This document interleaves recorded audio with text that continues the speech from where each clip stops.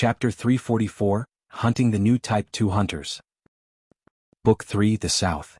No. If this goes on, even if we take an entire day, we can't pass. Yu Zhong eyed the battle in the distance as he frowned. The zombie horde had been blocked by the fortifications and defenses placed by the humans, and in that narrow area, the horde could not press forward with its huge size. Based on the current situation, it seemed the battle will at least go on for days. What's that? Just as Yu Zhong was in deep thought, amongst the zombie horde, 6 2m tall shadows suddenly appeared as they leapt forward. Their bodies were covered with a weird mucus and had long tails. Their 4 limbs moved on the ground, with sharp claws extending from the ends.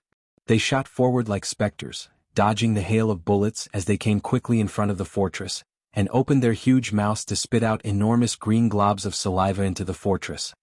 Immediately, an agonized scream came resounding from within the fortress, as the heavy machine gun and its user that had killed over 100 zombies was liquefied by the green spit.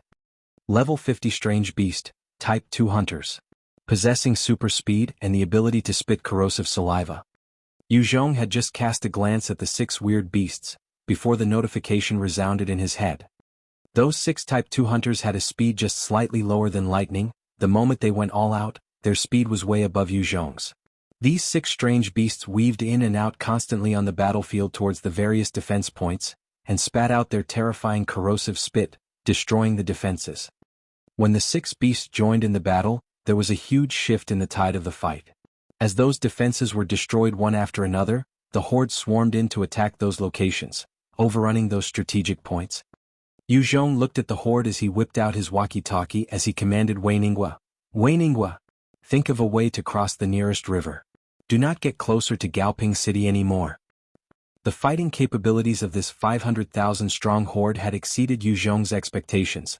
Obviously, while humans were evolving, the zombies were evolving as well. The zombies could easily cause the small entourage that Yu Zhong brought to be decimated within seconds. Yu Zhong had not choice but to get his men to get across through other means. Yes, boss Yu. Wei Ningwa started for the direction of the river after he received the order.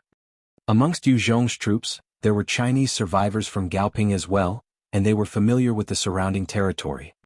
Just as the 6 Type 2 hunters were running around rampant on the battlefield, all of a sudden, one of the hunters was stopped in place, as a rocket landed on its body, exploding out, blasting that hunter into pieces. They finally made their move. Yu Zhong's gaze retracted as he looked towards the distance, and noticed a few strong enhancers appearing at the forefront of the battle. Li Guangyi had finally snapped, and sent out his experts to hunt and kill those Type 2 hunters. If they allowed the 6 hunters to do as they like, Gaoping City would likely fall within a day. Yu Zhong observed the surroundings before he leapt down from Lightning's back and climbed up an overly large tree. Settling in, he pulled out his Bartlett sniper and used it to scope the distance. From the scope, Yu Zhong could clearly see about 15 enhancers currently engaged in a fierce battle with the remaining 5 Type 2 hunters. Flames, ice spears, ground spikes, all sorts of enhanced abilities were being casted, as they were directed at the Type 2 hunters. Under those explosive attacks, the 5 Type 2 hunters were reduced by 1 more. However, near those hunters there were over 100 S2S. After 2 of the Type 2 hunters had been killed, the S2S started charging towards those 15 enhancers as well. As they were caught off guard and 2 of their comrades were killed, the remaining 4 Type 2 hunters started to give off an intense killing aura. One of them leapt forth in a frenzy, appearing behind one of the enhancers as it shot out its tongue, and pierced through the head of the enhancer, pinning him to the ground dead. Another of the hunter jumped on top of a wall, and ran with all its speed, suddenly appearing in front of a summoning enhancer, as it spat out its corrosive spit to envelope the enhancer, causing the enhancer to be melted into a pile of bones. The 4 Type 2 hunters had instantly retaliated and killed a few of the experts under Li Guangyi. However, the forces of Li Guangyi still remained steadfast. The leader of this band of experts was called Lei Kawang, an evolver of level 42. His entire body was encased in a thick armor of more than 10 centimeters. He moved like a tank as he charged towards those Type 2 hunters, as he surrounded himself with 8 pieces of sawtooth rotating at high speed, killing any unfortunate S2S that got too close to him. Another hunter shot out its tongue to pierce the brains of another enhancer, and after it retracted its long tongue, it opened up its huge mouth to spit its green corrosive saliva at Lei Kawang. Lei Kawang's eyes flashed as the surrounding metal plates shot towards the green spit. The moment the green spit landed on those metal plates, they caused some holes to be corroded through, forming a puddle on the ground. Lei Kawang charged towards the hunter without any decrease in his momentum, and along the way the 8 metal plates still surrounded him and rotated extremely fast, mincing the S2S all around him. When the Type 2 hunter saw that Lei Kawang was charging towards it, its body flashed and in one leap, it had jumped to the top of a building as it quickly ran before appearing behind Lei Kawang, and it shot its tongue towards him. The tongue of these Type 2 hunters could easily pierce a vehicle, but facing Lei Kawang with such an impregnable defense, it only managed to create a huge dent in his armor.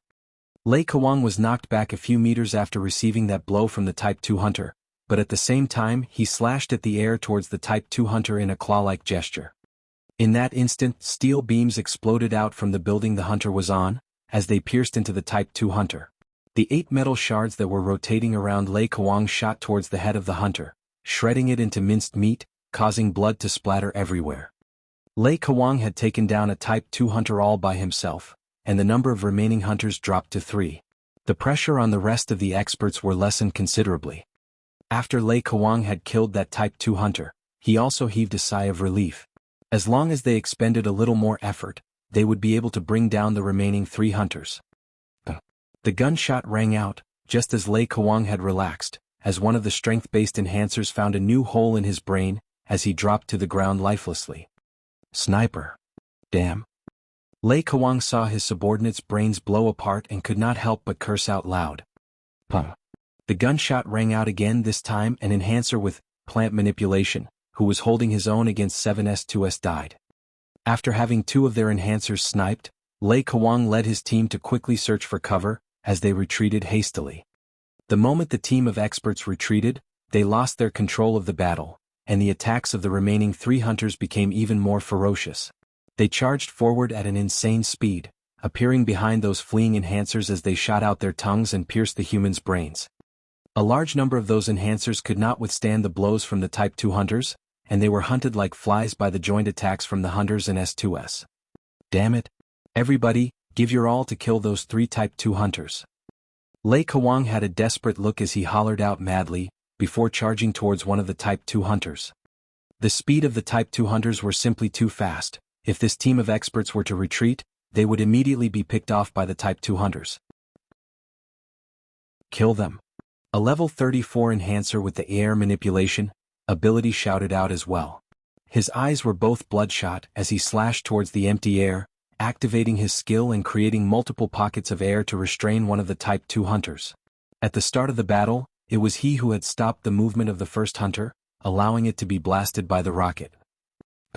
Another gunshot rang out, and the poor sod had a new hole in his head as he slumped to the floor dead. When even the enhancer with air manipulation was killed, the rest of the enhancers were forced to hide behind cover, and their Yuzhong had no way of dealing with them.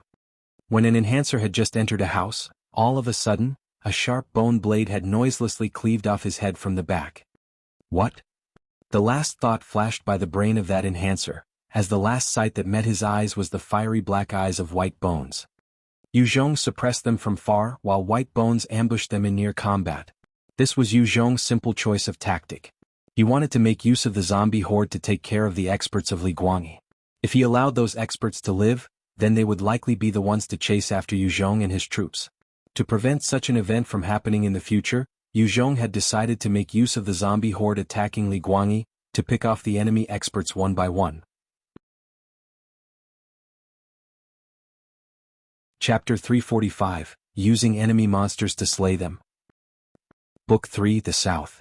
2 of the enhancers retreated to a small room, only to face one of the hunters that smashed through the window. It leapt to the wall, defying all sense of physics, and began climbing around the room. Out of the 2 enhancers, one was a level 34 strength-based enhancer, the other a level 32 agility-based enhancer. The agility-based enhancer looked at the Type 2 hunter with shock as he hastily pulled out a gun and fired rapidly at it. Agility-based enhancers tend to prefer to use submachine guns, handguns and blades to attack. With their superior speed and reaction, they could exhibit the prowess of such weapons to the fullest. However, this agility-based enhancer discovered that even when pushing himself to the limits, he could not catch up with the speed of the Type 2 hunter. Countless bullets hit only the shadows of the Type 2 hunter. None of them found their target. In the midst of its constant jumping about, the Type 2 hunter shot out its tongue, penetrating the head of the agility-based enhancer and pulling his body away. It then landed and appeared behind the strength-based enhancer before slashing viciously at his back. The enhancer was knocked down as he roared in pain. Pouncing and piercing through the mutant beast hide that the enhancer was wearing, the Type 2 hunter quickly dug out his heart. The enhancers were no more. The Type 2 hunter gobbled up the heart of the strength-based enhancer in a single mouthful, and leapt out of the room, following its instincts to go hunt down another enhancer. 3 Type 2 hunters with over 100 S2S were currently encircling the elite troop of Li Guangyi, as the experts fell one by one. Pung. Following the sound of that gunshot, Lei Kawang received a bullet in his right leg, and even though he had such a thick armor protecting him, he was still affected by the intense impact. Lei Kawang rolled once on the ground before standing up swiftly. However, the moment he stood up, a huge axe came swinging down towards him, breaking the sound barrier. Lei Kawang's face turned pale as he raised both his hands, and shards of metal came flying from his back, and formed a barrier in front of him. When that huge axe landed on his shield, it caused a huge booming sound and the shield was also hacked apart. After the shield was split in two, the might of the bone axe had been expended, and could not drive itself further towards Lei Kawang. Lei Kawang raised his eyes only to discover White Bones staring at him with its white bone axe. Lei Kawang had just seen White Bones before two extremely sharp bone spikes sprouted out from its chest, and pierced him squarely on the chest, causing two huge 1 centimeter deep indents, and sending him flying. If it wasn't for the protection of that flying metal armor, he would have been killed right then. Lei Kawang swiftly stood up, only to hear a ping sound as a sniper bullet hit him right on the head, causing him to fly back again for another 3 meters as he crashed to the ground. White Bones shot forwards like an arrow, its huge axe swinging viciously down on Lei Kawang. Those bone spikes from its body could not deal any life-threatening blows to Lei Kawang, and hence it could only rely on its huge axe. Lei Kawang looked at White Bones charging towards him, and forcefully repressed the shockwaves caused from the previous blow to his head, as he raised his hands towards White Bones, and a few metal shards shot towards White Bones like rain. Those metal shards could easily shred a person into pieces, and as they landed on White Bones, they caused bits and pieces of bone to be chipped away. However, under the onslaught of those metal shards, White Bones did find it somewhat hard to advance. Lei Kawang seized his chance to jump to his feet, and dodged behind some nearby cover. Although Yu Zhong's sniping could not kill Lei Kawang, it was enough to wear away at his spirit and stamina. To Lei Kawang, Yu Zhong was also a huge threat. White Bones blocked the assault of those metal shards, before quickly pouncing towards the place where Lei Kawang went for cover. Lei Kawang's eyes turned frosty as he waved his hands, and the 8 metal shards once again shot towards White Bones. White Bones saw the high-speed rotation of those metal shards, and it waved its huge axe down, causing 2 of the shards to be flicked away. At the same time, 6 bone spikes shot out from its body at the remaining 6 metal shards, also knocking them away. When the 8 metal shards were sent flying, they rotated 1 round in mid-air, before shooting towards White Bones again under the control of Lei Kawang. Atop the huge tree, Yu Zhong was still aiming at Lei Kawang's position with his Bartlett sniper, not moving even a single inch. He, together with White Bones, had locked down Lei Kawang and prevented him from stepping out to save his other comrades.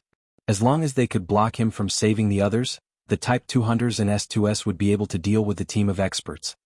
At this time, various positions were beginning to fall, and Lei Kawang's position would soon be surrounded by countless zombies, which would cause him to expend more energy, after which it would be easier for Yu Zhong to deal with him. After clashing for a while, Lei Kawang bellowed out with a mixture of Vietnamese, English and Chinese with some anxiety, "Friend from afar. I am Lei Kawang, do you know what you're doing? Inside Gaoping City there are 400,000 lives. Your actions are going to endanger the lives of those 400,000 people. If you still have some humanity in you, let me leave." Li Guangyi wasn't any good man as well. Although he did not engage in open slaughter of the Chinese like Wei and Hong, those Chinese and foreigners under him did not lead a better life. He had caused the deaths of various families, and naturally had plenty of enemies. As he did not know which race this enemy of Li Guangyi was from, he could only use all 3 languages to shout. Yu Zhong's tone became icy as he yelled, 400,000 people? Aren't they all beasts? Lei Kawang, your lot has already thrown in with Wei and Hong, right? Then to me your 400,000 lives are worth that of animals. Just go and die. Wuyanhong was simply too strong. If he gained these 400,000 survivors from Li Guangyi, he would expand even faster. If there was a chance, Yu Zhong would definitely not allow this to happen. As long as it was to spoil Wuyanhong's plans, even if he had to send 400,000 people to their deaths, he would not hesitate to do so. Hard times required harder choices, but if he wanted to go home, there were things he had to do. Lei Kawang heard the words and his heart fell. He knew that things were not looking good. Wuyanhong had caused so many Chinese to die, his enemies were literally everywhere. Wanting to convince an enemy full of vengeance to give some leeway was not going to be easy. Lei Kawang fell silent for a moment, before he used a righteous tone to converse in Chinese. Friend, your grudge with Wuyanhong, that's between the both of you. You can't send 400,000 lives into the hands of the zombies just because of some hatred, right? That's 400,000 people. They're not pigs or dogs, but like you and me, they're human beings. For this small grudge, you want to send 400,000 people to their deaths. Don't tell me you don't have a single shred of conscience or humanity. Lei Kawang wanted to use the righteousness and conscience to sway Yu Zhong and get him to change his mind. Under these circumstances, it was likely that the 400,000 people would fall to the zombie horde soon. Yu Zhong responded coldly, conscience and humanity. You bastards dare to speak of this? How did you fuckers treat the Chinese? You guys know it. So you can go and die. Yu Zhong was resolute enough to not let such words easily sway his decision. Lei Kawang immediately fell silent again. It was true, they had treated the Chinese like pigs and dogs. He himself wasn't a decent person. In his own house, he had 3 Chinese beauties serving him. He only hoped that Yu Zhong was a good man, and would choose to respond enmity with mercy. Seeing that his righteous words had no effect on Yu Zhong, he changed the direction of his appeal. Friend, amongst the 400,000 survivors, there are about 2,400 Chinese. They are your fellow countrymen after all. The moment the city is breached, they will face certain death too. Are you heartless enough to watch your countrymen die at the hands of the zombies? Yu Zhong contemplated a while before replying calmly, then too bad for them. Can't blame others for their shitty luck. Yu Zhong was not a god. *1.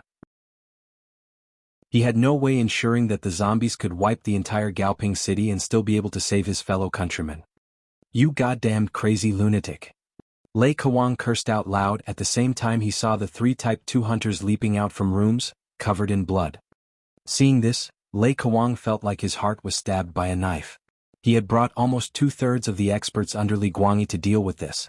As of now, other than him, the rest of the experts had been killed by those Type 2 hunters and S2S. Their operation was a huge failure. Lei Kawang sighed deeply and leapt out from behind his cover as he ran into the distance. The speed of Lei Kawang was pretty fast as well, such that 2 shots from Yu Zhong did not manage to hit him. The distance between them was truly too far. However, out of all the experts that came out to the forefront, 2/3 have been killed, and the remaining experts could only make use of the fortifications and covers to hold their position and defend. Under the intense assault by the 3 Type 2 hunters, the rest of the defenses were soon wasted. With the ceasefire, the zombies started to push in and envelop the forces of Li Guangyi. With that fearsome coordinated zombie charge, the newer recruits of Li Guangyi's troops collapsed, as they threw their weapons away and ran for their lives towards the other directions. One by one, the various battalions collapsed and broke away from their positions, as they ran towards the west side of Gaoping City. If there were still experts remaining with the protection of the defenses and fortifications, they could still maintain a defensive stance. However, now that experts have been eradicated, they had no more confidence or will to fight on. After all, they were new recruits, and their training had not even exceeded 3 months. Few of them actually had any experience on a true battlefield.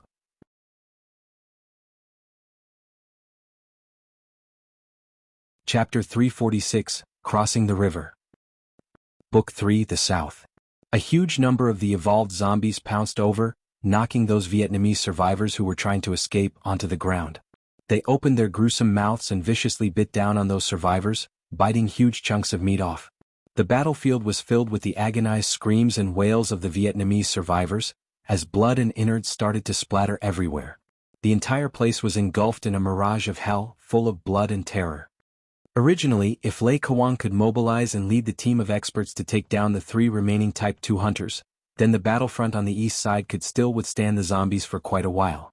It definitely wouldn't have collapsed so easily. However, with the harassment of Yu Zhong, the entire team was wiped out, and they could not support the front line anymore, resulting in the current carnage and hell-like scene. The sea-like horde of shambling, rotten corpses was swallowing up the east side, survivors and all, as they followed the bridge towards the west side. An explosion rang out and the huge bridge was blasted into pieces. Thousands of zombies on the bridge fell into the water, and the mutant beasts in the water opened their jaws as they devoured the falling meal with gusto. *1. Go!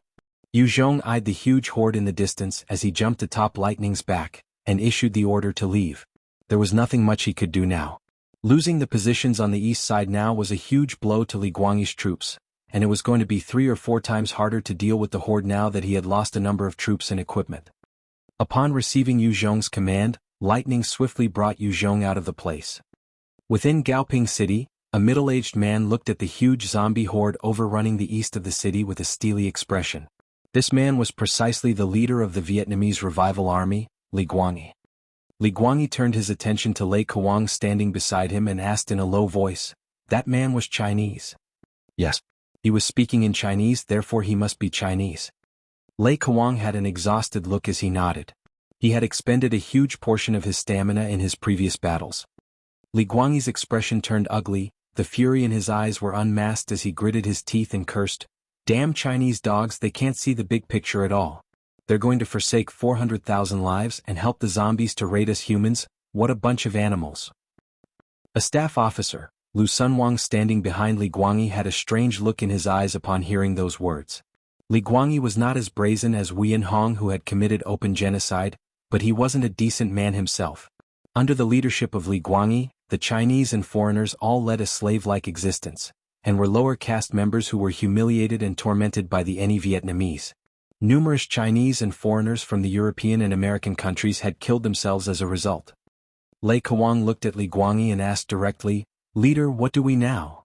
The eastern regions of Gaoping City had been overrun, and Li Guangyi's losses were amounting to about 4 battalions, a total of 1,600 or so fighters. At the same time, the equipment, ammunition and rations there were considered lost as well. Currently, the western regions had the support of the elite troops and the 400,000 survivors could still withstand. However, without the support of reinforcements, Gaoping City would most likely fall to the zombies. Li Guangyi's eyes flashed as he assured Lei Kawang, "Don't worry. Wei Hong had promised to send some help. As long as the reinforcements come, we'll be fine." If the troops from Li Guangyi and Wei Hong were to combine their strength, they would have so hope of withstanding the onslaught of the zombie horde. Lu Sunwang quipped in with a reminder, "Leader, Wei Hong is a vicious man. If we're weak, it's hard to guarantee that he won't swallow us up." When he heard that, Li Guangyi instantly turned silent. In this post-apocalyptic world, stronger factions absorbed weaker ones all the time. If Li Guangyi spent all his strength to defend against this crisis, Wei Hong would most likely turn around and subjugate them. Li Guangyi eyed Lu Sunwang and asked, "What good idea might you have?" Lu Sunwang walked to Li Guangyi and in a small voice, suggested an extremely cruel idea. "Let's leave a battalion to snipe the advance of the zombies. We will bring the rest of the soldiers and brothers towards Tuen Quang province. Since the zombies around the area have been gathered here, there must be less zombies elsewhere. It would therefore be relatively easier for us to break out of this encirclement. As long as we have our firearms, finding a new base to establish shouldn't be an issue." If it wasn't for the need to protect the 400,000 survivors, Li Guangyi could absolutely bring his men to slaughter their way out. Although the gathering of the horde was huge under the control of the Z-types, they could not compare to the craftiness and adaptability of humans. Li Guangyi's eyes retracted as his sharp gaze remained fixed on Lu Sunwang, causing the latter to panic. After a long while, Li Guangyi retracted his gaze as he slowly said, "Those 400,000 survivors are all our countrymen and brothers. How can we just abandon them just to escape on our own? If you're to mention this again, don't blame me for being merciless." Lu Sunwang's back broke out in cold sweat as he immediately said, "Yes. Yes." Li Guangyi could become a leader in the post-apocalyptic world was precisely because he wasn't a benevolent man. Lu Sunwang was extremely clear that he could lose his life if he were to mention such a preposition again. After warning Lu Sunwang, Li Guangyi then issued out an order solemnly, "Go gather all the Chinese and issue them weapons, get them to fight at the front lines. Those who dare to retaliate, execute them on the spot. Let the 2 battalions from Wuhan guard the forefront. Gather the survivors and prepare them to break away. Tell them the moment they break free from the encirclement of zombies, escape in all directions and not to move together. 2nd and 3rd battalions to prepare and cover the escape of the survivors. Li Guangyi was extremely clear on the dire circumstances, and maintaining the defense of Gaoping City could last at most 1 or 2 more days. Breaking out of the siege was their best choice. As long as he brought enough troops to cover, the large majority of the survivors would be able to succeed. However, if they went through with this, they would have to abandon a lot of resources and items. At the same time, they could not move together, otherwise the huge source of humans would attract the zombies and wipe them out. Lu Sunwang replied respectfully and dismissed himself, yes. Li Guangyi looked to the distance and cursed under his breath, damn Chinese dog. If it wasn't for Yu Zhong's meddling, Li Guangyi could still withstand longer, and could even kill a larger number of zombies, and hold out until Wuhan's forces come. However, because of Yu Zhong, Li Guangyi's plans were thrown into disarray, and he was filled with fury towards Yu Zhong. Zheng Mingyi was extremely familiar with the layout and surrounding of Gaoping City and Langsun City. Under his guidance, Wei Ningguo brought the 1000 plus survivors and the vehicles towards the west, where they arrived at the river that was in their way to Guangxi. The river was about 6m wide, and it was just this 6m distance that was currently blocking the advance of this group of people. What do we do? Wei Ningguo looked at the river helplessly. He was an enhancer that reached level 34 and had plenty of battle experience, but he lacked resourcefulness and the ability to adapt to the situation. It could be said that he had talent in combat, but as a leader, he truly was lacking. Yu Zhong had selected Wei Ningguo as the temporary leader because he valued his performance and growing loyalty, and hence felt that he could be trusted. However, he didn't expect Wei Ningguo to be that indecisive. As he hesitated, the 1000 plus survivors halted near the river, not knowing what to do. Upon seeing this, Ming Jiejia went up to Wei Ningguo's side and asked, Uncle Wei, didn't Master ordered for us to cross the river? Why aren't we moving? Wei Ningguo looked at Ming Jiejia and dared not underestimate her as he laughed bitterly. Ming Jiejia, you can see for yourself. There are no boats here, I've no idea how to cross. Ming Jiejia frowned as she looked at the river before suggesting, we can construct a makeshift pontoon *2 to cross. First we can get some people to cross over before making use of the steel cables of the vehicles to create a paved way for the rest of the people to cross. Wei Ningguo's eyes brightened up as he praised, great idea. However, this can only transport the people over. The vehicles can't be moved. Without the resources, it would be hard for us to survive. Yu Zhong had brought along several trucks carrying loads of fuel, food and weapons. These 3 were the most basic resources of a faction, and if they were to be abandoned, the 1000 plus people would not be able to survive past a few days. Wei Ningguo had no ideas, and he did not mind seeking the advice of someone much younger than him like Ming Jiejia. Ming Jiejia pondered a while as she frowned before saying, let's get the people across first. As for the vehicles, I'll think about it more. Okay. Wei Ningguo immediately replied before assigning people to begin the operation. Zheng Mingyi tied a rope to an arrow, before aiming and firing it proficiently across and hitting a tree. He then made use of the rope as he brought along the metal cable to climb across. When he reached the opposite shore, he hammered the metal cable to the ground.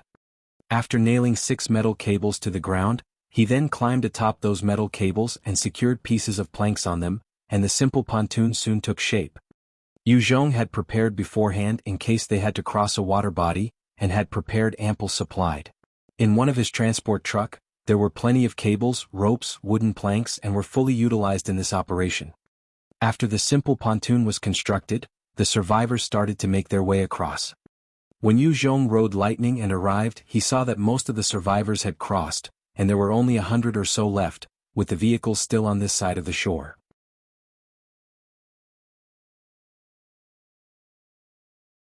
Chapter 347, spoiler title at bottom. Book 3 The South. Job well done. Wei Ningguo. Yu Zhong looked at the remaining 100 plus survivors waiting to cross the river, and his heart relaxed as he praised Wei Ningguo. Wei Ningguo turned red as he replied honestly, Boss Yu, it wasn't my idea, it was Miss Ming Jiejia's. Zheng Mingyi had constructed the pontoon. Although Wei Ningguo was a coward, he was extremely honest. He did not take undue glory for himself. Yu Zhong looked at Ming Jiejie with surprise, and approved silently in his heart. Ming Jiejie spoke up a little dejectedly, "Master, the people are sent across. What about the vehicles? Jiejie's useless. I can't think of a method to bring the vehicles across. Those vehicles weighed over a few tons each, and the simple and crude pontoons could not possibly support the weight of those vehicles." Yu Zhong replied confidently, "Relax. I naturally have a plan." Ming Jiejie looked at him half-believingly as she stood quietly by his side, not saying anything else. At this time, Shu Qinya came under the protection of two of her female soldiers, bringing with her a slightly scented breath of air. Shu Qinya laughed brightly as she said, "Yu Zhong, are you racking your brains over the issue of getting the vehicles across? Shall I lend you a hand?" Yu Zhong's eyes flashed with curiosity as he said, "Oh, what idea might you have?" Shu Qinya reached out with her right hand, and there was a flash of icy light, before a piece of ice accumulated in her hands. She smiled at Yu Zhong, not saying a word. "So you possess the ice manipulation ability. Not bad, this skill definitely can get the vehicles across. I shall bother you then." Yu Zhong looked at the ice within Shu Qinya's hands, and understood immediately the cause of her confidence. As long as the river surface could be frozen over, then the dozens of vehicles can get across without hassle. After all, it was in the midst of autumn now, and the temperature wasn't high. With the level 3 ice manipulation ability, Shu Qinya could freeze a small part of the river with no issues whatsoever. Shu Qinya chucked lightly, "Yu Zhong, I can definitely help you. However, in return you must give me 20 AKs, 2,000 bullets, 20 tons of food. Although I'm traveling with you, I'm not your subordinate and not your vassal. We are just allies. If I help you, surely I can seek some form of compensation, right?" Shu Qinya was astute in her foresight, and could see that the Chinese association was in dire straits. She had no way of convincing the rest of them to join Yu Zhong, and hence had only brought her trusted aides along. However, she would definitely not bow to Yu Zhong, and she wanted to carve a position for herself in this new world order through her own strength. In order to do that, she needed the necessary firepower and rations. Yu Zhong grinned, "No problem." "Great." Shu Qinya was relieved that Yu Zhong was that easygoing, and gave him a bright smile as well before she walked over to the riverbank, and pointed to the water as she activated her skill.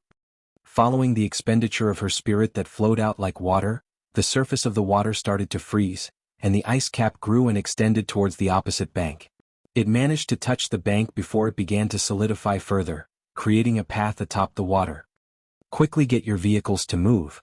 I can only maintain this for half an hour." Once the icy path was formed, Shu Qinya called out loudly as her entire body was drenched in perspiration. Forming this icy path had expended a large amount of her spirit and stamina. It was the first time that she actually froze a river. She could feel that while her ice manipulation ability had been raised to the 3rd level, freezing part of a river was still exhausting. Yu Zhong immediately ordered, "Set out."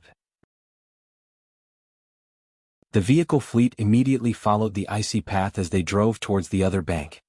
Seeing the vehicles crossing one by one, Yu Zhong suddenly felt a huge sense of crisis, and he immediately shouted out, "Those vehicles numbered from 33 onwards, immediately turn back. Vehicle 32, continue forward, get to the other side as soon as you can."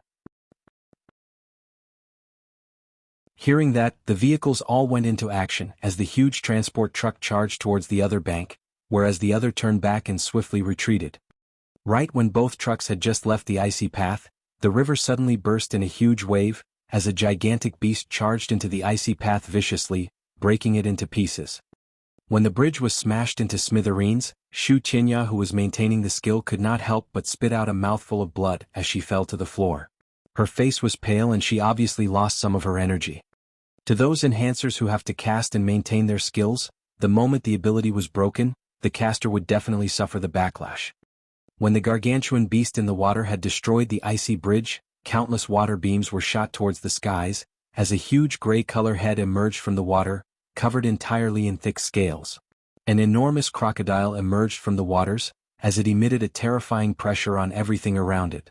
Its eyes had a ferocious glint as it caught sight of Shu Qinya by the bank, and swam speedily towards her like a huge tank. Level 68 Mutant Beast, Type 2 Giant Crocodile. In the waters, it is definitely the tyrant. Its huge steel-like teeth could even crush any armored vehicles into pieces.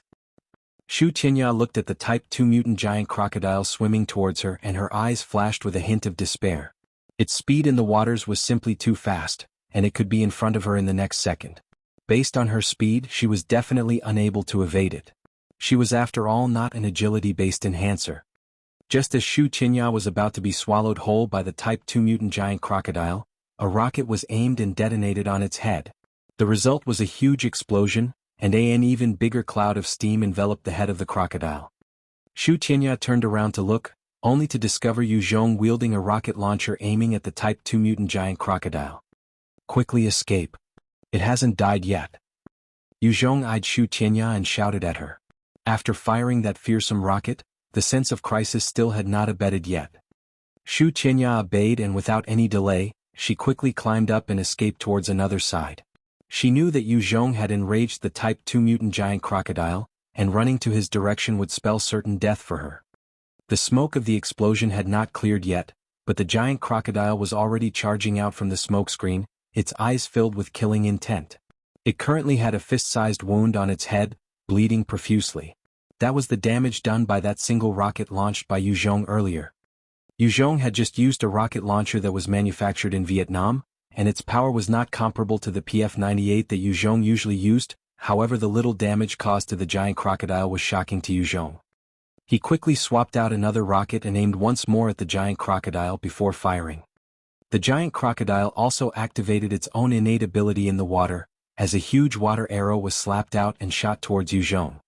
With a bright flash, the rocket launcher detonated when it met the huge water arrow, causing a huge splash of water in all directions, yet it could not do anything to the giant crocodile within the waters. With that huge wall of water, the remaining 20 trucks were all entrapped within the walls of the water flow. Under the innate control ability of the giant crocodile, the wall of water reached a width of more than 10 m, separating Yu Zhong with the trucks from the rest of the troops. The giant crocodile made use of its advantage in water to pounce towards Yu Zhong. If it was on the shore, its speed would not be able to match Yu Zhong and would most likely be eating Yu Zhong's dust. However, in the water, Yu Zhong could not even match a tenth of its speed. Even when comparing before the apocalypse set in, a human would never be able to match a crocodile in the water. Yu Zhong faced the terrifying Type 2 mutant giant crocodile as his eyes flashed, and he activated his bone-encompassing armor, and white bones turned into an orb of light as it transformed. Just as Yu Zhong finished casting the ability, the attack from the giant crocodile came, and opened its huge mouth, as it exploded up out of the water and bit towards Yu Zhong quickly. When the giant crocodile bit down, its speed was at its maximum, and even lightning, which was almost peerless in agility, could not dodge such a bite, not to mention Yu Zhong in the water. Yu Zhong raised his right hand as he shot out a bone spike into the ground, before sending himself into the mouth of the Type 2 mutant giant crocodile. When the jaws of the giant crocodile snapped shut, most of Yu Zhong's body was within the mouth already. However, his left leg was instantly dismembered by those sharp teeth of the giant crocodile, and not even the Type 2 mutant black-scaled boar hide could withstand that impact. Yu Zhong felt the intense pain shooting up from his left leg the moment it got bitten, and it caused him to shudder in pain. The Type 2 mutant giant crocodile then retracted its tongue, before sucking in a huge breath of air, intending to use suction to draw Yu Zhong towards its stomach. At this critical juncture, Yu Zhong kept his cool while tolerating the pain, and with a thought, his shoulders shot out two incredibly sharp bone spikes that embedded themselves within the soft flesh of the giant crocodile, preventing himself from going further into the mutant beast. The giant crocodile felt its throat being lodged, and it opened its jaws again, taking in a huge breath. A gigantic spray of water came rushing in and smashed onto Yu Zhong, causing the bone spears to snap, before washing him down into the noxious stomach. See.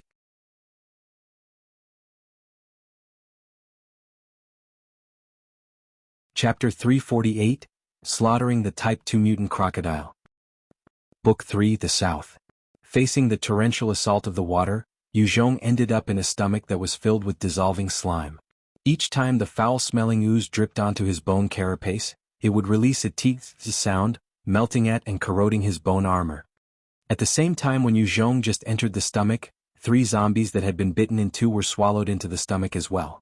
The moment those 3 corpses landed in the stomach, they were almost instantaneously corroded into a pile of flesh and blood. 5 minutes, I can at most hold on for 5 minutes before being dissolved. 3 minutes and the lack of oxygen will kill me. Yu Zhong was currently encased by his bone-encompassing armor, with not a single gap. It was pitch black everywhere, and the strong sense of danger was rampant all around him, yet he could still assess the situation calmly and think of a way to escape. With a thought, he activated his devil flame, and a few fireballs were conjured out of thin air, surrounding himself. The moment the devil flame came in contact with the stomach wall, it caused the acid to start burning, evaporating into clouds of gas. Yu Zhong raised his right hand and shot a bone spear into one side, before retracting and bringing himself towards it. He then expended almost all his spirit, to channel it into the devil flame skill, as the fireball in his hands rapidly condensed into a 2 m long devil flame spear. He then used all his strength to pierce it into the stomach wall, bellowing in rage, "Break!" Under the condensing of the devil flame spear with almost all his energy, the moment the stomach wall was penetrated, the flesh started to burn and was almost incinerated into nothing. It caused a huge hole to appear in the wall of the stomach at the same time, piercing through that incredibly tough scales that could withstand even the impact of a rocket launcher. The moment the hole was created, huge amounts of blood started flowing from the wound, and the giant crocodile started to squirm and twist in agony. Inside the stomach of the giant crocodile, there were countless huge rocks as well, and as the mutant beast thrashed about, the rocks in its stomach were churning about within as well, smashing and crashing around violently. One those rocks smashed into Yu Zhong, and the impact caused him to shudder, spitting out a fresh mouthful of blood. Yu Zhong forcefully endured the pains all over his body, as he stretched his hand towards the hole he made in the stomach, and a bone spear shot out piercing into the ground outside. He caused the bone spear to retract, pulling himself out of the giant crocodile's body. Congratulations on achieving level 51, you have gained 2 points of enhancement to be allocated. Congratulations on achieving level 52, you have gained 2 points of enhancement to be allocated. Within Yu Zhong's mind, the sweet notification sound resounded. He quickly allocated them all into agility. Have I killed it? When Yu Zhong escaped out from the giant crocodile's body with a thought, he quickly released the bone armor from his face, revealing his handsome features as he rapidly took in large breaths of the fresh air, as his gaze landed on the corpse of the giant crocodile. I'm not 100% sure, but wasn't he called average looking in one of the beginning chapters? By this time, the huge area of water around the giant crocodile had been dispersed, and its body flopped to the side, revealing the hole in its head that Yu Zhong had accidentally caused when he used the devil flame spear to incinerate what he pierced. It was this fortunate blow that killed the giant crocodile. Right beside the carcass of the giant crocodile, there were 2 skills books, a green treasure box and 200 survivor coins. Level 3 skill, Water Flow Manipulation. An active skill requires 5 spirit and 5 stamina to activate. Maintaining the skill requires 2 spirit, 1 stamina every 10 seconds. Level 4 skill, Type 2 Water Flow Manipulation. Advancement of Water Flow Manipulation. Requires skill to be enhanced thrice, and 2 free skill points to learn this ability. Opening the green chest, Yu Zhong found, Level 4 Treasure, Crocodile Tooth Saw Blade. Sharp beyond measure, possesses ability to cut through all metal.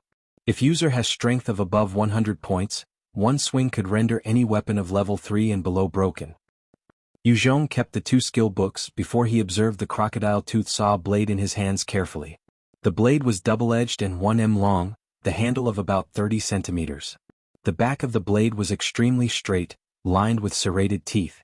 It was shorter than the dark tooth blade by quite a bit, but it was a lot more suitable for close combat with its length. At the same time, the dual serrated teeth could be used to deal with tough armored creatures.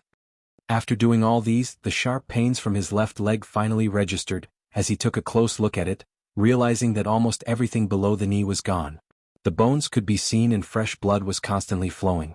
The fact that he could still stand was due to the bone armor that White Bones had intuitively transformed into acting as support for Yu Zhong. Yu Zhong looked at his leg again as his heart dropped. The entire leg is broken. This wound would require at least 2 to 3 days to recover fully. With his leg broken, Yu Zhong would have to spend the next few days in a vehicle.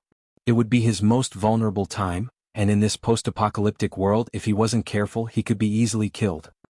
A flash of light, The bone armor was deactivated and white bones appeared from an orb of light. Its entire body was covered in scars. If it hadn't been for the fact that it had always been absorbing the bones of other mutant beasts, it could not have withstand the blow from the Type 2 mutant giant crocodile.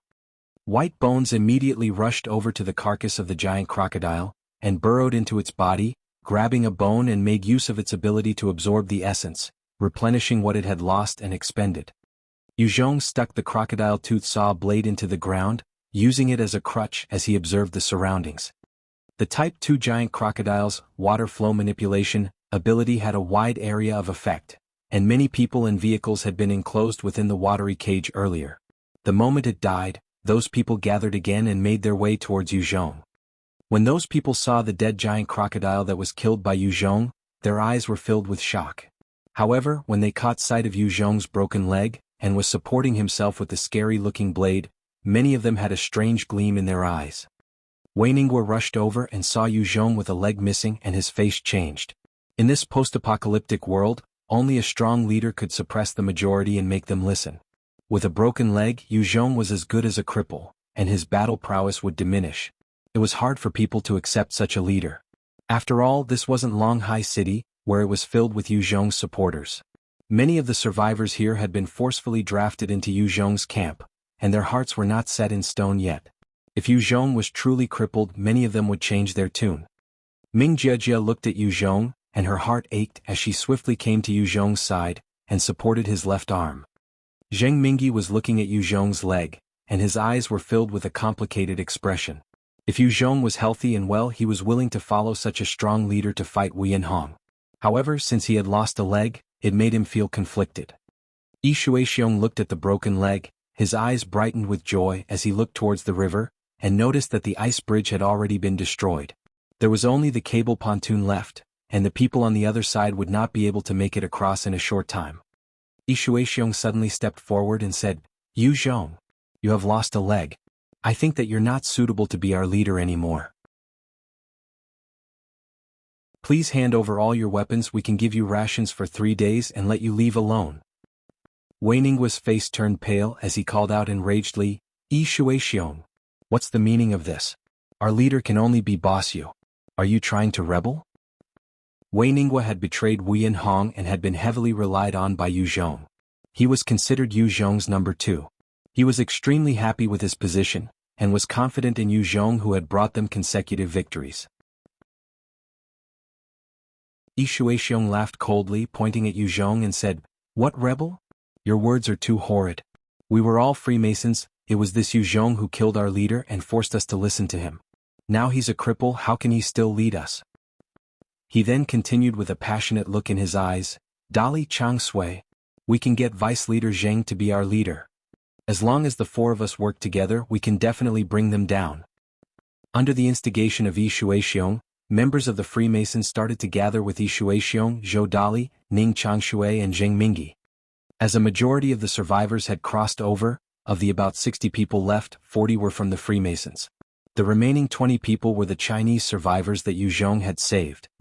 Those 20 who had been saved by Yuzhong stood by his side, raising their guns against Yi Shuixiong, and glared at them.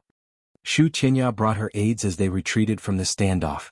She had just expended a huge part of her energy and stamina earlier, and wasn't in the best condition to fight.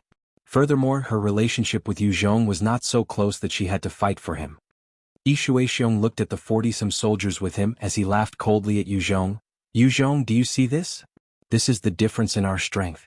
You still have time to surrender. As long as you surrender, I can let you walk away with your life."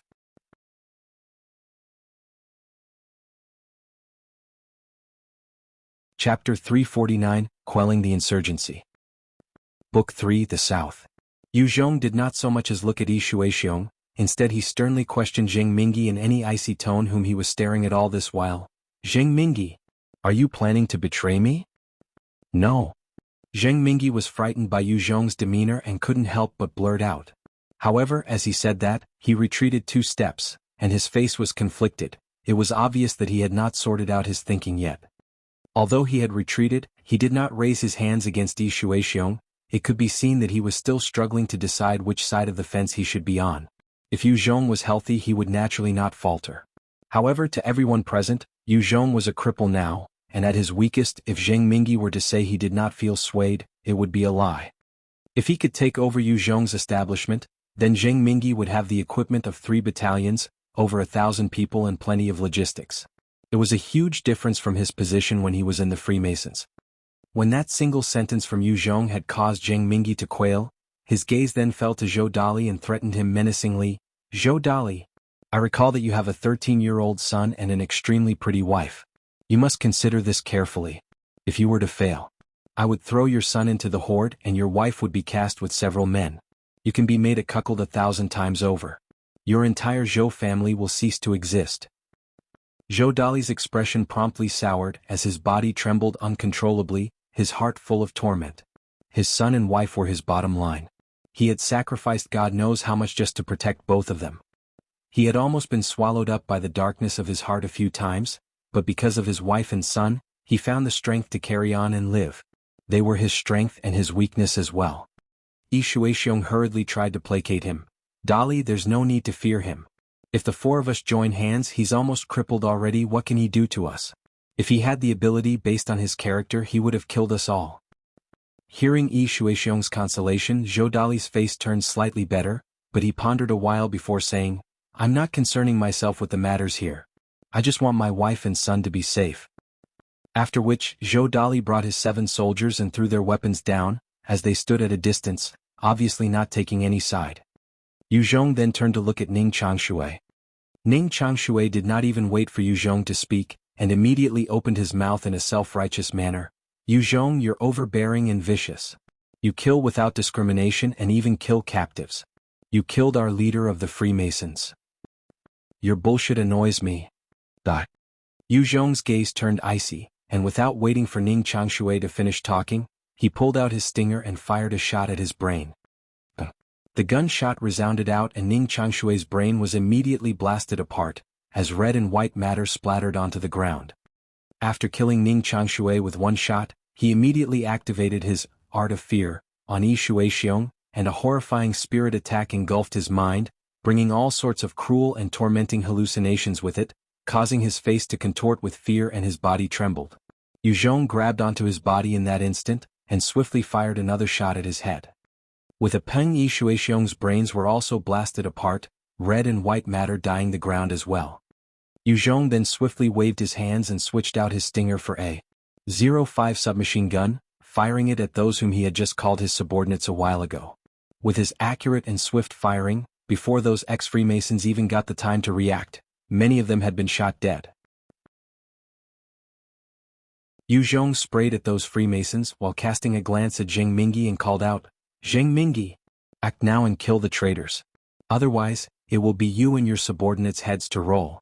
All your family members will be cast into the scum battalion to be fed to the zombies.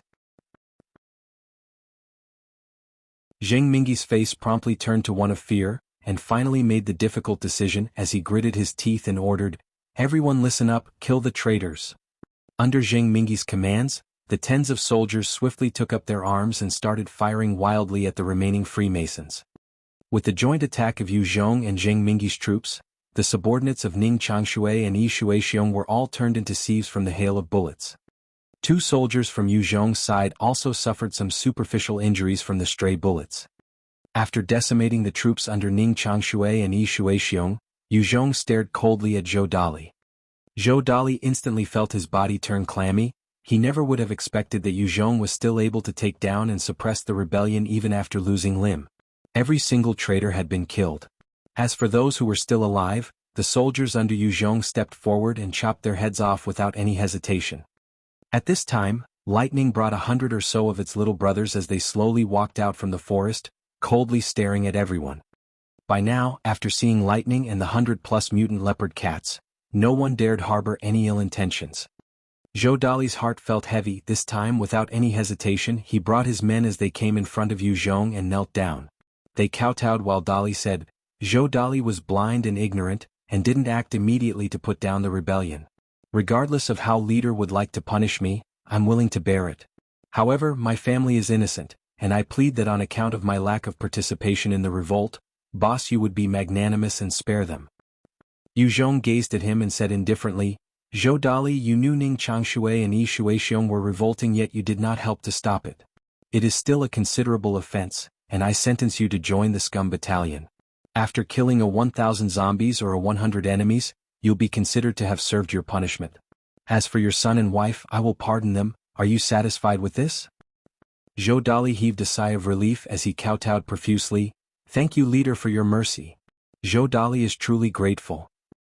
As long as his own wife and son were fine, he was extremely satisfied. He was after all a level 36 agility-based enhancer. Killing 1,000 zombies was only a matter of time. Yu Zhong waved his hand, and threw the level 4 black tooth blade as well as the crocodile tooth saw blade to Wei Ningguo, saying, Wei Ningguo, bring some men and go cut up that type 2 giant crocodile. Only those weapons could possibly butcher the carcass of that giant crocodile at a decent speed. Otherwise, if they had the alternative of a chainsaw, they would then be able to breeze through the task as well. Yes, boss Yu.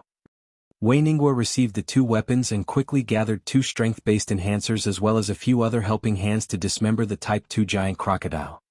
The 2 strength-based evolvers made use of the weapons to pry open the scales, while the rest of the people worked to slice and cut the meat and packed into the transport trucks. Yu Zhong had brought along quite a number of transport trucks, a few of them being empty. Under the hard-working labor of those survivors, the transport trucks were slowly filled up with the meat of the Type 2 giant crocodile one by one. The hide was also retrieved in its entirety, and packed into one of the truck. Wei Ningguo then came back to Yu Zhong's side and report, Boss Yu, it's completed. However, Miss Xu Qinya had expended too much of her energy, and is unable to create the ice bridge again. Do we wait till tomorrow to cross? Yu Zhong replied in a low voice, No need. Let's prepare to cross immediately. Every additional minute spent here spelt an additional minute of danger. The moment Wei Yanhong's forces came chasing with Yu Zhong's current condition, it was very likely they would be annihilated entirely. Yes. Wei Ningguo did not ask Yu Zhong how they were going to cross. The moment he received the order, he started to delegate the duties and prepared the rest to cross. Form a bridge. Yu Zhong saw that Wei Ningguo had left before he ordered White Bones. The eyes of White Bones flashed with its demonic fire after receiving the order, and it went to the bank before reaching out both its hands to the other side, and secured all 4 limbs into the ground. When it had laid over the river, its body started to change and numerous bone spikes extended to form a huge bone net, creating a platform to cross. Although this platform wasn't as comfortable as the ice bridge that Xu Tianya created, it was enough for those huge transport trucks to cross. The moment the bone net was formed, the transport trucks drove and crossed the river, Yu Zhong directly hopping into one. Lightning also brought its little brothers as they followed along. After they crossed the river, Zheng Mingyi acted as the vanguard as he led some of his followers forwards, scouting the road ahead. Vietnam was filled with forests and hills. If there were no main roads, the transport trucks would find it hard to traverse the terrain. Wei Ningguo also led the 2 strength-based enhancers who wielded the weapons that Yu Zhong passed them to cleave the way through, cutting down any logs, wild grass, trees that blocked the way. The black tooth blade and the crocodile tooth saw blade were level 4 treasures, and exhibited their might in the hands of those strength-based enhancers. With their constant hacking and slashing, they created a road that those vehicles could drive through. This forest wasn't without humans though, and the mutant beasts were manageable. After killing about 20 mutant monkeys, Yu Zhong's troops came across a small village after walking for about an hour and passing through the forest. There were a few dozen zombies within the village, and Ming Jiejie summoned her shadow wolf to deal with those zombies, before everyone shuffled in to occupy the village. By this time it was close to evening, and the survivors were feeling exhausted. Yu Zhong ordered for the troops to rest and to start a fire for cooking. Within that small village the fire burnt brightly and meat was cooked. Other than the captives of the scum battalion, all the survivors could get to enjoy the Type 2 giant crocodile meat, replenishing their sorely lacking energy.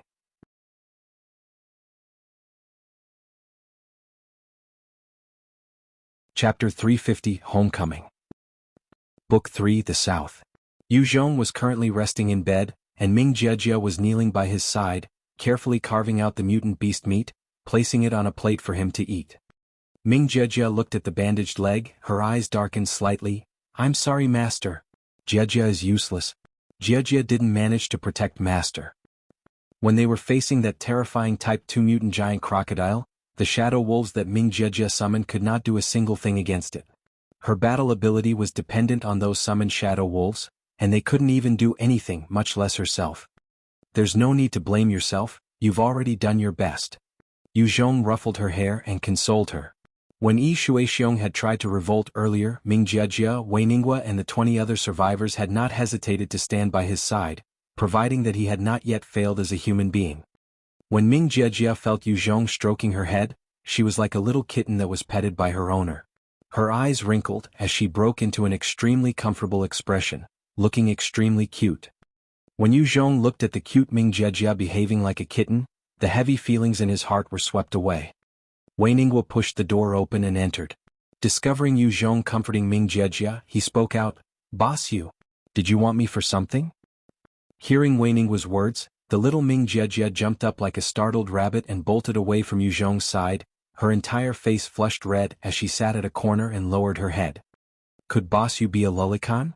Wei Ningguo saw that Ming Jejia's reaction was so dramatic, and his gaze on Yu Zhong turned stranger as he thought to himself silently. After the apocalypse, society norms and order had collapsed. There were all sorts of characters who displayed their personalities under the absence of moral codes and laws. Wei Ningguo had come across several people with authority that had lolicon tendencies. Another man came in, his age about 32, height of 1.6 m, a clean-shaven head and a muscled body. As he bowed, he saluted Yu Zhong and said, "Leader, were you looking for me?" This clean-shaven man was one of the survivors that Yu Zhong rescued from the hands of Li Guangyi. His name was Wu Yin. He was also appointed as a squad leader by Yu Zhong. He had trained harder and more diligently than others, and earlier, he had led the other soldiers to suppress the soldiers of the Freemasons. Yu Zhong waved his hand and 2 bottles of snake birth fruit juice appeared. He passed them to Ming Jejia as he spoke to the men. "Your performance today had satisfied me. This is a medicine that can allow a person to become an evolver. Drink this and after a day you guys will become evolvers." Evolvers? When Wei Ningguo heard this, his face instantly changed and a storm raged on within his mind. Evolvers were the apex existences amongst humans. When he was under Wu Yinhong he had only come across 6 evolvers. Could be seen how rare they were. Every single evolver was a frightening existence, and they possessed battle capabilities far surpassing enhancers. When all else is equal, if an evolver were to face off against an enhancer, the evolver definitely had the advantage. Wei Ningguo immediately swore fealty to Yu Zhong as he exclaimed loudly, "I'm willing to serve Boss Yu till the day I die." Wu Yin definitely won't fail to live up to boss expectations. Wu Yin also couldn't suppress his own excitement as he loudly pledged, his heart overwhelmed with ecstasy. He had already heard about the prowess of evolvers to some extent. As soon as one became an evolver, although one wouldn't be unrivaled under the heavens, one would still possess huge power and superiority that normal people would find it hard to strive for. Yu Zhong waved a hand, and Ming Jejia subsequently handed the 2 bottles of snake birth fruit juice to Wu Yin and Wei Ningguo. Wu Yin and Wei Ningguo both rapidly opened the glass bottles and drank all the juice in one mouthful. They had followed Yu Zhong for some time now and knew that he wouldn't harm them. After the 2 had gulped down all the snake birth fruit juice, it wasn't long before the juice's medicinal strength began to take effect. The 2 people's bodies began to feel feverish, and they instantly fainted onto the floor. White Bones, who had been standing by, then came over and promptly snatched up the 2, before throwing them onto a bed at the side to let them evolve by themselves. Ming Jejia watched the 2 people who were currently unconscious and glanced towards Yu Zhong, asking curiously, "Master, why don't you bestow a bottle of evolution elixir upon Zheng Mingyi? He is much more capable than Wei Ningguo." Zheng Mingyi's ability was not ordinary. His leadership, charisma and decisiveness were all far above that of Wei Ningguo. Apart from having great strength, Wei Ningguo couldn't compare with Zheng Mingyi if he assumed leadership. Ming Jejia saw that Yu Zhong had let Wei Ningguo undergo evolution rather than Zheng Mingyi, and she couldn't help but feel slightly baffled. Yu Zhong remained silent for a while before saying lightly, "Zheng Mingyi still needs to be observed for a period of time." Zheng Mingyi's capability couldn't be doubted, but Yu Zhong didn't know if his dedication was heartfelt or not. If Yu Zhong let him evolve, it would truly be dangerous if Zheng Mingyi then conversely backstabbed him. After all, Zheng Mingyi had been a member of the Freemasons. Yu Zhong's methods of subduing the Freemasons had been slightly too extreme, which was demonstrated by the armed rebellion of the ex-Freemasons fighters. Ming Jiejia nodded in a half-understanding way. After resting for one night, the huge vehicle fleet immediately set off early the next morning after breakfast, driving towards the border with Guangxi. Their army could only have the opportunity to expand within the borders of China. In the Vietnam region, Yu Zhong found that it was truly too difficult to recruit reliable helpers. At the same time, most of the Vietnamese frontier's weapons arsenals had already been opened by Li Guangyi and Wu Yinhong. He couldn't obtain any weapons or equipment, making it very hard for him to be able to defeat Wu Yinhong's troops. After leaving the small village, they marched for a few more hours. Ming Jiejia's shadow wolves finished off a dozen mutant beasts before Yu Zhong and the rest finally found a highway, beginning to move towards the northeast. On a small hillside covered with weeds, 4 men holding large axes lay prone in the underbrush. One of them, a man who seemed slightly small in stature and figure, was holding a crossbow as he stared rigidly at an area of open land in the distance, where there was some maize placed. There were quite a lot of bird species in this region. Through the hunting method of simply waiting idly, these survivors had already hunted down quite a few sparrow-type birds. However, if their luck wasn't so good and the maize attracted some larger mutant birds or an entire flock of normal mutant birds, then they could only return empty-handed. Don't move. Put down your weapons. Surrender immediately or I'll directly shoot you. A towering voice suddenly sounded out from behind the hunters, and 6 warriors suddenly appeared. The 6 warriors instantly pounced forward and subdued the 4 who were holding axes. The leader, whose figure was tall and sturdy, shouted out loudly in the Zhuang dialect, "Who are you people?" Wu Yin's eyebrows furrowed slightly, and he spoke with some uncertainty in Chinese, "You people are Chinese." Wu Yin had spent most of his time living in Vietnam, so whilst he could understand Mandarin, he couldn't quite understand a dialect like the Zhuang type. The robust man called out loudly in slightly broken Mandarin, "I am Chinese." "Then good. Come with me to go see the boss. Our boss has something to ask you." Wu Yin waved and the warriors quickly escorted the 4 men to Yu Zhong's location. "Who are you people? Where is this place?" Sitting on a wheelchair, Yu Zhong watched the 4 sturdy men being escorted over and asked lightly. The 4 men looked left and right, and a hint of alarm flashed past their eyes as they saw the warriors holding AKs surrounding Yu Zhong. 3 of the captured men's gazes instantly fell onto the sturdiest-looking man's body. That man was watched by his companions for quite a while. Only then did he summon his courage and say to Yu Zhong, "I am Wang Hualiang, a person from Dongping village. Those 3 are Yao Hong, Shenming and Luo Chang. This is Jiangxi County's Dongping village." Jiangxi County. "We've finally returned." Upon hearing those 3 words, Yu Zhong let out a slight sigh of relief inside his heart. They had finally returned to their home country. Only upon returning to China did Yu Zhong and his party feel a little more safe. Vietnam was Wu Yinhong's territory, meaning that he had an enormous advantage there as someone Vietnamese. Within China, however, that sort of home advantage belonged to Yu Zhong's side. At least he would now be able to recruit many Chinese subordinates, and wouldn't be at a loss to enlist troops anymore. Yu Zhong directly tossed a slice of cake to Wang Hualiang and asked, "Are there any large-scale gathering places in Jiangxi County?" In this apocalyptic world, a slice of cake was even more precious than gold. Upon receiving the cake, a hint of excitement shone past Wang Hualiang's eyes. He hesitated for a while before saying, "In Longting Town there's a person called Chen Liang who's organized a large-scale gathering place. However, I advise you not to go there, for that Chen Liang isn't some good person. Luo Chang is precisely someone who escaped from there, so he knows quite a lot."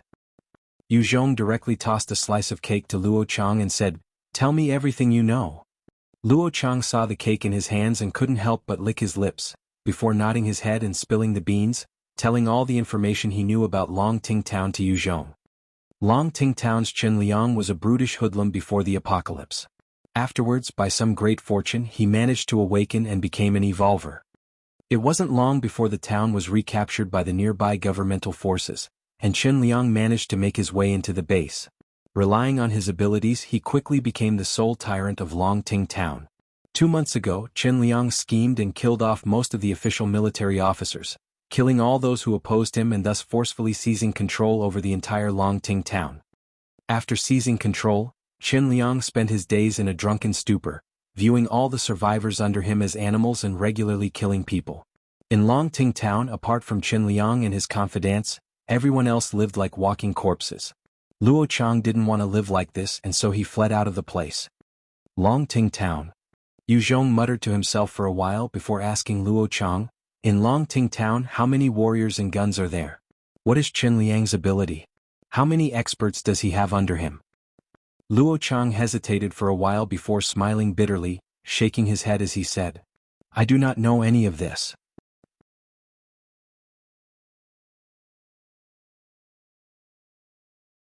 Chapter 351, Longting Town. Book 3, The South.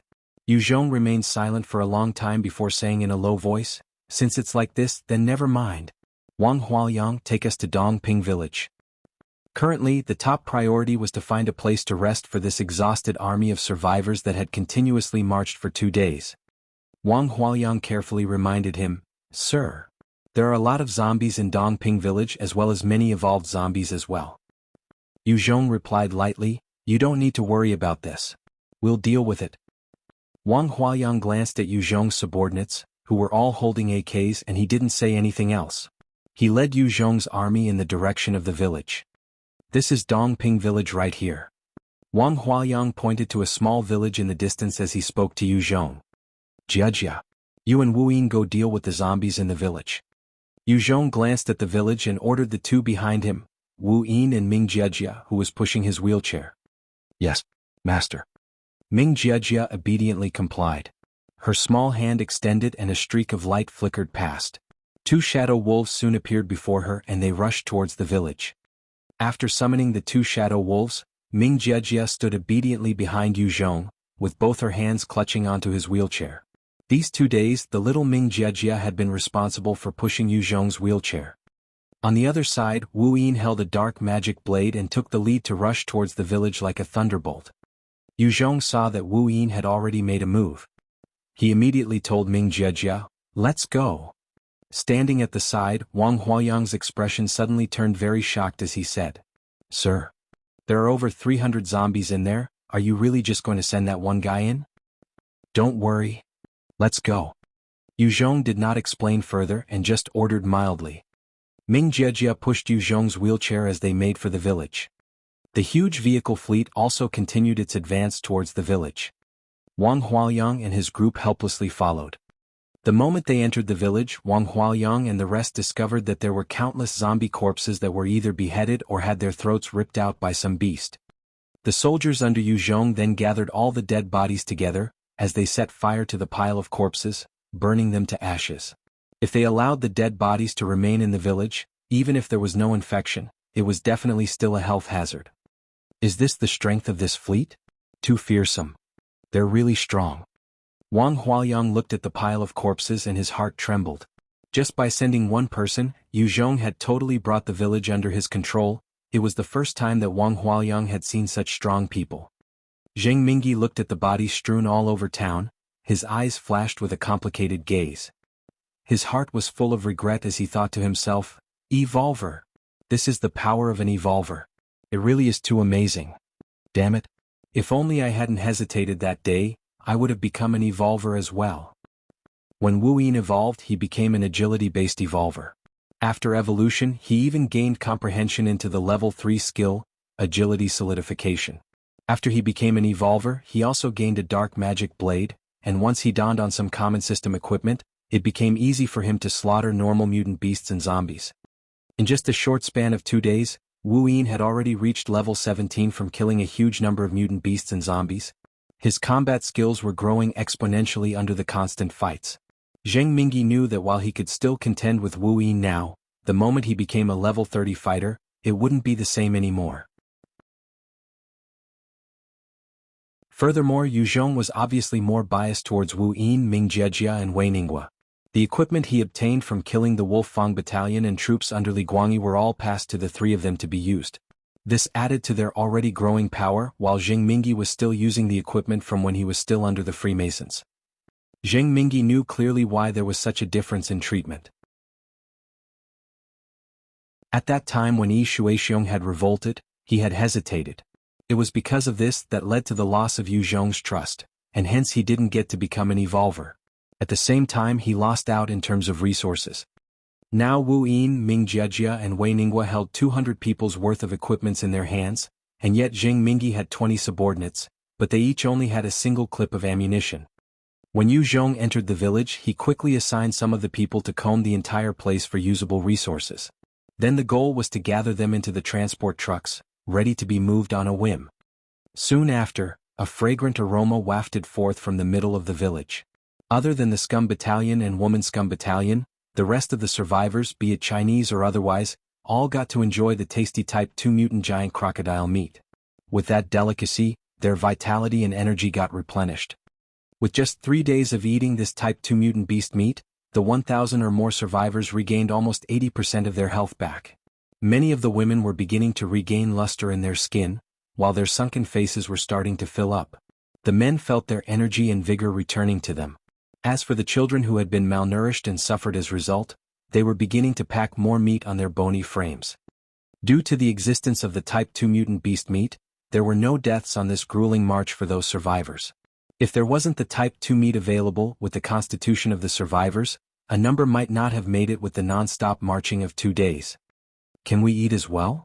Wang Huayang looked at the bowl of rice and Type 2 mutant giant crocodile meat in front of him, and he couldn't help but gulp his saliva. Luo Chang and the other two were also staring fixedly at their plates, their stomachs rumbling loudly. If it weren't for the fear of Yu Zhong and his armed soldiers, they would have gobbled up everything clean. It was hard to survive in this post-apocalyptic world, and the four of them had always lived each day as it came, never having eaten their fill in a long while. Yu Zhong chuckled, "Help yourself. This is thanks for the intel today." In the short term, Yu Zhong was not lacking in food. However, in the long run, unless they could raid a national reserve, any faction would still be lacking in food. Wang Huayang quickly picked up the plate of rice and meat as he started to stuff himself. It was a long while since he had eaten rice or meat. Yu Zhong picked up the slices of meat that Ming Jiejia had prepared for him, as he dipped it in coconut milk and ate it leisurely. After Wang Huayang and the rest had eaten their fill, they looked at each other and seemed to have come to a decision. Wang Huayang summoned his courage as he asked, "Sir, how should we address you?" Yu Zhong replied, "I'm Yu Zhong." Wang Huayang looked expectantly at Yu Zhong as he continued, "Sir, is it possible for us to join your team? It was at least 10 times tougher to survive in the wild now compared to times before the apocalypse. The main reason was that there were countless strong mutant beasts in the wild, be it in the air, on the land, or even in the waters. There would be signs of them all over. Unless one was a high-level enhancer or evolver, there would only be certain death if a human was to face any of these mutant beasts. Even Yu Zhong himself could not guarantee that he would be able to survive if he was faced with the assault from a powerful mutant beast, much less any other normal person. And it was because of this, that the four of them sought salvation and safety within Yu Zhong's fleet. Yu Zhong called Jing Mingi over, "Sure. However, joining me means that you'll have to adhere to my rules." Jing Mingi explained the rules to them. Yu Zhong would not force such stragglers to join his fleet, instead he let them choose. After all, a melon forcefully picked before ripening would not be sweet. This would ensure that the potential of people who harbored ill intents against him would be kept low. When Jing Mingi came over, he delved into the rules and regulations almost immediately. After a short round of discussion, Wang Huayang and the rest all agreed to join. It was, after all, a place with some form of order.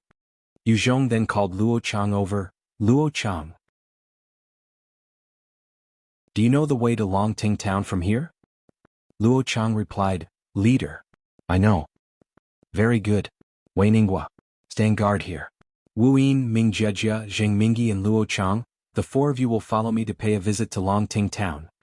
Yu Zhong then threw away the blanket covering his legs and stood up. Jing Mingi saw Yu Zhong standing and almost fell back in shock. He can stand. His leg had regenerated. How is this possible? "Master, you can stand. You've recovered. That's great." Ming Jiejia saw Yu Zhong standing up, and her face was filled with joy. Leader truly possesses otherworldly abilities. You can even regrow a leg that's been broken. Truly amazing. Wu Yin's eyes flashed with admiration and veneration when he saw Yu Zhong stand. Wei Ninghua had a similar look of joy and reverence. Too powerful. He truly is Boss Yu. "Yu Zhong, your leg's fine.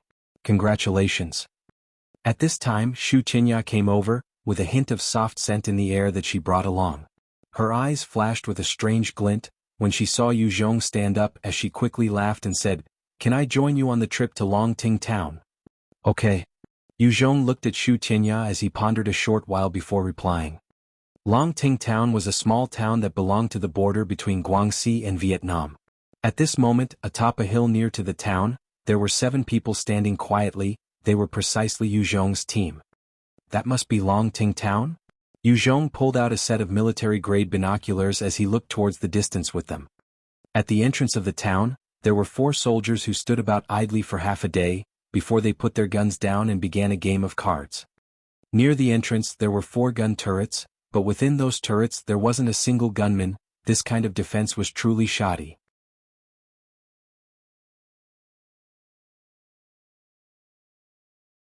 Chapter 352, Entering the Town. Book 3, The South. It really is quite a mob. Yu Zhong glanced at the situation within the town and thought to himself. This small town's defense was the most negligent that Yu Zhong had ever seen. It seemed to not have been fortified at all. If there weren't any hidden traps, then just 1 battalion of warriors would easily be able to take down this town. Let's go. Yu Zhong brought Ming Jiajia and the others with him as they all put on a simple disguise, beginning to walk towards the small town shortly afterwards. This was China, not Vietnam, so Yu Zhong could pretend to be an ordinary survivor and thus sneak into the town. Had this been Vietnam, then Yu Zhong, who didn't know Vietnamese, would find it very difficult to sneak into any sort of strategic military location. Stand still right there. Who are you people?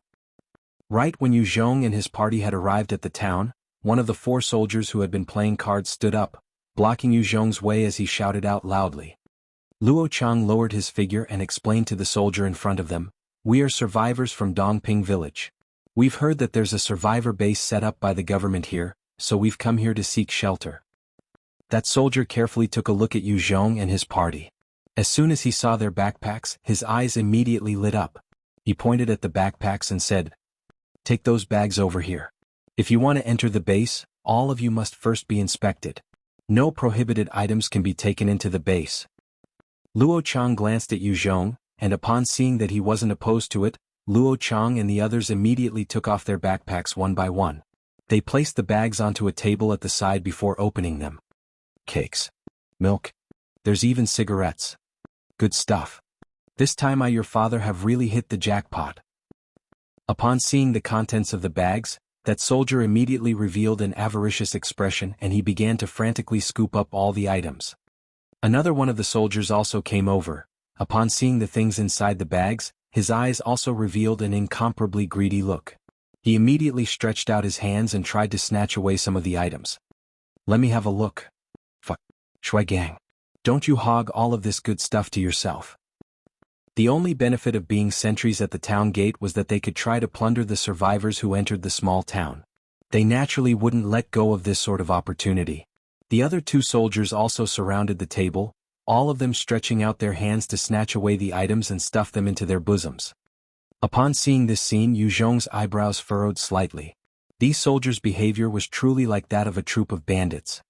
Luo Chang put on a timid expression and implored, "Brothers, leave a bit for me, all right? I'm begging you. I still need those items to survive." Shui Gang glanced at Luo Chang and his expression darkened. He cursed angrily. "Negligence. If you don't give me face, then I don't want it. This daddy here is taking your things because he thinks highly of you. If you keep blabbering, be careful of this daddy shooting you. All of you enter the town and get lost." Only then did Luo Chang let out a sigh of relief, scowling miserably as he brought Yu Zhong and the others into the town. "Slow down." Just at this moment, a soldier suddenly shouted at them to stop. Upon hearing that soldier's shout, everyone in Yu Zhong's party felt their muscles beginning to tighten as they prepared to make a move and kill off those 4 soldiers at any time. As soon as they made a move, then they would have to exterminate all the enemies who opposed them in a manner as fast and as powerful as thunder. If they acted rashly under a situation in which they didn't know the exact situation of Longting village, then just one careless mistake would mean that Yu Zhong and the others might be captured in this place. Luo Chang bent over his waist as he asked that soldier softly in a timid voice, "What is it, big bro?" That soldier's eyes flashed with a silvery light as he began to size up Shu Tianya, who was standing behind Yu Zhong. Even though Shu Qinya had already smeared quite a lot of dirt onto her face, her ample, sexy figure still couldn't be concealed by her clothing. At the same time, every movement of hers possessed a confident temperament and charm. She hadn't made an effort to conceal those yet. As soon as the soldier saw Shu Qinya, he was firmly entranced by her temperament and figure. His eyes didn't leave Shu Qinya's ample bosom for even one moment. He then pointed towards a small room at the side and smiled deviously at Shu Qinya, saying, "Come with me to go take a trip over there." Tian Dumeng, how is it that you can even put an ugly person like this into your eyes? It's very likely that this woman hasn't bathed for several weeks. Tian Dumeng, you're truly hopeless. Although this ugly woman's figure is actually decent. The other 3 soldiers sat at the side, eating the food that they had plundered from Yu Zhong's team whilst laughing loudly at their companion. Upon hearing those 4 soldiers' unrestrained laughter, Shu Qinya was so angry that her expression turned ashen. She almost felt like making a move herself, directly freezing those soldiers into chunks of ice. Even though she had always gone along with the current ever since the apocalypse, it was still the first time that she had been insulted by others like this. Tian Dumeng saw that Shu Qinya stood there quietly, not moving, and his expression darkened. He berated her loudly. "Fuck. You're still not moving. Don't you act like this, I've given you face yet you don't want it." A series of thoughts went by in Shu Tianya's mind like lightning. She turned around her head to look at Yu Zhong, who seemed to have no intention of taking the initiative to save her. She subsequently steeled herself and quickly grabbed onto Yu Zhong's left arm, putting on the act of a pure and shy married woman as she said timidly, "This is my husband." Yu Zhong's expression went blank for a moment. He didn't expect that Shu Qinya would actually push him out to use him as a shield. "You're her man?" Tian Dumeng glanced askance at Yu Zhong and threatened disdainfully. "Make your woman accompany me for one night. Otherwise, your father will shoot you dead right here." Ever since the apocalypse, human lives were as lowly as those of ants.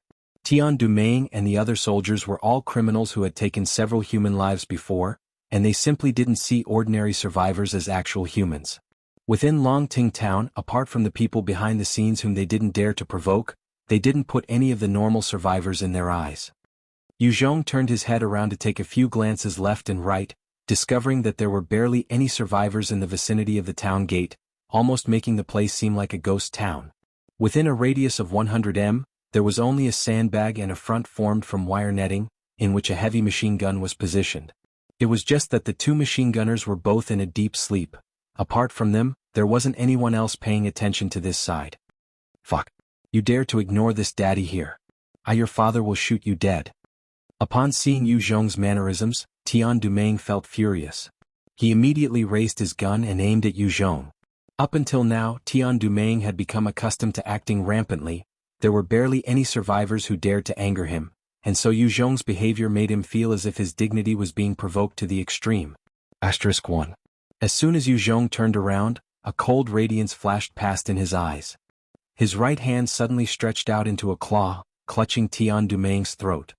He exerted some force and his huge strength erupted, instantly crushing Tian Dumeng's throat. A hint of terror flashed past Tian Dumeng's eyes, for he had never imagined that he would actually be killed in this way. Yu Zhong ordered coldly, "Take action. Don't let them say anything.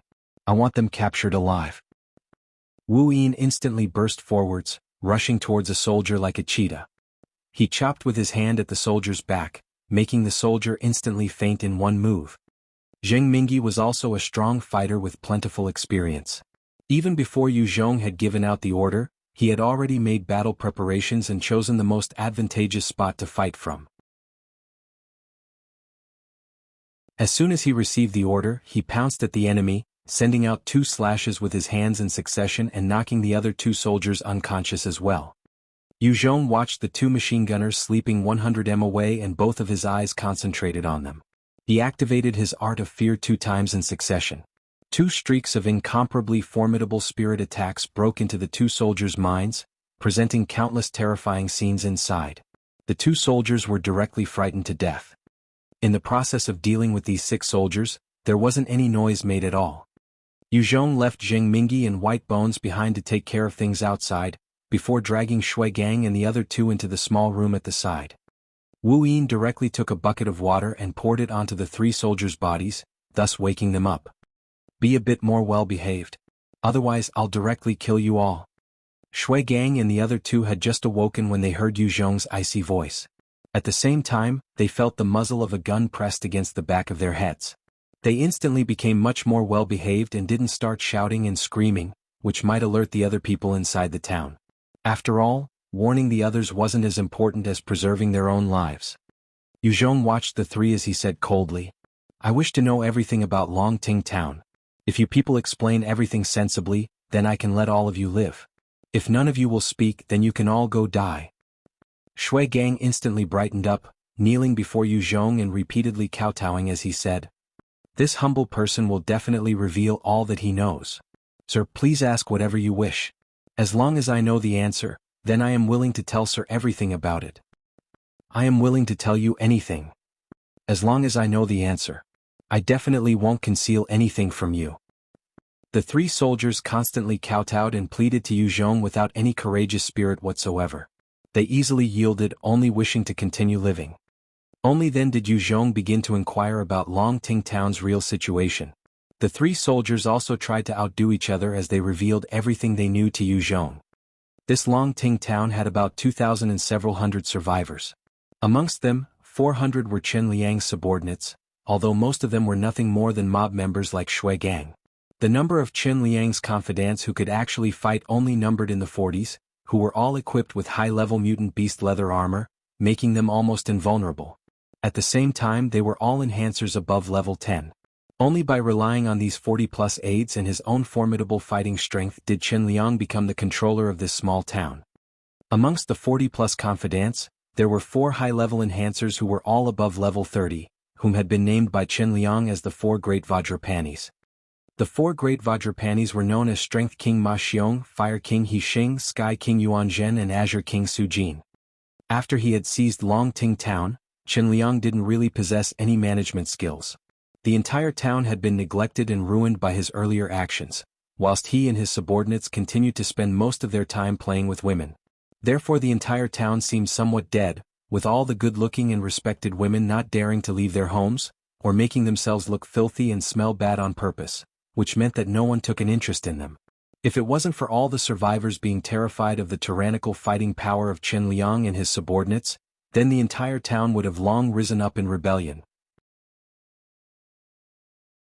Yu Zhong had also gotten a very precious piece of intelligence from Shui Gang, that after Chen Liang had seized Longting Town, he had captured a company of border guards.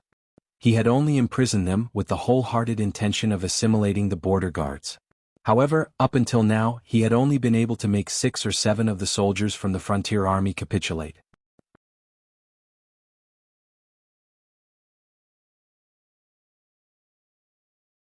Chapter 353, Shadow Wolf. Book 3, The South.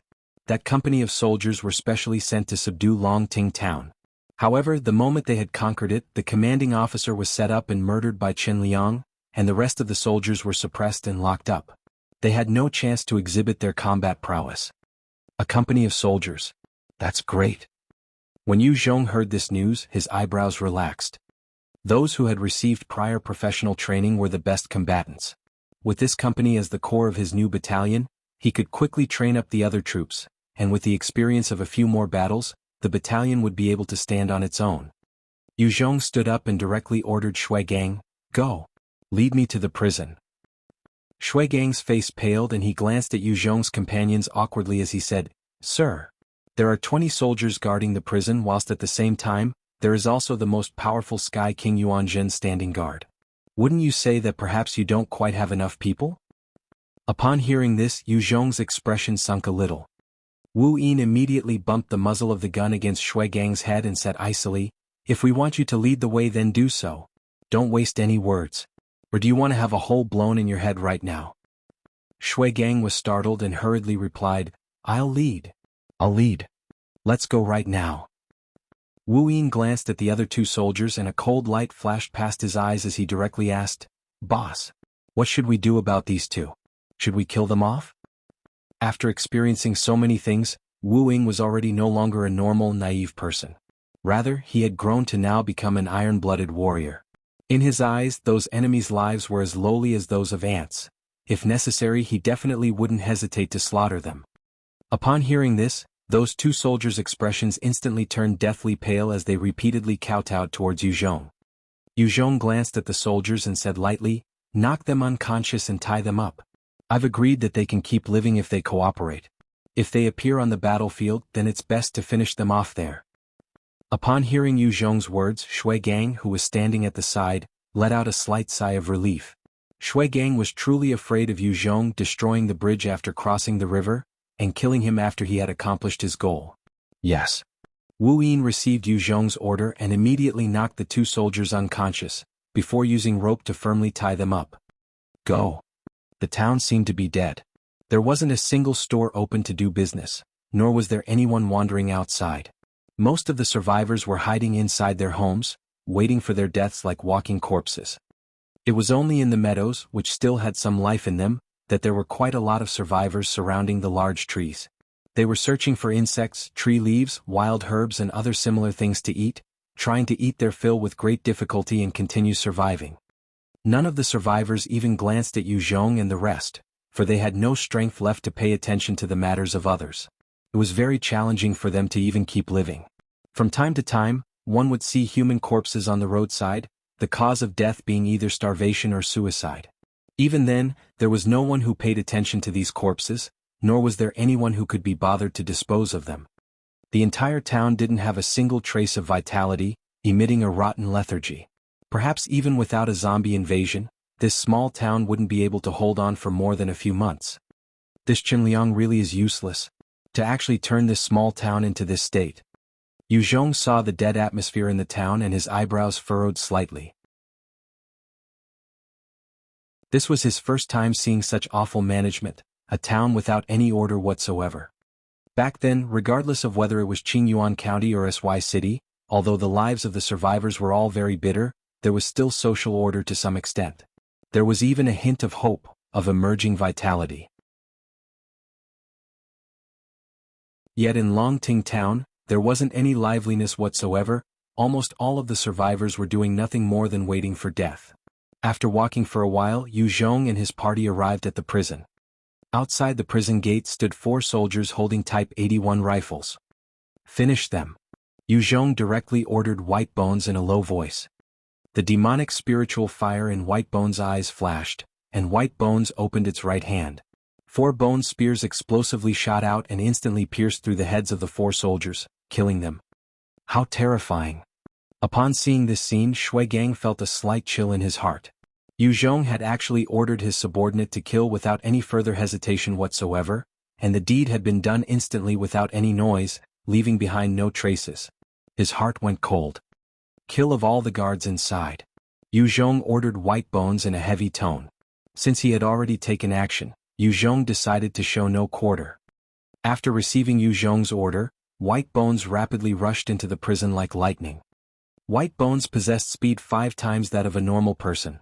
Although it couldn't compare to Yu Zhong in this aspect, its speed was still far above that of an ordinary person. As soon as it rushed into the prison, bone blades began to shoot out violently one after another, beheading the prison guards inside one by one. Fun fact, the average man jogs at a speed of 83 miles per hour, which equivalates to 100 m in 27 seconds. That means White Bones' speed is at a shocking 41.5 miles per hour. Don't really understand? Usain Bolt's 100 m fastest speed is at 27.79 miles per hour. You guys can do the maths from there. White Bones was truly too nimble. By the time one of the prison guards had reacted, it had already beheaded 13 others in succession. The remaining guards all raised their guns and opened fire with all their might at White Bones. It was just that when the lead bullets hit White Bones, all of them immediately ricocheted off. *1 White Bones effortlessly riposted with bone blades he sent flying through the air, directly beheading all of the remaining few prison guards. Once White Bones had killed the last guard, the door to a room opened and a topless man wearing just his underpants rushed out. This man was precisely Chen Liang's subordinate, one of the 4 great Vajrapanis, Sky King Yuanzhen. Yuanzhen saw the dismembered bodies of the prison guards in the surroundings and his heart shivered. He berated White Bones loudly, "Who are you? To think that you dare to commit such atrocities here." White Bones did not even waste any breath. *2 Instead, it raised its huge axe and dashed forward with a heavy killing intent towards Yuan Zhen. You deserve to die. Yuan Zhen's eyes flashed and he bellowed in rage as he stepped forward, activating his ground manipulation ability. An incredibly sharp spike made of earth shot out from the ground towards White Bones. The sharp spike had formed very quickly, and it pierced White Bones, lodging White Bones against the ceiling of the cell. Sky King Yuan Zhen had the ground manipulation ability, which he had enhanced thrice. At the same time, he was a level 39 spirit-based enhancer. His control of the ground manipulation ability was faster than most other normal enhancers, and the speed of which it pierced his enemies was extremely quick. Although it was the same skill in the hands of different people, it could be utilized differently and exhibit varying amounts of strength. Sky King Yuan Zhen truly had the ability as a combatant. Within the entire Longting town, Qin Liang was the only person whom he had no confidence of winning against. Yuan Zhen eyed White Bones that was pinned to the ceiling as he laughed coldly. Trash. Just based on your ability, you want to lay siege on this place, truly audacious and not knowing your place. All of a sudden, his face turned pale, and instantly conjured up a huge wall of earth to defend himself. At almost an instant later, gunshots rang out from a distance away, as 6 bullets landed explosively on the wall of earth. The bullets created 6 holes, penetrating them and exploded on the body of Yuan Zhen, sending him flying to the ground.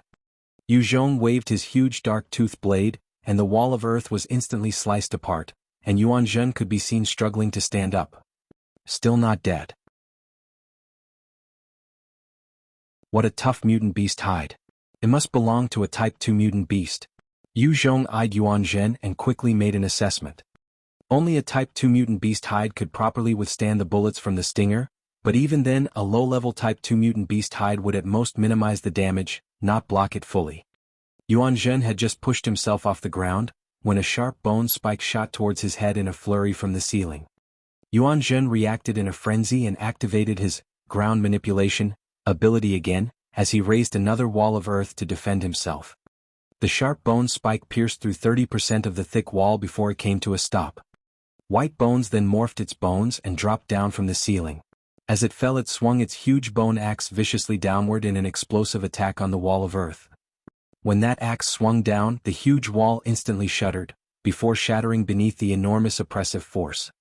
On the other side, Yuan Zhen was frantically pushing himself and controlling the wall of earth to rejoin and lock the axe in place. At the same time, with a thought, he opened up 2 small holes, allowing him to view the situation on the other side of the wall. Just as he wanted to observe, a shadow wolf appeared by his side noiselessly. Opening its huge jaws, it clamped down on his unguarded throat without mercy. When did it appear? That was the last thought flashing through Yuan Zhen's mind as his throat was snapped in twain by the shadow wolf, fresh blood splurting all over. The shadow wolf could hide itself within the shadows, escaping detection from enemies. As Yuan Zhen had focused all his attention when facing against White Bones, the shadow wolf had made use of the chance to attack. If it were a fight between Ming Jiejia and Yuan Zhen, he might have ended the fight within a second. With the death of Yuan Zhen, the maintenance of the spell was dissolved, and the earth wall as well as the earth spike immediately broke down, returning to their original form. After Yu Zhong had finished off Yuan Zhen, he ordered Jing Mingi to release the soldiers within the jail cell and gather them at the field. Yu Zhong watched the soldiers, who almost numbered a complete company, and said in a heavy voice, "I am Yu Zhong. It is I who saved you all.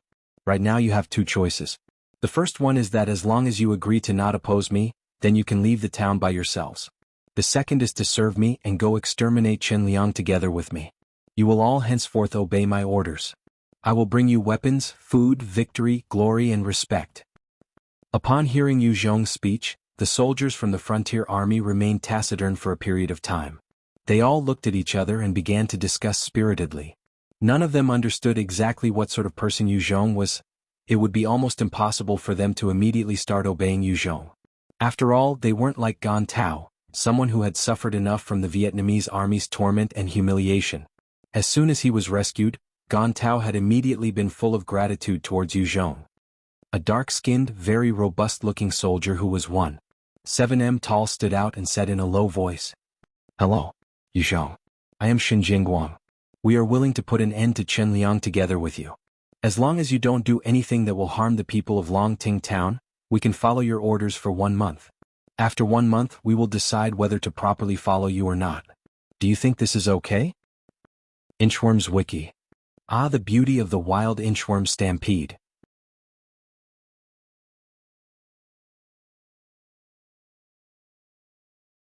Chapter 354, Grinding.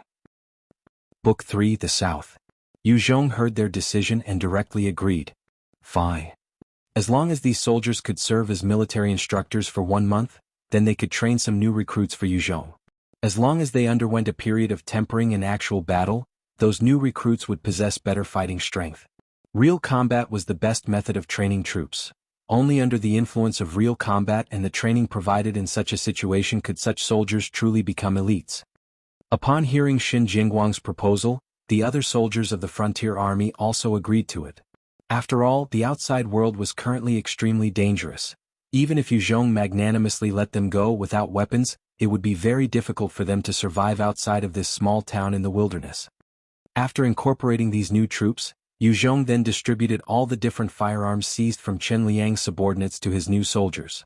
Yu Zhong alone could wipe out one company of soldiers, so even if Xin Jingguang and the others revolted, he would still be able to suppress them.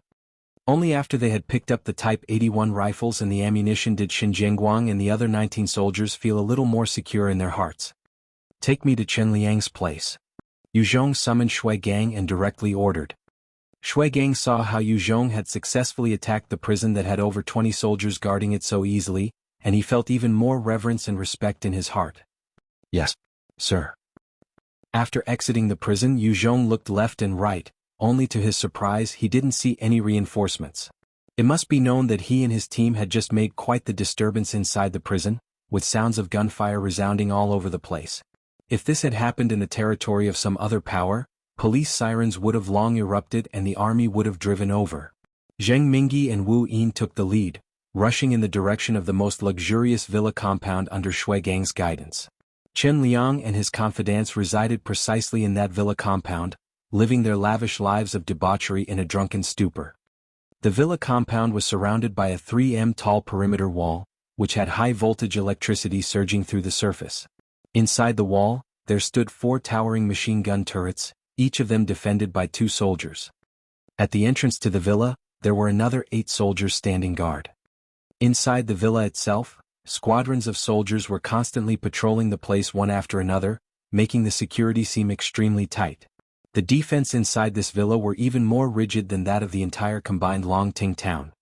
Zheng Mingyi glanced at the villa from afar, his eyebrows furrowing as he said, "It seems that this place won't be so easy to attack." Shui Gang heard this and directly said, "Sir, you needn't worry. They seem to be guarding the place tightly, but in reality, each and every one of them can't fight. As long as you get rid of a few of them, then they will directly fall apart." Oh. Zheng Mingyi heard Shui Gang's words and his heart stirred. He directly took out an AK and released a torrent of frenzied machine gun fire towards the entrance of the villa. The sudden arrival of a metal storm of bullets instantly enveloped the soldiers patrolling at the entrance. In that dense rain of bullets, 4 of the 8 soldiers protecting the entrance instantly collapsed onto the ground. Enemy attack! Enemy attack! The remaining 4 soldiers instantly turned incomparably frenetic. As they shouted loudly, they crazily ran inside the villa. The soldiers stationed around the villa's 4 machine gun turrets similarly fell into a panic. They directly pulled the triggers, spraying out a myriad of flames into all directions, firing randomly everywhere. Their shooting had no accuracy whatsoever and they hit absolutely nothing but thin air, wasting a huge amount of bullets in vain. Yu Zhong's gaze flashed as he took out a Type 03 rifle and fired 2 shots in succession at one of the machine gun turrets. The 2 soldiers stationed there immediately had their heads blown off. After those 2 soldiers had been finished off, the other machine gun turrets promptly stopped firing. The 6 remaining machine gunners all lay down on the ground, not daring to emerge in the slightest. Wu Yin raked the villa entrance with gunfire using his Type 05 light machine gun, wounding or killing the soldiers one after another. The soldiers inside the villa compound all hid behind cover, not daring to show their heads in the slightest. They would only fire randomly at Yu Zhong's direction from time to time, not even daring to emerge. Defeat them. Yu Zhong ordered White Bones, who was standing beside him. Upon receiving Yu Zhong's order, a fierce radiance flashed past White Bone's eyes. It directly rushed over to the villa entrance without bothering to dodge any of the enemy's bullets. A huge number of the bullets hit White Bone's body before they all ricocheted off. No matter how both sides saw it, a hint of fear flashed past everyone's eyes. Shui Gang's expression paled and he thought to himself, how terrifying. To think that there's actually someone who's impervious to gunfire. With this sort of existence, just how many people would be able to block his assault? Shen Jingguang's expression also changed. Sure enough, these people are enhancers with tyrannical strength. No wonder they dare to challenge Chen Liang with such few numbers. It's just still unknown whether their emergence will be good or bad to the people of Longting Town. Braving the dense rain of bullets, White Bones soon rushed up to the villa entrance. 4 bone blades flew out backwards from its hands, and 4 human heads all flew into the air at once, with fresh blood splattering everywhere. I surrender. Don't kill me. Surrender. I surrender. Please don't kill me. Upon seeing this frightening scene, the soldiers inside the villa instantly lost all their fighting spirit. One by one they either threw down their firearms and fled further inside the villa, or knelt down on the ground crying out loudly for mercy. They had no more determination to fight whatsoever. White Bones didn't pay attention to the soldiers begging for mercy on the floor. Rather, it continued to crazily charge forward, constantly beheading the soldiers who were still resisting. Bone blades and bone spears constantly flickered about, bringing forth huge patches of fresh blood. Those amongst Chen Liang's confidants who still attempted to resist were all easily beheaded by White Bones, or impaled to death. Yu Zhong brought his party along as he followed behind White Bones, continuously subduing the terrified mobs of soldiers. That son of a bitch actually dares to misbehave here. Does he not want his life anymore? Accompanied by a furious shout, a sinister-looking brute walked out from a villa and coldly looked down at the current situation outside. He was 1.8 tall and had a shaven head, with a huge wolf fang club in his hands. With a bang, the club-wielding brute instantly had his head blown apart, and his body fell backwards. The smoke being emitted from the stinger in Yu Zhong's hands still hadn't completely dissipated as he glanced at the brute and said coldly, "You spout too much nonsense. Full." Standing beside Yu Zhong, Shui Gang looked at the brute who had his head blown off, and his heart felt slightly complicated. That brute was one of Chen Liang's 4 great Vajrapanis, Strength King Ma Xiong. Ma Xiong possessed a body full of monstrous energy. Just one strike of his club could smash an L2 zombie's head into pieces. At the same time, he wore mutant beast armor with astonishing defense capabilities on his body. Back when Chen Liang had first seized Longting Town, Ma Xiong had killed many other experts, yet today he had actually been finished off by Yu Zhong in one shot. He didn't even have time to announce his name. From this, it could be seen just how terrifying Yu Zhong's power was. As soon as Ma Xiong had been killed, White Bones directly rushed into the villa in which he had resided. Very quickly, tragic death cries could be heard from within the villa. Evidently, White Bones was currently slaughtering those soldiers who posed no threat to it whatsoever. Not long after, White Bones, who was covered in blood, immediately walked out of the villa and continued to act as the vanguard, rushing further inside the villa compound. Under White Bones' devilish assault, the soldiers who had no hearts to fight all fell apart and surrendered. In fact, the entire way all Yu Zhong and his party had to do was gather captives. They simply didn't encounter any sort of resistance at all. Those who did resist were insta-killed by White Bones in one strike anyway. Yu Zhong and his team launched attacks the entire way with irresistible force. Once they had reached the center of the villa compound, however, the situation suddenly changed. One after another, rattan vines began to suddenly rise up from the ground, trying to engulf White Bones. Nevertheless, White Bones was still a powerhouse who had experienced countless battles.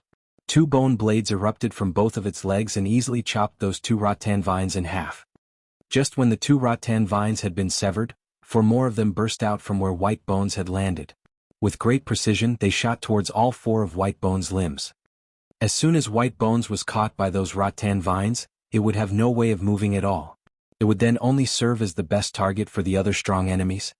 Those 4 rattan vines were insanely fast and unpredictable. It would be very difficult to dodge them even for Yu Zhong, who possessed the consummate speed of more than 10 people. White Bones only had speed 5 times that of a normal person, and so it simply couldn't avoid the assaulting vines. It was instantly entangled by the fearful rattan vines. White Bone's eyes flashed with a demonic spiritual fire, and the bones that had been bound by the rattan vines turned into incomparably sharp bone blades in an instant. Its figure flashed and it rushed forward, directly chopping all the rattan vines in half. Once White Bones had struggled free from the rattan vines, it extended its right hand and pointed to a room in the distance. A sharp bone spear flew out from its finger and instantly pierced through the head of the man inside the room, nailing him to the wall like a freshly framed picture. That man was precisely one of Qin Liang's subordinates, the Azure King Su Jin of the four great Vajrapanis. Now that Su Jin was dead, all of the rattan vines disappeared without a trace, leaving nothing but several large holes behind, which showed that something had emerged from the ground just now. Zheng Mingyi watched White Bones kill Su Jin with ease and his heart was full of astonishment. How powerful! This White Bones is truly too tyrannical. To actually be able to easily behead someone as strong as this. No wonder he can represent Commander Yu Zhong's entire army. If there were no heavy weapons, perhaps even an entire battalion wouldn't be able to stop him. Just at this moment, a short, ordinary-looking young man in his 20s walked out from one of the nearby villas. He had dyed yellow hair, ear piercings and was dressed like a gangster. With a hazy expression he said coldly, "Who is it? Who dares to come to my place and murder people? Fuck, do you not want to live anymore?" Shui Gang looked at Qin Liang who was dressed like a gangster, and he couldn't help but inhale a breath of cold air. He retreated a few steps and said, "Qin Liang. This demon has finally emerged." Yu Zhong glanced at Qin Liang and directly used the stinger to fire a shot at his head. With a bang, the stinger bullet almost instantly appeared between Qin Liang's eyebrows. Just as Qin Liang was about to have his head blown off by Yu Zhong, threads of green light began to rush out from the pit of his stomach. A small green bell flew out and landed onto his head, emitting many halos of green light that formed a protective layer around his body. The stinger bullet bombarded the green halos, yet immediately bounced off.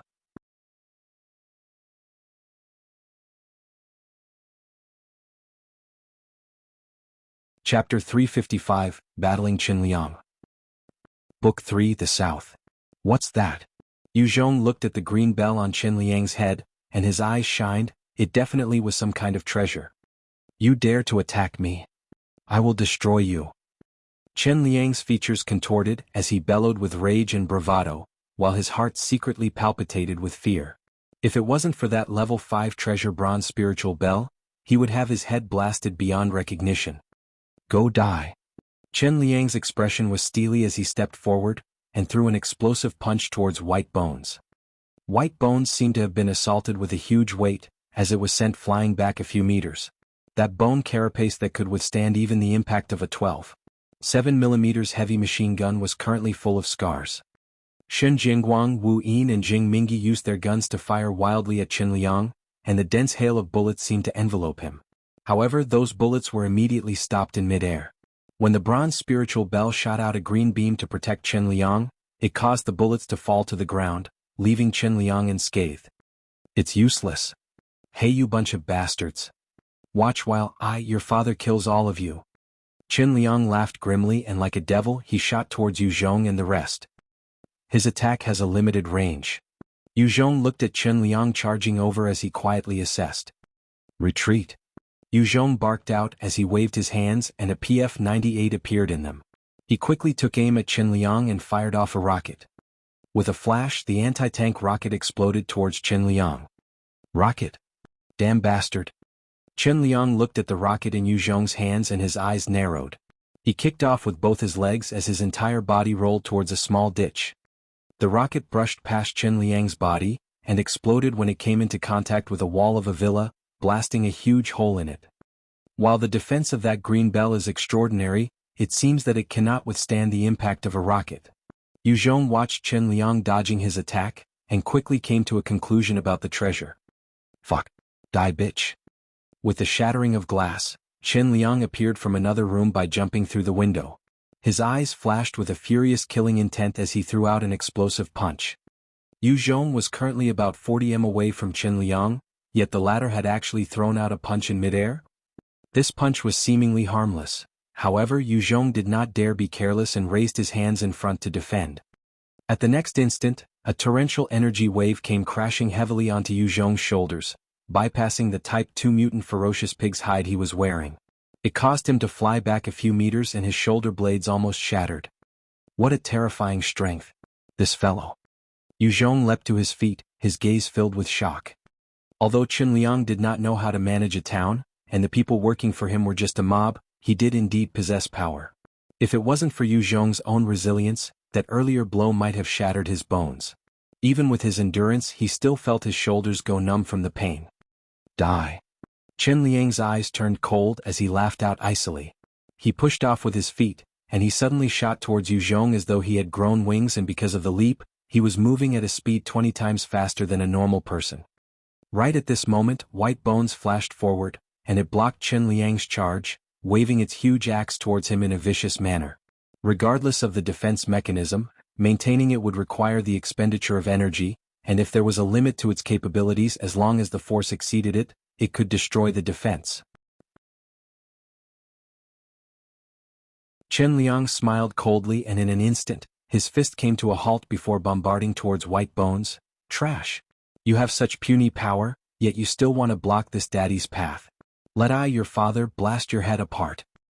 White Bones, who was standing a dozen meters away from Qin Liang, twisted its body slightly.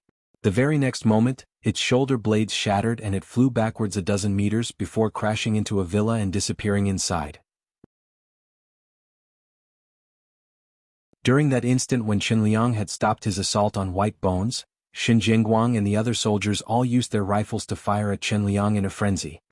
Countless bullets hit the green halos covering his body before they all immediately ricocheted off. Trash. Go die. Qin Liang saw that they were firing at him and his figure flashed as he rushed towards one of the soldiers. In just a few breaths he was already within 40 meters of that soldier, and he sent out a punch into the void. In an instant, the soldier's head was directly split open and exploded by that terrifying, tremendous force. Upon seeing this horrifying scene, each and every person's expression changed greatly, and their figures instantly retreated. At this moment, Qin Liang seemed like an unrivaled demon. Not only was he invulnerable to their gunfire, but at the same time he possessed incomparably terrifying killing methods. Although Jing Mingyi and the others had the advantage in numbers, very few of them possessed the means of injuring Qin Liang. Go die. Go die. Those who betray me should all go die. I am an unrivaled existence. Ha ha ha. Ha ha. Qin Liang let out an insane laugh as he repeatedly waved his fist. Facing Qin Liang's terrifying and bizarre abilities, the soldiers were killed one after another. Either their head was blasted apart, or a large hole was blown through their heart. Otherwise they were hit directly in the waist and bombarded in half, and would start emitting painful cries on the ground. With the protection of the bronze spiritual bell, Qin Liang possessed the potential to single-handedly destroy an entire company of soldiers that did not possess any heavy weapons.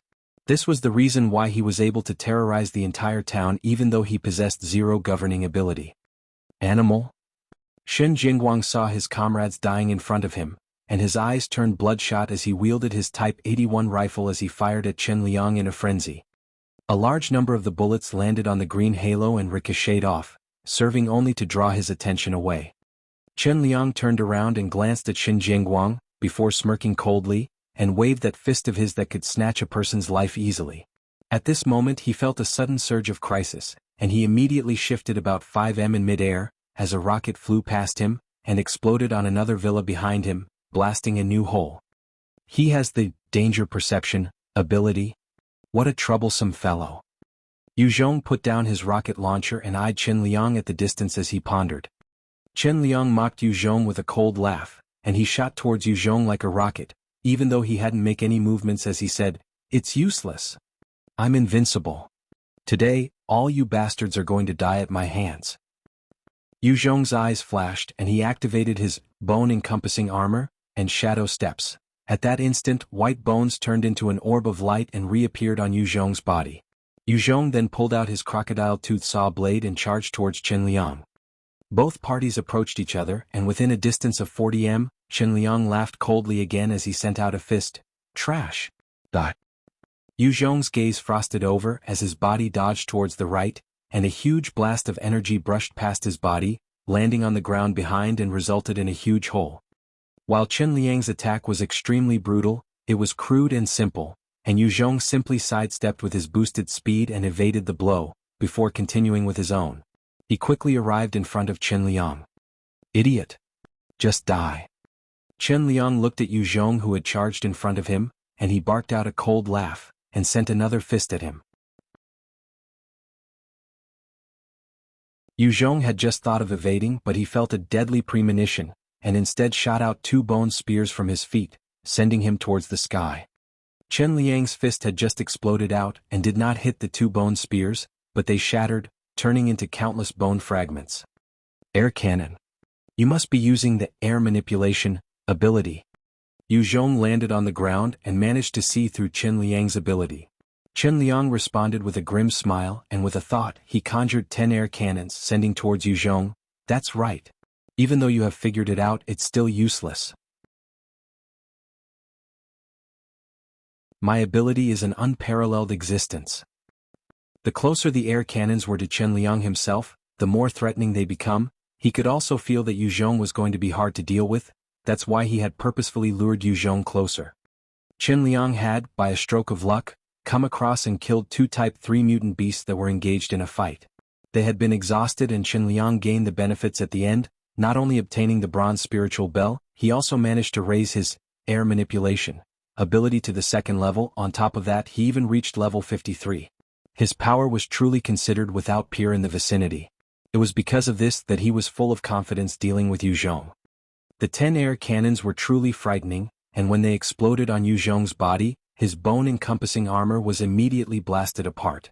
His own body felt like it was hit by countless heavy weights, as the impact knocked and sent tremors within his internal organs, causing him to spit out blood.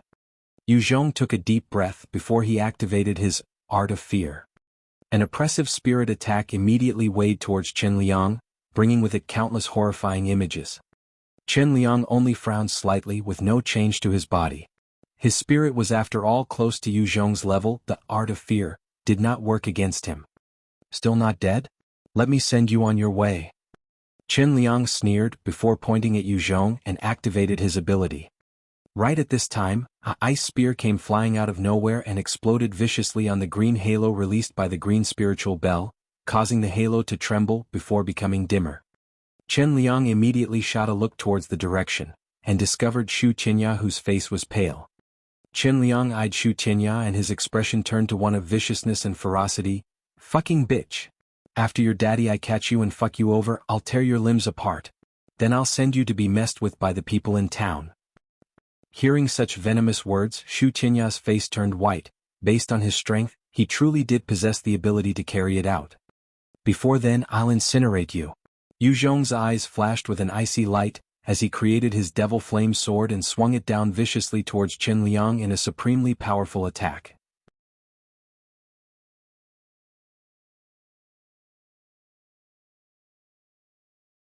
Chapter 356, XCX. Coinvititious. Book 3, The South, Chapter 356, Finishing Chen Liang.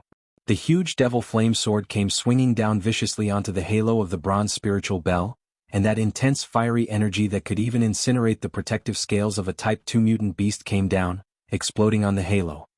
Under Yu Zhong's control, the devil flame exhibited an unparalleled might, and the green halo started to crack.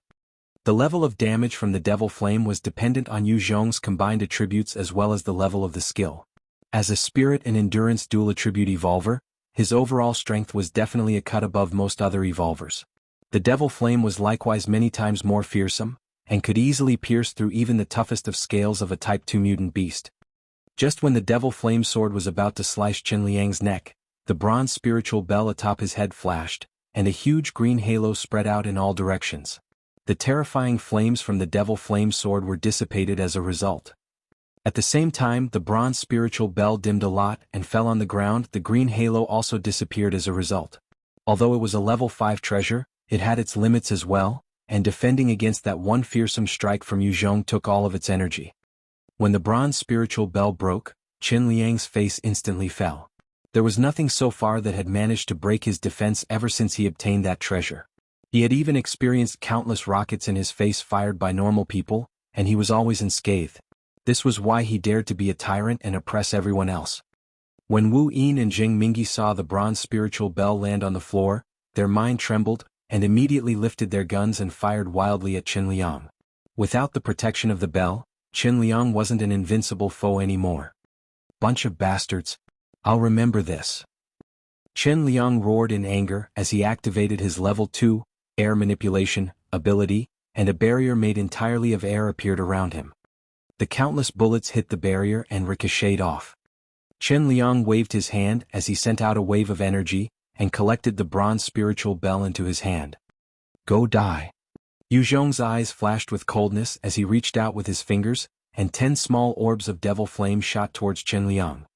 Qin Liang's face turned pale as he quickly activated his skill, and the air barrier appeared once more. The 10 devil flame blasts exploded on contact, causing the air barrier to be blasted apart, and from the point of impact the resulting explosion expanded outwards. However, Qin Liang concentrated, and a current of air caused the flames to be blown away. The intense flames landed on the surrounding buildings, causing them to start burning. Qin Liang was just an ordinary enhancer, and his spirit was naturally incomparable to Yu Zhong, who was a spirit and endurance-based evolver. However, he possessed a level 2 skill, and just based on the might of the skill he managed to totally suppress Yu Zhong. If he only had the level 1 version, then he would have long been incinerated by Yu Zhong. Qin Liang had just defended against the assault from Yu Zhong, when an incredibly sharp ice spear shot from his blind spot, aiming for his head. At the same time, Wu Yin, Qin Jingguang, Jing Mingi and a few other soldiers were all firing at him. Facing their overwhelming attacks, Qin Liang roared in anger once again, as his level 2, air manipulation, ability was casted once again, defending him from the front. The bullets landed on the air barrier and ricocheted off, while the ice spear hit the barrier and shattered, causing large chunks of ice to scatter all over the ground. Every single attack had smashed into the barrier, and was thoroughly defended against. Having activated the skill multiple times in succession, Qin Liang's face was pale, and he quickly turned around as he sprinted towards the distance in an attempt to escape. He had expended a huge amount of energy casting his skill in succession, and while the level 2 ability was shocking, the consumption was likewise dangerous. If he couldn't take out the enemy quickly, he would lose his combat stamina rapidly. Thinking of escape. I'll make sure to execute you today. Yu Zhong's eyes flashed as he waved his hands to hide his access of the storage ring, and his PF-98 appeared in his grips. He took one quick aim at Qin Liang and immediately fired off. With his current state and activation of shadow steps, Yu Zhong's speed was quicker than normal people by an absurd number of times, and that entire movement only took 1 second. He had already seen through Qin Liang's usage of the air manipulation activity to send himself charging at an extreme speed. With this attack he was confident of hitting his target. I can't escape. Qin Liang also possessed the danger perception skill, and he felt the sense of crisis approaching from his back. He gritted his teeth and swiftly activated his level 2 skill once more, as the air barrier appeared again. With a flash, the rocket landed within that barrier of air. However, the resulting explosion did not happen, and instead, the rocket was trapped and suspended there. Here, I'll return it to you. Qin Liang bellowed in rage, and his eyes flashed, while he concentrated on his ability, and used the air currents to turn the rocket around and shoot it towards Yu Zhong this time. Yu Zhong was prepared, however, as a bone spike shot out from his right arm and pierced into a nearby house, supporting him as it shot him into the sky. He leapt high up and intended to dodge the incoming rocket. Naive. Qin Liang laughed grimly, and he pushed his skill, and the rocket seemed to gain a life of its own as it chased after Yu Zhong. By now, Qin Liang had already hidden within a small alley, and was evading the line of sight of everyone else, as he focused on controlling the rocket to hit Yu Zhong. Yu Zhong looked at the rocket surrounded by the air pocket heading for him, and his face changed. His left hand shot a bone spike towards the rocket within the air pocket, intending to slice it in two. It's too late. Qin Liang laughed out madly, and the rocket swiftly shot towards Yu Zhong under his control, and immediately detonated. The fearsome thing about the level 2 air manipulation ability was that with his intense focus he could do anything with it. The resulting explosion swallowed Yu Zhong up. Ha ha ha. I'm the strongest. Ha ha. Qin Liang laughed out madly. He could feel that amongst the enemies present, the one posing the greatest threat to him was Yu Zhong. As for the rest, once he recovered he could slaughter them all. As he was still gloating from amidst his shadows, a shadow wolf pounced over noiselessly and bit towards his neck. All of Qin Liang's attention had been on Yu Zhong, and only when the razor-sharp teeth were touching his neck did Qin Liang react and sent out an explosive fist towards the shadow wolf. Following that strike, the shadow wolf dissipated into nothing. At the same time, Qin Liang also let out a moan in agony. The shadow wolf had bitten off a huge chunk of meat from his neck, causing fresh blood to flow. Damn it! Damn it! The sharp pain caused Qin Liang to lose focus and grow lightheaded, as he continued to moan in agonizing pain, like a wild beast. A stinger bullet lodged itself between Qin Liang's brows, and blasted his head apart into pieces, as his headless corpse slumped to the floor. Qin Liang's combat ability was truly shocking, however his experiences with life and death were simply too little. The reason he could become a level 53 enhancer was attributed to the fact that he was lucky enough to kill 2 tired-out Type 3 mutant beasts. Without the protection of the bronze spiritual bell, he was simply a tough opponent, instead of an invincible one. At a nearby rooftop, with his bone-encompassing armor broken in many places, and his body riddled in injuries as well as a huge hole in his right abdomen, Yu Zhong looked on at the headless corpse, his right eye swollen shut as he heaved a sigh of relief. That fearsome opponent had finally died. Qin Liang was lacking in management skills, and his lackeys were a bunch of mobs, running the moment they were defeated. However, if they were mobs, he was definitely the mob boss. His personal combat ability was the strongest out of the enemies Yu Zhong had faced so far. His level was even higher than Yu Zhong, possessing a level 5 treasure and possessed a level 2 skill. His abilities were truly not simple. However, in the end he was still killed by Yu Zhong. Yu Zhong waved his hand and shot out a bone spike like a crutch, as it supported him for walking towards Qin Liang's corpse. When he landed on the ground, the pain was so immense, he immediately tumbled down to the ground and panted in ragged breaths. The injury from his right abdomen was causing him excruciating pain, such that his brows were furrowed and he almost went mad with the pulsing waves of agony. Yu Zhong swiftly pulled out a life-saving grass and crudely applied it to the wound, and at the same time, retrieved the blood essence of the recent Type 2 giant crocodile and gobbled it up. The moment the blood essence entered Yu Zhong's stomach, it transformed into a hot wave of nourishment, as it boosted his body. At the same time, the level 4 regeneration skill and his powerful vitality kicked in, allowing the huge wound to recover at a visible rate. Yu Zhong looked at his regenerating abdomen and thought to himself, this kind of recovery is truly too scary. If it was before the apocalypse, I would definitely be treated as a freak. With the nourishment of the blood essence, Yu Zhong could slowly make his way to the corpse, and started to loot the system equipment from Qin Liang. Level 5 treasure, bronze spiritual bell. As long as one has it, can gain +4 endurance and +4 spirit. It possesses the automatic ability, Halo Protection. Description, can release a green halo to protect the owner of the treasure. Maintains for about 60 minutes. Cooldown 24 hours. Level 3 treasure, Spirit Consolidating Ring. Upon equipping, Spirit +8. Level 3 treasure, Clear Spirit Ring. Upon equipping, Spirit +8. Level 3 treasure, Agility Ring. Upon equipping, Agility +6. Yu Zhong gained a variety of system equipment from the body of Qin Liang. There was even a level 2 defense armor. However, out of all those equipment he only lacked the previous 4 treasures. He had the rest of the items already. Even still, all these equipment could raise his battle ability and his subordinate team stood to gain immensely.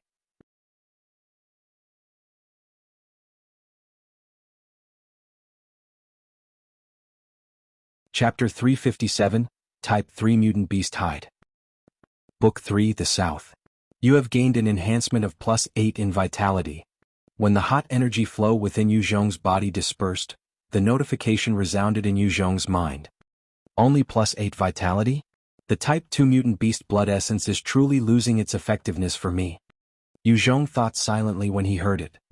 The Type 2 mutant giant crocodile was obviously stronger than many other Type 2 mutant beasts, however, its blood essence had only allowed Yu Zhong to gain 8 points in vitality. It was clear that the constant dosage of blood essences was losing its effectiveness for Yu Zhong, and if he continued at his current rate of consumption, it was most likely that it would have no effect soon. Are you alright, Yu Zhong? Shu Qinya came to his side quickly, her face full of concern. Of course I'm fine. Thanks for helping out this time. Yu Zhong smiled slightly and offered his thanks. Shu Qianya had helped to distract Chen Liang a number of times, and without her, it might have been much more difficult for Yu Zhong to kill Chen Liang. Shu Qianya responded with a coy smile, "Since you want to thank me, why not offer something more practical? Here for you." Yu Zhong threw a level 3 treasure fireball ring to her. He had killed countless enhancers and had looted plenty of system equipment. In fact, of this particular ring he had 3 of them. These rings could be found by killing low-level bosses at the initial stages of the apocalypse. However, up till now, unless one managed to kill a Type 2 mutant beast or some fearsome high-level zombies, it was rare for it to drop. Even when using the system equipment to kill over 10,000 zombies, it was difficult to guarantee the drop of such a loot. Many thanks. Shu Qianya received the ring and immediately wore it whilst admiring it. The level 3 fireball ring allowed the user to gain 6 points in spirit, and even came with a fireball skill. In some situations, even a small fireball might make the difference between victory and defeat. To Shu Qianya this was extremely suited to her taste. Yu Zhong continued, "On top of this I'm giving you 20 AKs, 2,000 bullets and 20 tons of rations." When she heard it, Shu Qianya immediately broke into a resplendent smile, her heart full of excitement and joy as she thanked Yu Zhong. "Thank you." Firearms, ammunition and rations were the most valuable resources of this post-apocalyptic world. Since Shu Qianya wanted to establish a faction of her own, she required such resources. When she heard Yu Zhong's promise, she was extremely gratified and felt excited about her future. "Jiajia, come over here. This is for you." Yu Zhong bade Ming Jiajia to come over and handed a set of system equipment to her. A level 2 defense vest, strength gloves, fireball ring, ice ring, strength ring, green agility boots and a strength belt. Yu Zhong handed these 7 items over to the little lowly. In this operation to kill Chen Liang, Ming Jiajia had contributed as well. Although the shadow wolf did not manage to kill him, it injured him greatly, which allowed Yu Zhong to finish him off. Shu Qianya saw the amount of equipment that Yu Zhong gave Ming Jiajia and her eyes went wide. "Good stuff. How come you didn't give them to me?" Those 7 items were not ordinary, and when equipped, they could turn even a normal person into a fearsome combatant. If an enhancer with enough power were to equip them, they could increase their battle prowess beyond those of similar levels as well. Ming Jiajia equipped everything and could distinctly feel her body enhanced as she smiled brightly at Yu Zhong. "Thank you, master." Yu Zhong ruffled Ming Jiajia's hair and walked towards the distance. When Chen Liang was killed, there was no one else in the town that could possibly stand up to Yu Zhong, and accordingly the remaining soldiers surrendered without much resistance. Yu Zhong thus easily subjugated the town. "Leader, come take a look. We discovered something good." Wu Yin came to Yu Zhong and spoke with excitement. Yu Zhong saw how excited Wu Yin was and quickly followed him to a huge warehouse. Wu Yin had gotten some men to open up the warehouse, to reveal the contents within. Yu Zhong peered into it, only to discover neat piles of black snakeskin hide. In fact, the snakeskin almost filled up the entire warehouse. "Leader, look." Wu Yin excitedly pulled out a piece of the hide and after setting it up, used a heavy machine gun to fire at it. That heavy machine gun that could pummel holes into an armored vehicle, could not do a single thing to that black snakeskin hide, the bullets only ricocheting off, not leaving even a scratch. Wu Yin continued with fervor, "This is definitely a Type 2 mutant beast's hide. With this powerful Type 2 mutant beast hide, Yu Zhong could start the manufacturing of them into protection for an entire army. It's not just this warehouse, look, there's one here as well." Wu Yin called for some men to open another warehouse.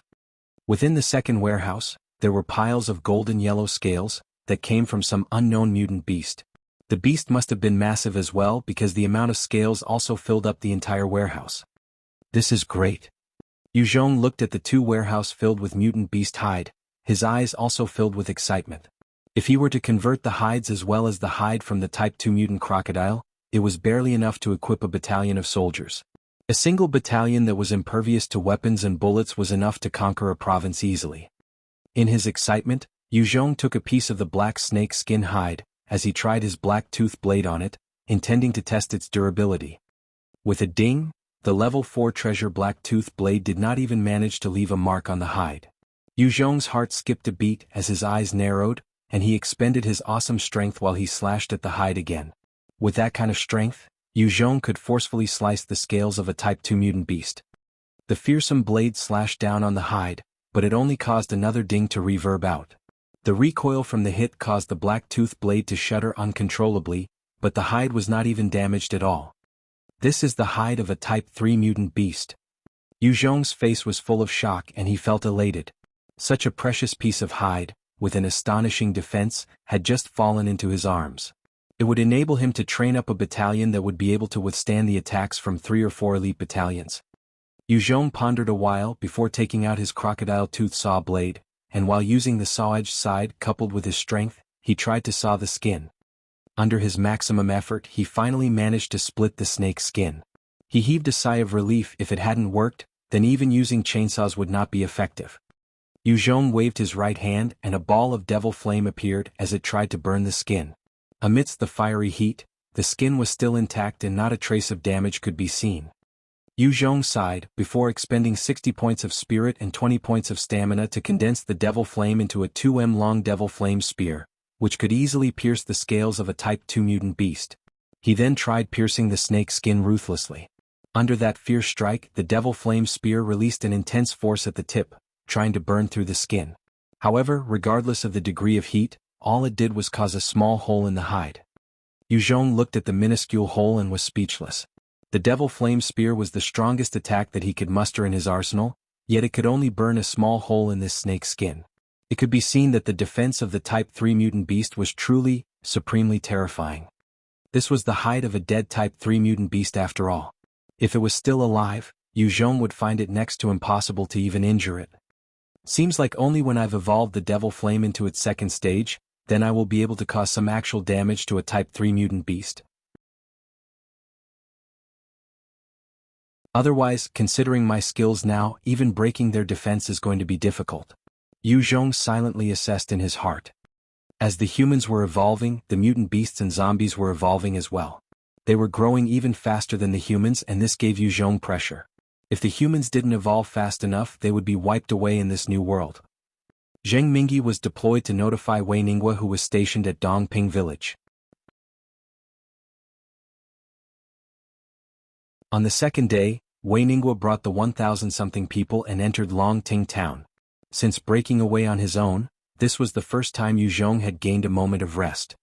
After subjugating Longting town, Yu Zhong gathered the inhabitants, and assigned them to begin production on the mutant beast armor. They first made use of the Type 2 giant crocodile hide before the Type 3 ones. While the Type 3 mutant beast hides were indeed tough, the chainsaws could still cut them apart. With their usage, pieces were cut out and sewn together to create some armor. On the other side, Yu Zhong separated the Chinese survivors from Vietnam and the strong males from Longting town into 2 camps, as he engaged in relentless training with them. The 2 battalions trained rigorously according to the training regime of the Special Combat Forces. They pushed past their limits every day, and if it wasn't for the meat of the Type 2 beast, they wouldn't have been able to withstand it. As for Ming Jiejia, Wu Yin, Wei Ningguo, Zheng Mingyi and a few other enhancers, they were also tasked by Yu Zhong to train with the Special Combat Forces.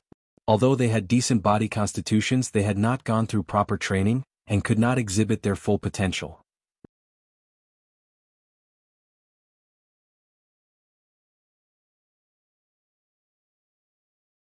Chapter 358, XCX. Vatitious Kuan. Book 3, The South, Chapter 358, Individual Ideals. Zhang Zi's Decision. Congratulations on gaining 1 point in spirit. Yu Zhong opened his eyes as the sweet sound of a system notification rang out in his mind. After conquering Longting town, Yu Zhong had a chance for a true breather, and he ingested the pearl fruit under the protection of white bones. Yu Zhong gobbled 5 of them in one shot, and his spirit gained 20 points of enhancement. Is this the limit? Yu Zhong proceeded to pop in one more fruit and he swallowed it, yet he found that while there was a cool stream of energy within his body, it could not help enhance his stats anymore. Get Chen Jingguang in to see me, Yu Zhong told Ming Jiejia. Ming Jiejia nodded and dismissed herself saying, Yes, Master. Not long after, Chen Jingguang was brought by Ming Jiejia. Yu Zhong looked at Chen Jingguang with a piercing gaze. Chen Jingguang, a month has passed, what is your decision? Are you all staying or leaving? If you choose to leave on account that you guys have helped to train my men, I can let you guys have 5 days worth of rations each as well as 5 Type 81 rifles and 100 bullets. Currently it has been a month since Yu Zhong had conquered Longting town, and in this month he had used a harsh training regime to train up his 2 battalions. Those 2 battalions were made up of the survivors who had suffered greatly, and could tolerate the harsh training. At the same time, Yu Zhong fed them with the Type 2 mutant beast meat to help them recover their vigor and boost their constitutions. Under that intense training, the 2 battalions were starting to show signs of a proper army. At the same time, while they were still far from an actual military, they could match against an army which had been training for a year. These 2 battalions had trained hard, but they still lacked the battle experience. As long as they were forged through the flames of war, they would become an elite troop. Since his troops were trained, Yu Zhong's mood was good as well, and naturally was willing to let those previous troops leave. A forcefully picked melon was not sweet, and if Yu Zhong kept them against their will, it would only breed contempt and dissatisfaction. And in time, if they were to backstab him internally, it would be a problem. It had been the case with the Freemasons previously. Qin Jingguang responded with a straight look at Yu Zhong. Yu Zhong, I want to ask you, what's the deal with the slaves? Amongst Yu Zhong's troops, there were the Scum Battalion and Women Battalion, which didn't exist prior to the apocalypse. Other than those, there were even slaves. Many of these slaves were the family members of those Vietnamese who had engaged in a crazy slaughter of the Chinese. Yu Zhong looked at Qin Jingguang and responded, they are the family members of the traitors and Vietnamese who slaughtered the Chinese. You should be clear on this. Qin Jingguang stared at Yu Zhong and asked in a righteous tone, those traitors and Vietnamese that engaged in slaughter were guilty beyond doubt. You can kill them or send them to the Scum Battalion, I have no issues with that. However, their family members are innocent. Aren't your measures too much? Qin Jingguang had always been an upright soldier. Even though Yu Zhong was the ruler of the town now, and could easily order his death, he did not hesitate to berate Yu Zhong according to his principles. Yu Zhong looked at Qin Jingguang coldly and unmoving. Innocent? When those traitors wanted to betray, why didn't their families advise against it? When those Vietnamese wanted to engage in slaughter, why didn't their families discourage them? If they were to succeed in a revolt, everything of mine would fall into their hands, and their family members would get to enjoy their success as well. As for those Vietnamese, didn't the families enjoy whatever they stole from us Chinese? Yu Zhong eyed Qin Jingguang and continued indifferently, if you're that righteous, go bring your brothers and take a tour around Vietnam. There are countless numbers of Chinese awaiting your saving. If these soldiers could integrate into his troops, it would be the best-case scenario. However, as they had helped train up a new batch of soldiers, even if they wanted to leave, Yu Zhong would not force them to stay. Qin Jingguang was also a quick-tempered man. Without saying any more, he turned around and said, fine. I'll bring my men away. Yu Zhong watched Qin Jingguang's retreating figure, and sighed as he shook his head lightly. He truly was a righteous and moral man. However, it was not the right era for his ideals, and furthermore it was in conflict with Yu Zhong. Ming Jejia, who was standing beside Yu Zhong, flashed a cold glare as she asked, shall I take care of him? With Ming Jejia's current power, as long as she summoned her shadow wolf out, she could easily kill a normal person like Qin Jingguang silently. Yu Zhong lightly sighed, no, it's not necessary. As long as he isn't an enemy, we don't have to silence him. Such a righteous man, the more such characters exist, the better it is for the world. It's just that he has differing views from us. Yu Zhong was someone who did not mind any means to achieve his goals, and lived by an eye for an eye, a tooth for a tooth. However, he didn't dislike those with righteousness nor morals. As long as they did not hinder his goals, of course. Otherwise, he wouldn't treat them any better than others. Ming Jejia looked at Yu Zhong with a somewhat understanding expression, as she pouted and kneeled in front of Yu Zhong, and started massaging his legs carefully. When Qin Jingguang reached his camp, he immediately gathered the rest and said, let's leave. Upon hearing Qin Jingguang's words, the entire group of military personnel went into uproar, as a whole load of chattering and voices resounded. One of the platoon commanders, Zhang Ji, looked at Qin Jingguang and questioned, Old Qin, what happened? Did Yu Zhong chase us out? Qin Jingguang replied extremely honestly, no, he didn't. He asked me over today, and it was to ask if we wanted to stay or leave. The moment we stay, we will have to listen and obey his orders and become his troops. If we want to leave, he would not stop us, and he would give each and every one of us 5 days' worth of rations, 5 Type 81 rifles and 100 bullets. One of the soldiers immediately quipped, "Commander, then why are we leaving? Yu Zhong is not like Qin Liang, that bastard, and he has not mistreated the people of Longting Town. Here, as long as people are willing to work, they get a decent meal. We ourselves get to eat our fill, and there's even meat and vegetables. If we have to leave, where will we go?" Yeah. Some of the other soldiers also called out disgruntledly. Under Yu Zhong's command, while training was in fact tougher than before, they got their fair share of meat and rations, of which the meat was even from a Type 2 mutant beast, which nourished their bodies. They had an incomparable physique now, and many were unwilling to leave. Qin Jingguang's face turned ugly as he hollered, "What's the noise for? Just a little bit of meat and rations can buy you guys over? You must remember you are soldiers of this country. Did you not see those slaves? He actually reintroduced the slave system, which is immoral. He would be tarnished in history as a warmonger, and are you guys going to join him in his offense?" When Qin Jingguang lost his temper, all the soldiers quietened down. Qin Jingguang was an upright and moral man, and had decent standing amongst his fellow men here. Zhang Ji kept silent for a while before lifting his head and said, "Old Qin, if you want to leave, then leave by yourself. I will not leave. I want to stay here. The purpose of the army is to protect the citizens. As the citizens are here, the army should be here. I want to stay on to protect the people of Longting Town. As long as Yu Zhong does not harm the interests of the inhabitants of Longting Town, I will listen to his commands." Qin Jingguang stared at Zhang Ji for quite a while before sighing and said, "Fine. Those who wants to leave with me come. Those who would like to stay go over to Commander Zhang's side." Many of the soldiers hesitated and contemplated for a long while, before finally coming to a decision. A good number of them went over to Zhang Ji's side, while only 6 started towards Qin Jingguang. In the middle of their walk, 2 of them faltered and came over to Zhang Ji's side.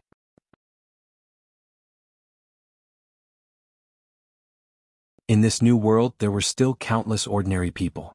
And these soldiers also wanted to live ordinary and peaceful days. Compared to going with Qin Jingguang on an unknown journey to an unknown destination, many of them would rather stay here. After all, Yu Zhong was Chinese and these soldiers had no issues working for him. Qin Jingguang swept his gaze around the camp, and let out a slow sigh as he brought the 4 soldiers and left without turning back. Zhang Ji looked at the back of Qin Jingguang silently, and executed a military salute. Not long after Qin Jingguang left, Yu Zhong walked into the camp with big strides, and gazed at the 100-odd soldiers still standing there as he chuckled and said, "So you guys have decided to stay?" Zhang Ji looked at Yu Zhong, his eyes flashed with a resolute gaze as he said, "Yes, leader. We're willing to work hard for you. We're willing to work hard for leader." In the camp, their uniform voices rang loud and clear. Those who had decided to stay had steeled their hearts in preparation to serve Yu Zhong. Yu Zhong smiled at Zhang Ji. "Good, Zhang Ji. From now on you're the vice commander of my 1st battalion. Work hard." Zhang Ji's heart leapt with joy. "Yes, leader." Yu Zhong had established 2 battalions of soldiers, one of which labeled as the 1st Battalion, directly under his control. All sorts of equipment, manpower and resources would be prioritized on the 1st Battalion as well. The commander of the 1st Battalion was currently Wei Ningguo, and although he was a poor commander, he had followed Yu Zhong the earliest, and was loyal to a fault. Other than his combat prowess, everything was basically a mess. However, he listened to everybody, and that was a superb quality. With such a person as the commander, the vice commander would be the person truly calling the shots. Hence Zhang Ji was extremely happy. He had risen to become an official, and fulfilled his dream that was impossible before the apocalypse.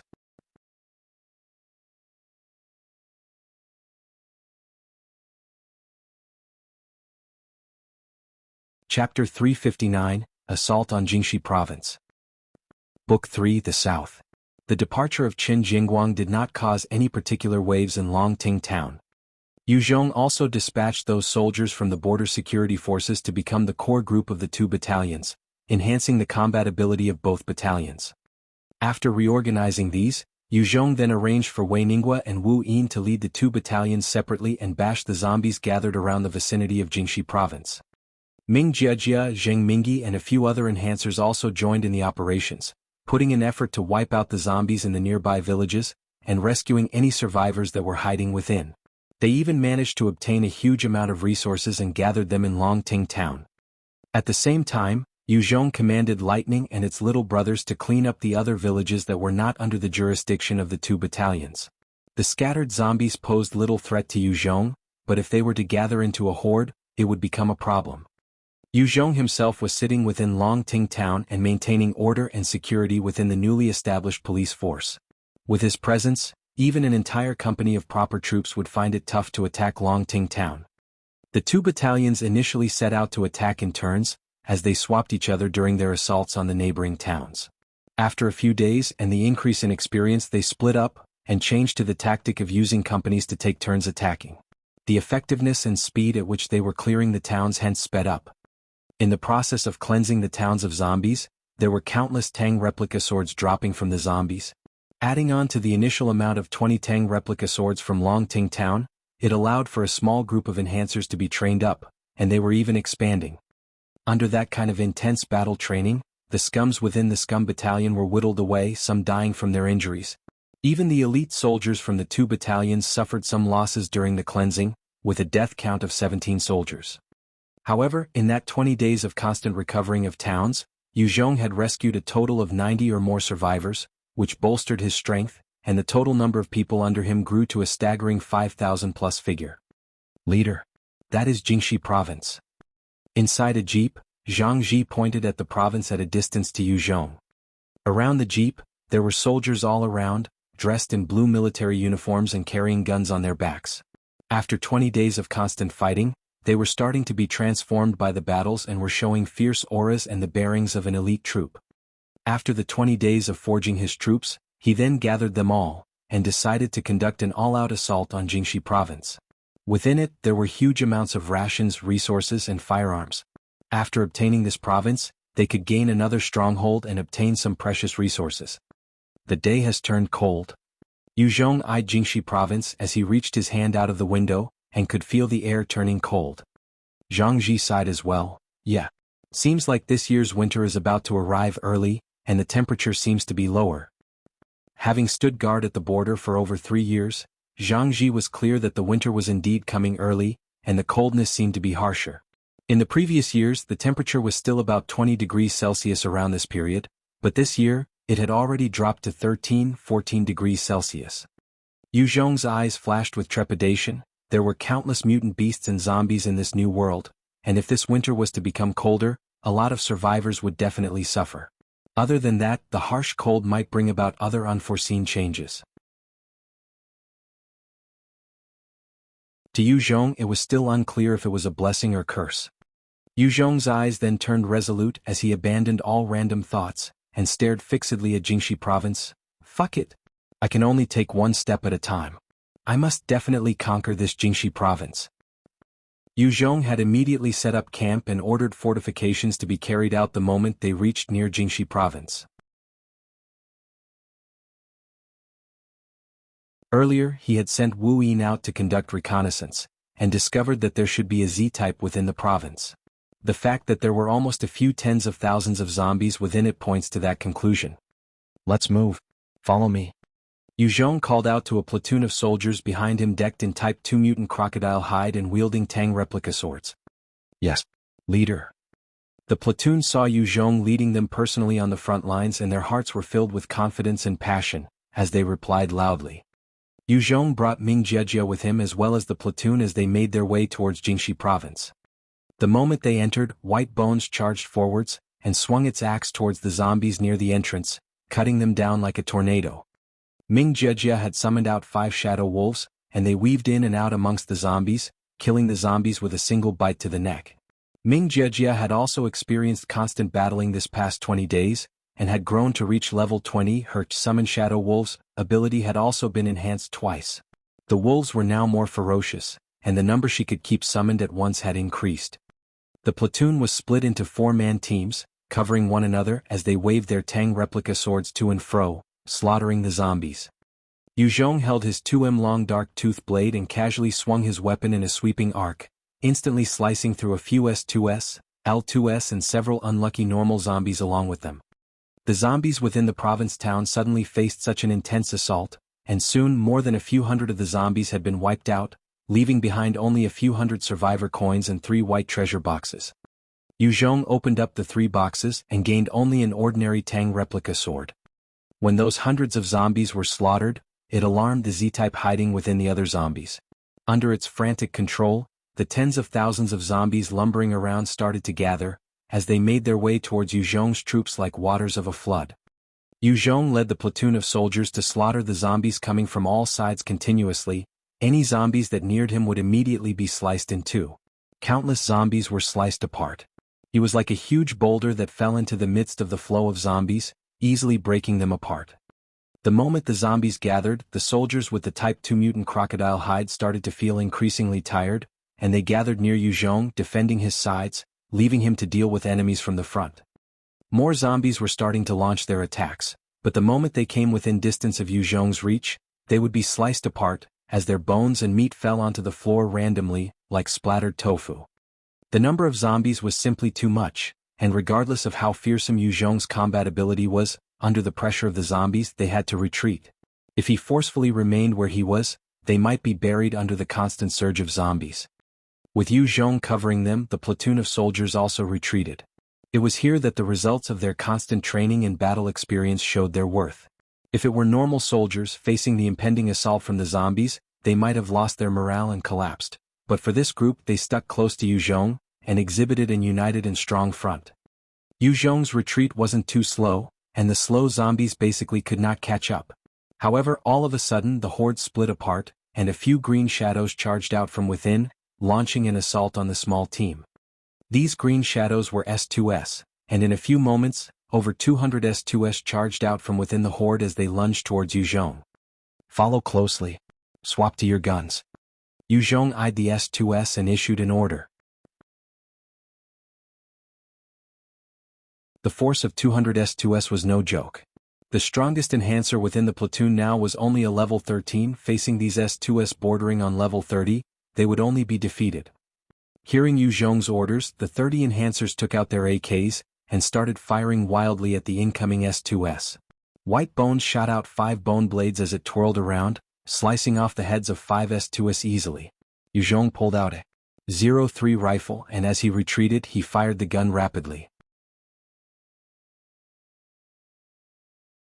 His mental acuity, vision, reasoning and reflexes were all far greater than the majority of normal humans, allowing an uninterrupted stream of headshots.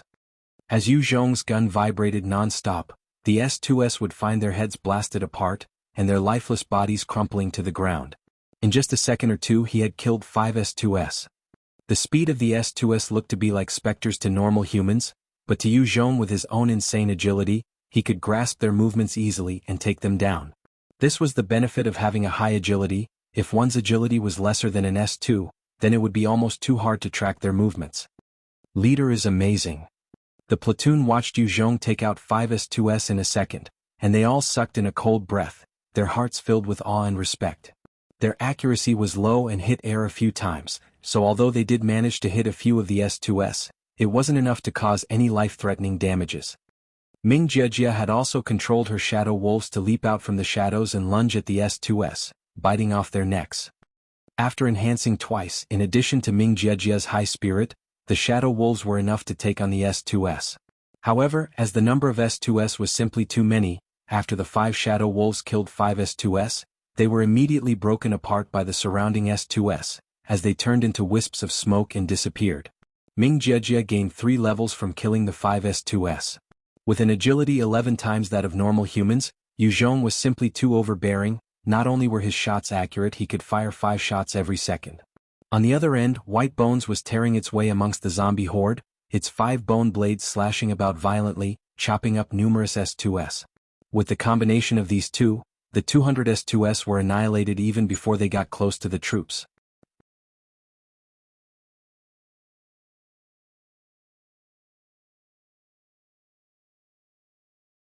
Chapter 360, Conquering Jingxi Province. Book 3, The South.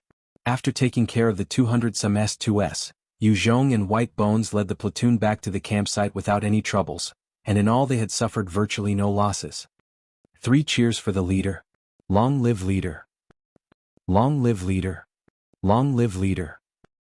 When Yu Zhong led his men back to the site, Joyful cheers and celebrations resounded as the morale of the soldiers reached an all-time high. Their leader was fearless, and this naturally gave rise to a sense of strength.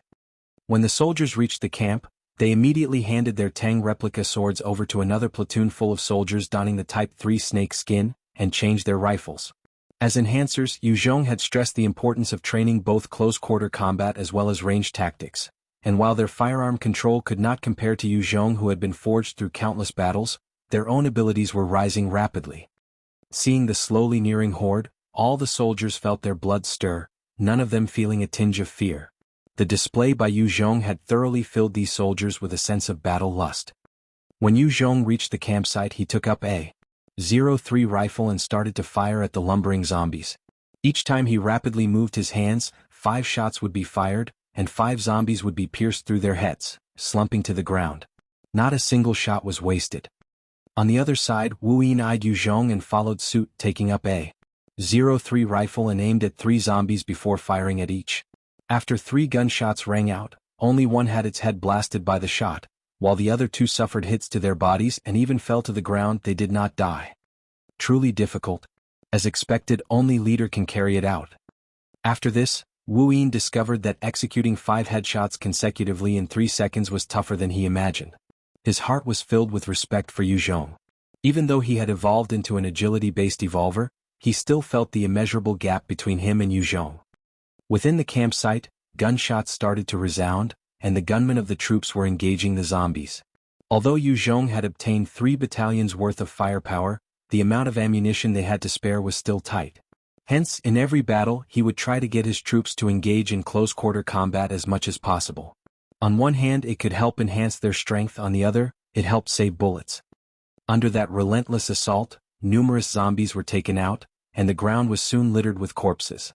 However, Yu Zhong and the sharpshooters could do nothing to impede the advance of the horde; they could only slow down the movement of the zombies. The moment the horde moved, they would become an unstoppable force of death. This was their scariest point. Regardless of any injuries, they would not be afraid or daunted, and in this aspect they were undoubtedly better than humans. With the onslaught of the huge horde, the soldiers started to feel nervous. Although they had killed a large number of them, facing this sea of never-ending zombies, they would still feel anxious and fearful. However, Yu Zhong was still at the forefront, fighting off the zombies like an undefeatable war god, resolutely hunting the zombies. Seeing that, the troops felt their morale bolstered once again. As Yu Zhong stood there by himself, he was like an immovable mountain while firing at the zombies non-stop. Every shot fired would find its mark in a zombie's head. Every second, there would be a zombie slumping to the ground before being ground to paste by the relentless zombies behind. Such a strong person quickly attracted the attention of the Z-type behind. The horde of zombies suddenly made a movement as they split apart, and from afar, there were 30 hours 1 second that could be seen. A huge sense of crisis welled up in Yu Zhong's heart, as the 30 hours 1 second had the means to threaten him. His eyes flashed coldly and raised his hands at the H1S, before a huge tornado of devil flame erupted, and was sent howling towards the zombie horde, blowing towards the group of H1S. Under that fiery tornado, all the H1S and ordinary zombies were sucked into it and incinerated almost instantly. In that one move, Yu Zhong had annihilated 200 over zombies, leaving only a charred black trail of destruction. That single move was incredibly powerful, but had expended 50 points of his spirit and 10 points of stamina. Based on his constitution, he could at most cast it another 3 times. Victory! Victory! When those soldiers saw Yu Zhong wiping out almost 300 zombies in one move, they were incredibly excited, and shouted in delight, and their morale reached a peak.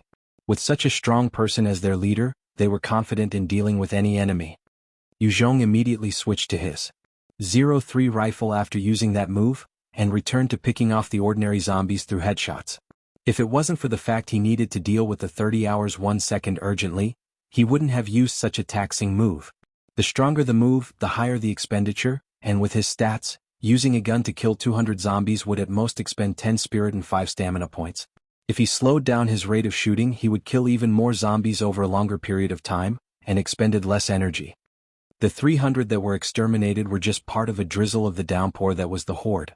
The backup pretty soon filled in the ranks and once again resumed their advance towards Yu Zhong. This was the strong point of the horde, and regardless of the strength of any individual enhancer, as long as they were alone, facing a horde would mean certain death. It was only a matter of time. Open fire. Yu Zhong looked at the nearing horde and ordered loudly. In that instant, the sharpshooters at the front line of defense immediately started firing wildly at the incoming zombies. Under that hail of golden rain, a large number of zombies were instantly felled, like the wheat crops when farmed with a sickle. However, as those zombies felled, there would be many who crawled up again. The fortunate thing was that the rain of bullets was powerful enough to stop them for a while, and the huge horde could not proceed for that instant as though they were stuck in a lock. Disperse. After firing in a frenzy for a minute, Yu Zhong issued the next command. The ammunition he had left was not enough and could not support the battle. Upon receiving Yu Zhong's order, the soldiers started to climb up from their defense line, and retreated as they carried their ammunition. Yu Zhong had ordered the construction of 5 defense lines. Losing one wasn't anything much. Losing the suppression of the bullets, countless zombies started to crawl up, as their rotting and stinking bodies reached for Yu Zhong. Charge! Yu Zhong ordered the platoon of soldiers wielding Tang replica swords, as he led the assault on the zombie horde. While the zombies could still get up after that hail of metal, their formation was scattered, and clearly they were at their weakest. Kill? The platoon of soldiers howled out in fury, and followed Yu Zhong closely as they slaughtered their way out, slicing numerous zombies all around them. Those zombies that had barely gotten up could not resist the relentless assaults from these soldiers, and were mostly chopped in two. Yu Zhong led the platoon of soldiers and killed over 600 zombies, before gathering again and preparing to retreat towards the back. The horde continued to surge towards Yu Zhong. In that intense and grueling battle, Yu Zhong had abandoned 3 defense posts, and the zombies that had died under him and his troops have exceeded 6,000, but the horde still had over 24,000 zombies, looking as tightly packed as ever. After they retreated to the 5th defense post, Wei Ningguo came to Yu Zhong's side and handed him a remote control. "Leader, it's done." Yu Zhong received it and immediately pressed it. Hong! Hong! In an instant, the surrounding areas of the 4 defense posts exploded out in a deafening roar, and ignited the fuel and combustible items laid around. They were instantly enveloped in a fiery blaze. In that huge firestorm, a large part of the horde was instantly incinerated. The horde also seemed to have some strange movement, as the zombies started to move towards the 2nd defense post. The zombies at the 2nd defense post seemed to be making their way out of the fiery trap. Alas, they were surrounded by fire everywhere. Regardless of which direction they tried to escape to, they would be swallowed by the flames. The pungent smell from the burning wafted in all directions. After burning for a while, the large horde suddenly collapsed, and the evolved types escaped in all directions. The rest of the ordinary zombies just stood blankly within the sea of fire, being burnt. These normal zombies would not have any reaction to being burned alive, as opposed to the evolved types with increased intelligence, and they naturally would not stay inside. The Z-type inside is finally dead. Yu Zhong looked towards the sea of fire at a distance and heaved a sigh of relief. As long as the Z-type was killed, then there would be nothing to fear about the tens of thousands of zombies. Yu Zhong could simply burn them all in one move. The evolved types could not break through the fiery traps regardless of their struggle, and in the end they were all burnt as well. Even the L2s that could withstand bullets were turned into ash. Before they could escape out of the fire, their brains had been fried. The huge sea of flames burned for half a day before finally dying out. Throughout the 4 defense posts, there were many burnt corpses stretching for miles. Enter the town. Yu Zhong looked at Jianghu province and commanded. Enter the town? Zhang Ji called out excitedly. He had not expected that the province that was swarmed with zombies had been taken down so easily, without a single death on their side. Victory! Victory! The soldiers who had been through such a long intense battle cheered out loudly, and started marching towards Jianghu province. They had conquered an entire city. This was extremely exhilarating.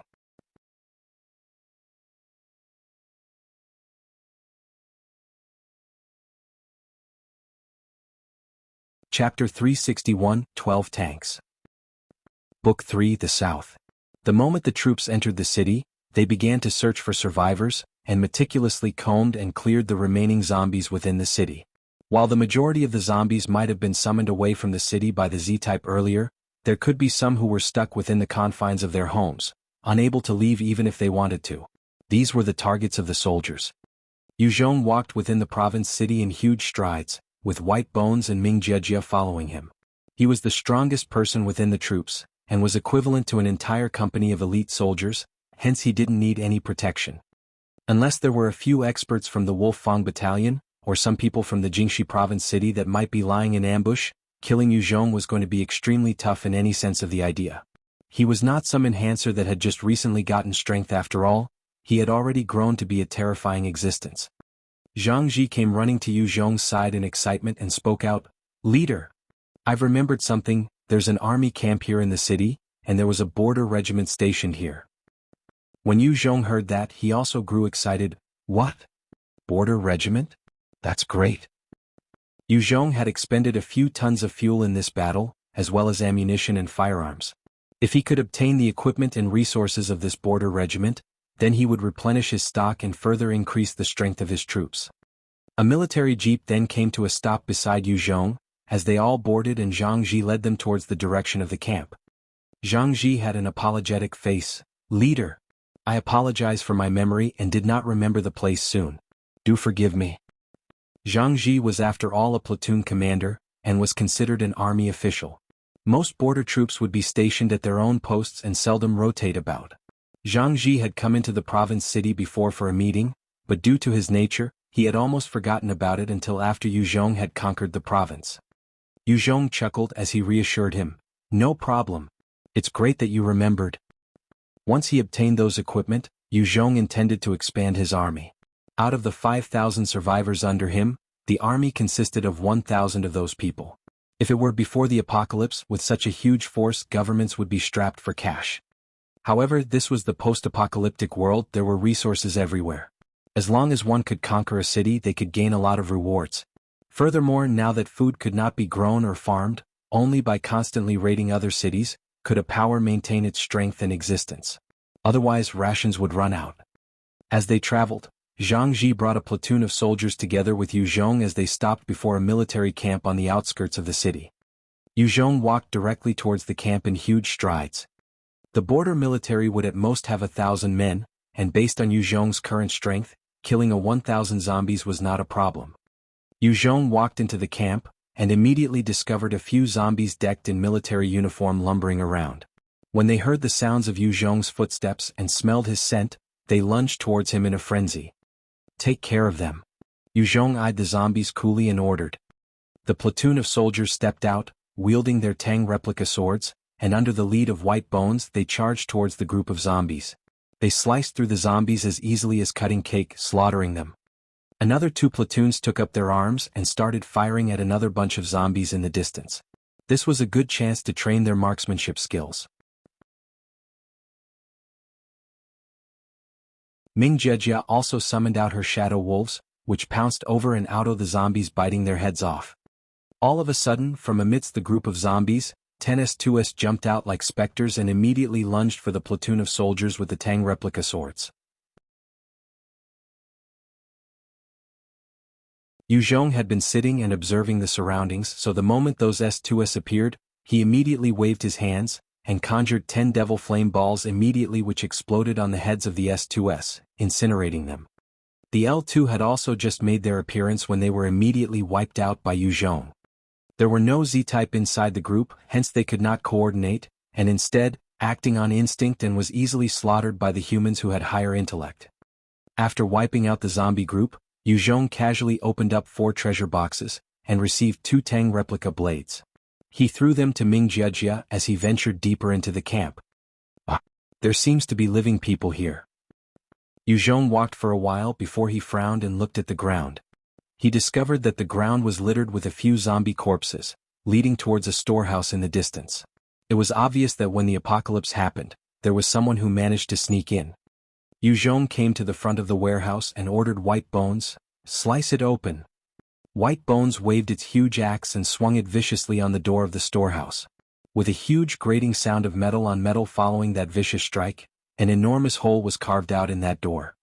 In just a few swings, the metal door of the storehouse was chopped apart by White Bones. "Don't move. Otherwise I'll open fire." Right as White Bones pushed the door inwards, There was a weak voice that traveled out from within the storehouse. Yu Zhong frowned slightly and ordered White Bones, "Go disarm those inside. Take care not to injure them." White Bones' fiery demonic eyes flashed in response, as it swiftly charged into the storehouse. A few bellows of rage resounded from within the storehouse, followed by a few gunshots, after which silence ensued. Only then did Yu Zhong bring Ming Jiejia into the storehouse.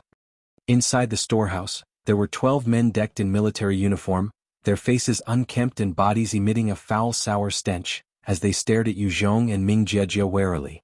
There were piles of canned meat and biscuits as well as plain water at one corner of the storehouse. It was obvious that this group of soldiers had managed to survive with those rations. One of the soldiers with a bearing of an officer eyed Yu Zhong and asked slowly, "Who are you?" "My name's Yu Zhong, I'm the one saving you. Who are you guys?" Yu Zhong replied.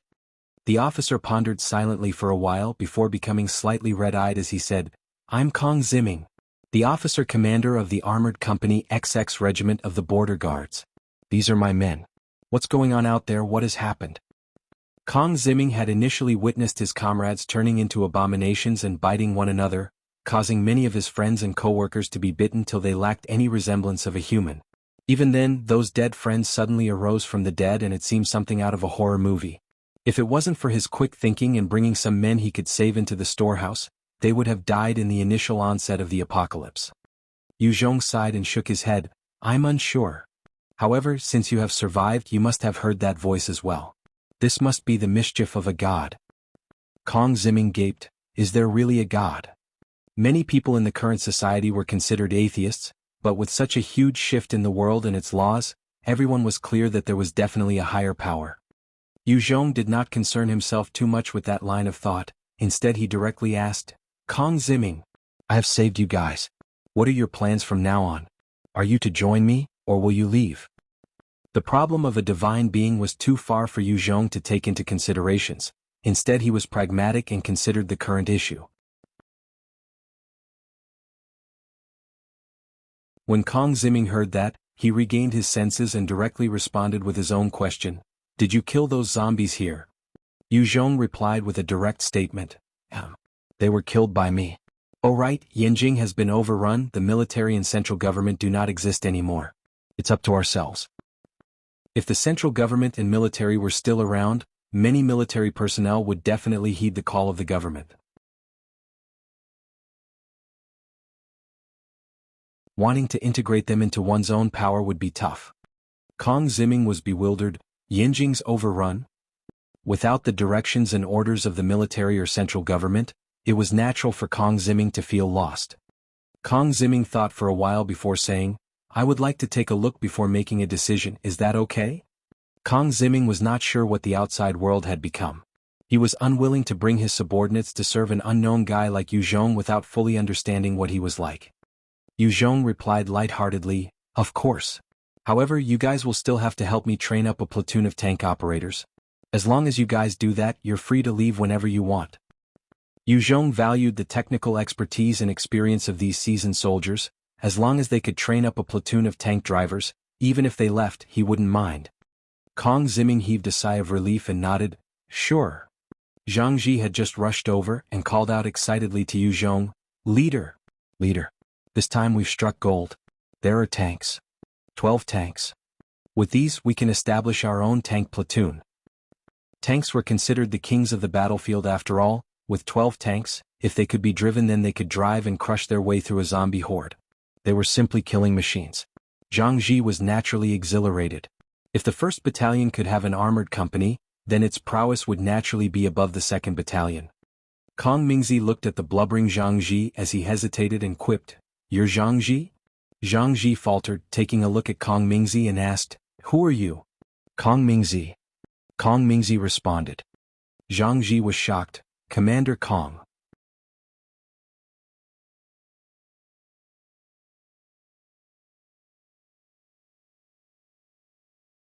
Chapter 362, Raid.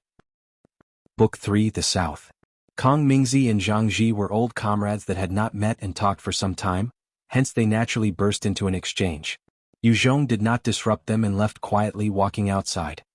Yu Zhong had just exited the storehouse when he discovered intense gunshots from afar. his face fell and he instantly rushed towards the direction of the commotion. At the entrance of the camp, there was a gunfight happening, as a group of militants dressed in an assortment of motley clothing were currently attacking the camp in a frenzy. The militants, however, did not make any move to charge into the camp, instead opting to hide behind cover whilst firing at the soldiers within the camp. Countless bullets flew, yet the casualties on both sides were minimal. People inside, listen up. We are from the government of Tianjin province. The weapons and equipment inside are properties of the country. Other than the government, no one else can use it. Quickly surrender and we can close an eye to all past transgressions. Yu Zhong had arrived at the entrance by then and heard the mind games from the militants. When the soldiers heard the cries of those militants, they started to hesitate. If it were zombies or the Vietnamese, they would not hesitate to take them out. However, if they were to act against government officials, they could not bring themselves to do it. After all, they were working for the government prior. However, the majority of the soldiers were survivors that Yu Zhong had rescued in Vietnam, and they only acknowledged Yu Zhong and no one else. None of them had any reservations about firing at these militants. Yu Zhong's eyes turned cold and he called out loudly, "I'm Yu Zhong. I order you to immediately put down your weapons and kneel to receive your punishments. Otherwise I'll spare no one." The loud one amongst the militants immediately responded, "Yu Zhong, is it? The weapons inside belong to the country. As long as you hand them over to the government, we will compensate you with resources and medals. If you want to continue resisting, then it's tantamount to going against the country, the government and the people. You'll be labeled as traitors. You'll receive the admonishments of the people." Yu Zhong's eyes flashed coldly and ordered White Bones, "Kill them." In this kind of situation, regardless if those militants were really from the government, Yu Zhong could not care less. As long as they were attacking him, they were enemies.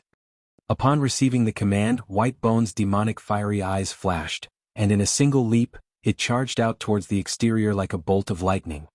Ming Jiejie, standing by Yu Zhong's side, also summoned her shadow wolf, as it melded into the shadows of White Bones, following its charge out. When White Bones emerged from the camp, those militants turned their fire towards it, and the bullets only served to ricochet off its armor, not impeding its charge in the slightest manner. White Bones possessed a speed that was 5 times that of a normal person, and in launching itself, it managed to charge through a point of cover and chop down viciously. In that swing of its axe, a man immediately lost his head, as fresh blood splattered onto White Bones' body. After killing one of the militant men in a single swing, 4 sharp bone spikes emerged from White Bones' shoulder. Suddenly they shot towards 4 other vantage points and pierced through 4 of the militants, before pulling them towards it in a single file of struggling bodies. White Bones then swung its axe and immediately sliced them in 2, causing fresh blood to flow out from their bottomless bodies. It was truly a terrifying scene. Ah! Ah! The 4 militants did not die at the first instant, instead they rolled around screaming and moaning in agony. It had thoroughly shaken the morale of the other militants. That's an enhancer. A high-level enhancer? Too fearsome. It's like a demon. When they saw their comrades slaughtered so easily, the remaining militants felt their hearts tremble, as they lost all sense of their fighting will. White Bones then charged towards the hiding place of the rest of the militants in a furious manner. The militants immediately collapsed and tried to escape when they saw White Bones charging at them. Yu Zhong's gaze frosted over as he held up his .03 rifle and fired a few bullets, instantly killing those escaping militants with headshots. As long as it was an enemy, Yu Zhong would not hesitate to wipe them out, regardless of their background. Beast, don't go overboard. You think only you're a high-level enhancer? Following a bellow of rage, 6 enhancers decked in assorted clothings jumped out from nowhere. One of them was a burly man, wielding a huge hammer and giant steel shield. He was obviously a strength-based enhancer. Another was wielding a 2m-long mace single-handedly. 2 others held daggers in their hands, and their speed was even higher than White Bones when they charged out. It could be seen that they were agility-based enhancers. Strength and agility-based enhancers were the most commonly seen experts. Other than those 4, there was a scrawny man with his hands wide opened, and a transparent barrier blocking in front of them, preventing any stray bullets from hitting them. Finally, there was a young man with glasses as he stood amongst the rest and gazed at Yu Zhong coldly. The Heavenly Kings have made their move. This time that enhancer is dead meat. The 6 heavenly kings are about to take action, he will definitely die. When they saw the appearance of the 6 enhancers, the remaining militants who had lost all their morale immediately regained some sense of confidence as they shouted loudly. Yu Zhong flipped his hand and a PF-98 appeared within his hands, as he aimed quickly and fired a shot at the 6 enhancers. With a flash, the rocket shot forwards and exploded on the transparent barrier with a loud boom. Under the flaming explosion, the barrier was shattered into pieces. The enhancer with the barrier skill suffered the backlash as he spat out a mouthful of blood and crumpled to the ground. He just used a rocket launcher. The young man in glasses immediately had a change in expression, as he shouted out in shock and dove for cover. Losing the protection of the barrier, the remaining 4 enhancers were immediately hit with the bullets as they tried to escape behind cover as well. Since they were wearing high-level mutant beast's hide, as long as they did not reveal their heads, it would be hard to take them out. Yu Zhong's eyes narrowed as he stared at one of the agility-based enhancers and activated his Art of Fear, as an oppressive spiritual blast that assaulted the mind of the targeted enhancer. His eyes flashed with fear as he was overcome by the horrendous images, and he fainted immediately. He's difficult to handle. We have to escape. The young man in glasses said in a low voice. He had vastly underestimated this troop of soldiers as well as Yu Zhong. In their original plan, the 6 of them coupled with their 200 soldiers were enough to take down the camp. However, with the appearance of Yu Zhong, their plans had come to naught. The enhancer wielding the mace pointed to White Bones that was slaughtering the militants and said, "Jiang Ming, hurry and retreat. Our brothers will be killed by that freak soon." Without anyone stopping it, White Bones could easily slaughter the 200-some militants. It had followed Yu Zhong from his very first battle, and possessed terrifying combat strength. Its bones were mostly impervious to guns and physical weapons, and normal people would find it impossible to even cause a wound. Jiang Ming's face fell. "Shenjia, if we stay here we would be annihilated. Let's scram." The other agility-based enhancer nodded and agreed. When the first agility-based enhancer had noiselessly slumped to the ground, his heart was filled with fear. Without any hesitation, the remaining 4 enhancers quickly turned and tried to escape towards the forest. Want to escape? Not that easy. Yu Zhong laughed coldly when he saw the attempts of the 4 escaping enhancers. Taking aim, he pulled out his stinger and swiftly fired 2 shots in the direction of the forest. In that instant, the slower strength-based enhancers found their heads blasted apart, as their headless bodies slumped to the ground.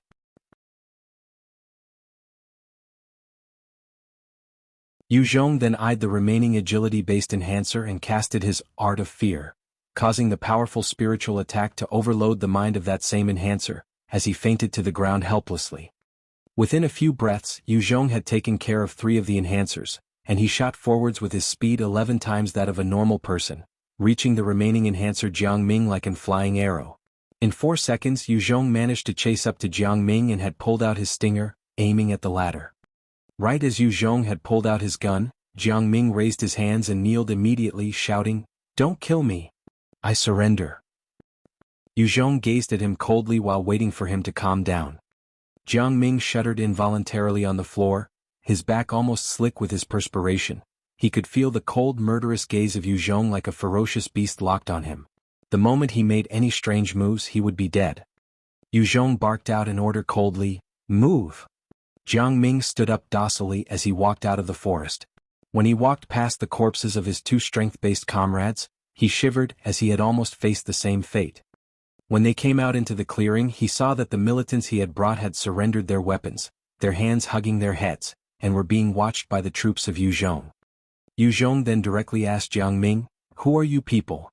The soldiers on Yu Zhong's side also looked towards Jiang Ming, especially the soldiers from the border guards. They wanted to know the background of these defeated militants.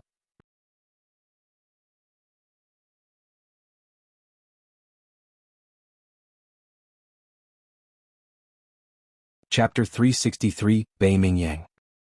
Book 3, The South. Yu Zhong's eyes narrowed and he stared at Jiang Ming coldly. "If you dare lie, I'll kill you immediately." Jiang Ming's body shuddered as he started to reveal everything to Yu Zhong. The bunch of militants were the survivors of Tianxing province. Just 3 days ago there was a man called Bei Mingyang who brought some people to conquer it. Bei Mingyang was also a capable person. unifying the surrounding powers and commanding over 20,000 people as well as 3,000 soldiers under him. Amongst the 3,000 soldiers, there was a company of border guards. Their overall combat prowess was strong. After he conquered Tianjin province, a few survivors told Bei Mingyang about the situation and information regarding the nearby military camps.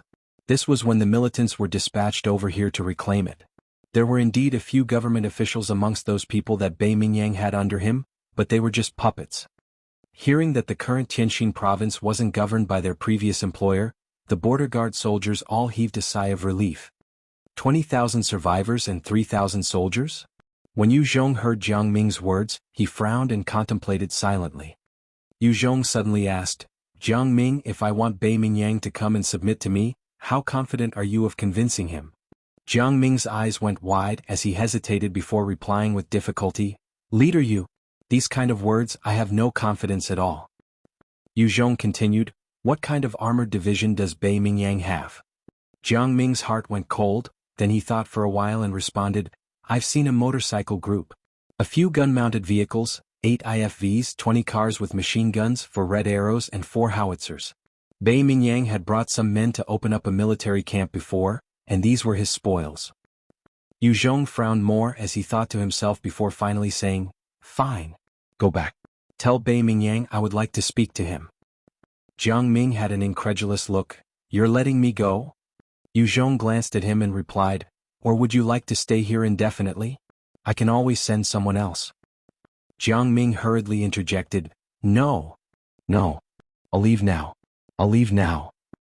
After which, Jiang Ming then swiftly turned and ran towards the distance, while he threw the fate of his fellow enhancers to the back of his mind. When Jiang Ming ran, Zhang Ji and the rest reorganized the camp, and they transported the equipment into the heart of Jingxi province. In the lush office of the conference room in Tianjin province, a medium-built man with energetic eyes and an air of elegance between his brows looked at Jiang Ming. This man dressed in military wear was the current leader of Tianjin province, Bei Mingyang. "Yu Zhong wants to see me?" Bei Mingyang's eyes flashed with a mischievous light as his index finger tapped the armrest it was on. He continued, "Jiang Ming, do you know why he wants to see me?" Jiang Ming hesitated a while before hardening his skin and said, "Boss Bei, Yu Zhong wants you to surrender to him." Jiang Ming's words instantly caused an uproar within the conference room. One of the men within the room who looked tanned and short yet extremely muscular cursed out loud, "Damn it! That Yu Zhong must have knocked his head? He wants us to surrender to him? He should surrender to us, that dumb shit." "Boss Bei, send the troops to eliminate him. Take his Jingxi province." "Boss Bei, that Yu Zhong dared to kill our men, he sure is gutsy. Let me take some men to wipe him out." In the meeting hall, almost everyone was calling for Yu Zhong's blood. Only Jiang Ming remained silent. After facing Yu Zhong, he was extremely clear on Yu Zhong's strength, and he felt that even if Bei Mingyang sent everyone, it would be impossible to win against a prepared Yu Zhong. Bei Mingyang's eyebrows arched as his face turned gloomy. Silence. The meeting hall instantly went quiet. Bei Mingyang held authority within this Tianjin province after all, and was the one who had conquered it with his troops. Bei Mingyang just sat there and stared at the silent, middle-aged man with a knife scar on his face and asked, "Shang Luan, what do you think?"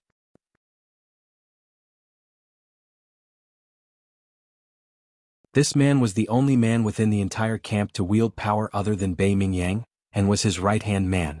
Within Tianjin province, his words carried weight as well. Shang Luan's heart turned cold as he looked around at the passionate people with the hall, as he hesitated for a while before saying softly, "I think there's nothing wrong with having a discussion with Yu Zhong." While Shang Luan looked like a simpleton, he in fact possessed high intelligence. Since Yu Zhong could conquer Jingxi province, it meant that his power was not weak. He did not want to blindly call for his blood, only to be sent forth by Bei Mingyang, and in the end expend his own force. In this post-apocalyptic world, only strength mattered, those without strength would only suffer. With those words, Bei Mingyang's brows arched even further, and his eyes flashed with unhappiness, but soon it disappeared and no one saw it. A heavily tattooed man with blonde hair stood out and spoke out tauntingly, "Shang Luan, you must be frightened? If you're scared, just say so. What a useless piece of trash." Shang Luan responded with an equally challenging gait. Gan Luowang. Since you're so good, why don't you take care of this problem? You're just talking after all. If you have the balls, go bring some men to wipe Yu Zhong out. If you succeed, your father I will personally kowtow to you and admit my mistakes.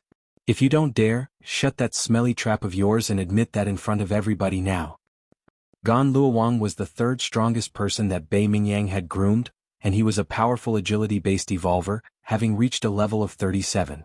Other than that, he had over 300 subordinates and they were all thugs who dared to risk their lives. Gan Luowang looked back with contempt and challenged, Shang Luan. If your father I brought people to take down Yu Zhong, you'd kneel in front of your father I, is that right? Shang Luan responded with a cold stare, that's right. If you don't dare to take your troops out to wipe Yu Zhong out, then you have to admit to everyone present here you're a coward. Gan Luowang immediately rose up to the challenge and jumped to his feet, shouting, good. Your father I will take my troops to go take Yu Zhong down now. Shang Luan, just wait to kneel in front of your father I. Shang Luan laughed coldly, let's wait till you actually accomplished it. Just you wait. Gan Luowang threw a look at Shang Luan and immediately rushed out without waiting for Bei Mingyang to say a single word. He was afraid that Bei Mingyang would stop him, so he swiftly left and disappeared from the meeting hall. Bei Mingyang watched the scene with furrowed brows. Gan Luowang was a naturally awakened evolver, and possessed immense combat ability. He was a genius, but he was too hasty and liked to do things his way, and this led Bei Mingyang to be frustrated at times. Bei Mingyang then glanced at Shang Luan and said indifferently, Shang Luan Lao Hui. Both of you go take your men to reinforce Gan Luowang. Yes, Boss Bei. Shang Luan lightly sighed in his heart as he replied in a low voice. He was satisfied that he had escaped being today's scapegoat. Bei Mingyang possessed the strongest hand in Tianxin province, and as long as Shang Luan wasn't forced into a corner, he wasn't willing to disobey Bei Mingyang's orders. Yes, Boss Bei. The leader of the other smaller faction Lao Hui replied respectfully. Gan Luowang had quickly arrived near Jingxi province. So that is Jingxi province? Nothing special about it. Gan Luowang eyed the entrance as he chuckled coldly. Behind Gan Luowang stood 300 warriors decked in black suits and they held rifles in their hands, while they hung Tang replica swords by their hips. These 300 warriors were all enhancers, and while their levels were only around 6 or 7, there were a few who had reached above level 10. Such a troop was personally led by Gan Luowang. They had killed over 2,000 zombies and was termed as the Death God Team. Gan Luowang took one more look at the entrance of Jingxi province, before turning to his Death God Team and called out, brothers! See that? That is Jingxi province. There are huge amounts of resources, women and equipment. Once we kill our way in, everything will be ours. As long as you follow me in within 3 days, whatever you want to do, I'll allow it. You can play or kill what you wish.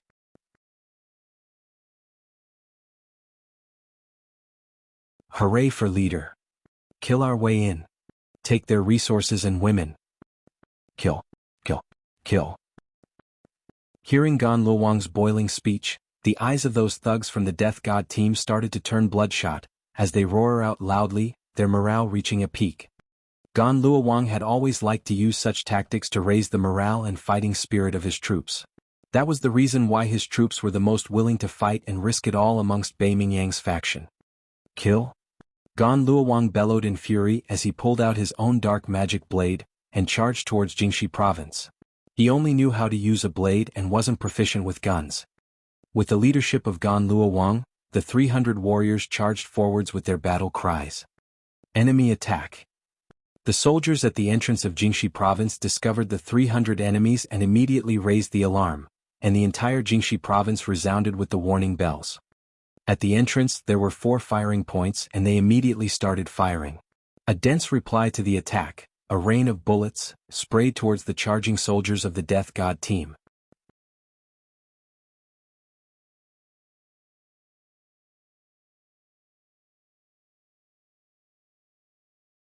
Chapter 364, Collapse. Vititious. Book 3, The South. Amidst the rain of bullets, those soldiers from the so-called Death God Team were shot rapidly, and many fell onto the ground bleeding from various wounds. In just a few breaths there were tens of them lying on the ground. Seeing their comrades falling to the ground, the remaining warriors of the Death God team split up and dove for cover, as they raised their guns and started firing in the direction of Jianghu province. As the leader, Gan Luowang activated his level 2, high-speed movement, that was enhanced 3 times, and with the skill and his equipment he reached a speed that was 16 times that of a normal human, exceeding even Yu Zhong. A normal person would have no means of locking onto such a terrifying existence. A huge amount of bullets landed around Gan Luowang, but they did not manage to even scratch him. In just 10 seconds, Gan Luowang had run in a zigzag manner and crossed the distance of 600 m to charge into Jianghu province. In that entire distance he wasn't hit once by a bullet at all. Gan Luowang had rushed past a fortification, and charged into the defense point, killing 4 of the soldiers inside easily like a spectre. The firing from that point ceased immediately. After casually slaughtering 4 soldiers, Gan Luowang then swiftly ran out from the fortification, and in just a few blinks, appearing within another firing point. He waved his dark magic blade again and killed those 4 soldiers. Gan Luowang had already destroyed 2 firing points just like that, and he made his way towards another location, preparing to swing his blade at the door of the firing point. All of a sudden, his face froze in horror as he dove towards the side hastily. With a huge bang, the door exploded outwards and countless metal shards flew out in all directions. There were a few booby traps behind that door. Gan Luowang's reaction was truly amazing, but as the distance to the epicenter was too close, countless metal shards had landed on his body. The majority of the shards were blocked by the mutant beast hide that he wore, while 2 small shards had shredded his face and one in particular had resulted in a hole in his ear. Enhancers were not invincible after all. In a battle with all sorts of means they could be injured as well. Even if Gan Luowang was an agility-based evolver, and his abilities far surpassing normal humans, it would be hard to guarantee that he would be totally unscathed. If it wasn't for the beast hide in that earlier explosion, Gan Luowang might have suffered greatly. Fuck. All you fuckers wanna die. After receiving injuries, Gan Luowang turned even more savage, and charged into the defense point. High-level enhancer. You sure are capable. However, don't look down on us normal people. A soldier saw Gan Luowang charging in and laughed lightly, his eyes flashed with a hint of desolate determination, as he pressed down on a button. Gan Luowang saw the actions of the soldier and a huge sense of crisis welled up in his heart, and he turned to retreat hastily. With a huge honk. A terrifying explosion shook the entire fortification structure and swallowed it up, as dust rushed to the skies. The entire structure collapsed onto itself, and was destroyed immediately. A small captain of the Death God team charged out from his cover and shouted, "The leader has destroyed their morale, it's up to us now. Charge." With the encouragement of the captain, all the warriors of the Death God team charged out from their covers, and they made for the direction of the Jianghu province. Gan Luowang had become the sharp knife to fight against the defense points and experts, after which the Death God team would follow suit and destroy the remaining soldiers. This was the way the Death God team had always fought, and with this method they had conquered many smaller factions. Without the frontline defenses, these factions would be powerless to stop the Death God team. Facing the assault of the Death God team, the remaining defense point fired wildly at the Death God team. A huge number of them were immediately pierced by the bullets as they fell to the ground. However, the lone firing from this defense point was not enough to block the charge of so many soldiers, and many of these warriors still managed to overrun them.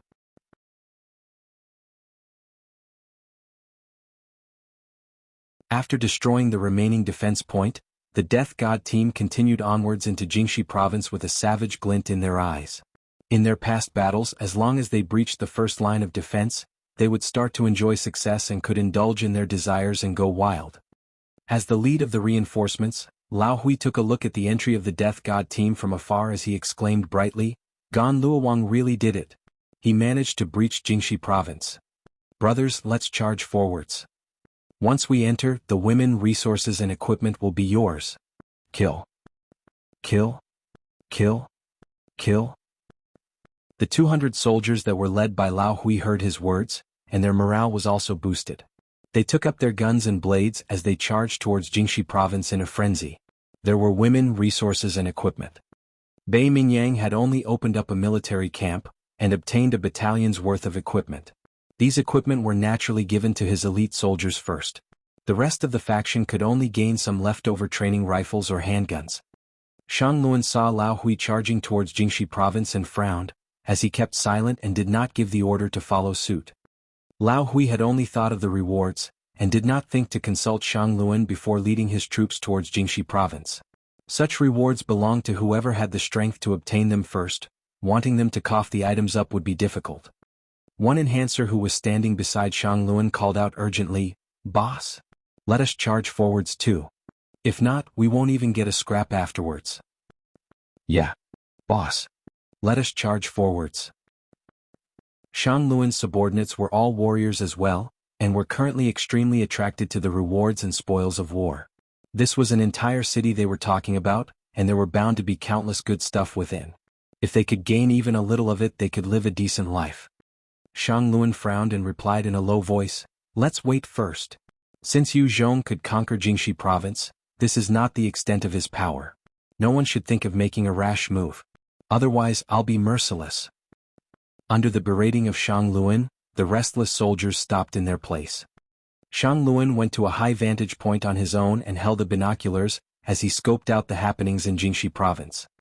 By this time, the Death God team had breached the entrance, and without stopping, they were making their way towards the center of the town. Just when they managed to charge in for about 10 m from the surrounding buildings, a few defense positions were suddenly set up. Countless bullets covered the Death God team, and the ruthless rain of metal caused the deaths of many more warriors. The remaining Death God team members were immediately scattered as they began to recover from their initial battle lust, while hiding behind cover, and started to return fire. "Where's the leader? Where's leader gone? Where's the leader?" When the Death God team were stopped in their tracks by the relentless defense, they started to seek for their core and leader Gan Luowang. If he was here, the enemy's defense would have long been destroyed.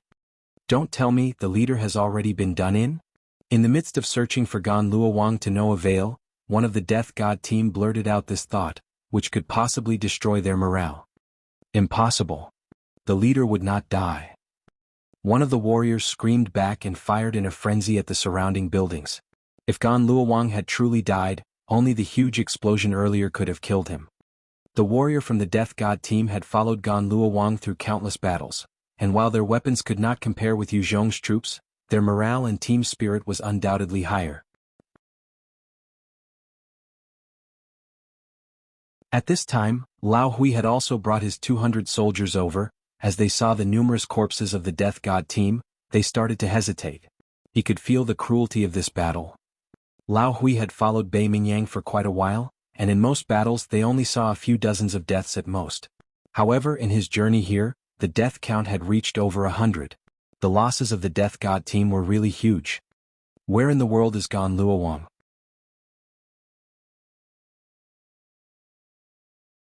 Lao Hui pulled a Death God team soldier over and questioned.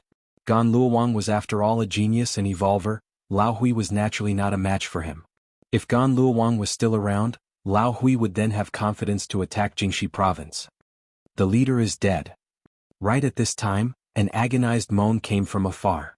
The captain of the small troop had finally discovered Gan Luowang's flattened corpse under a huge rock, with a look of resentment and disbelief in his eyes.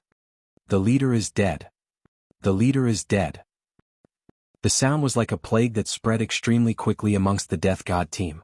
The originally high morale immediately collapsed, and all the warriors started to retreat from their positions.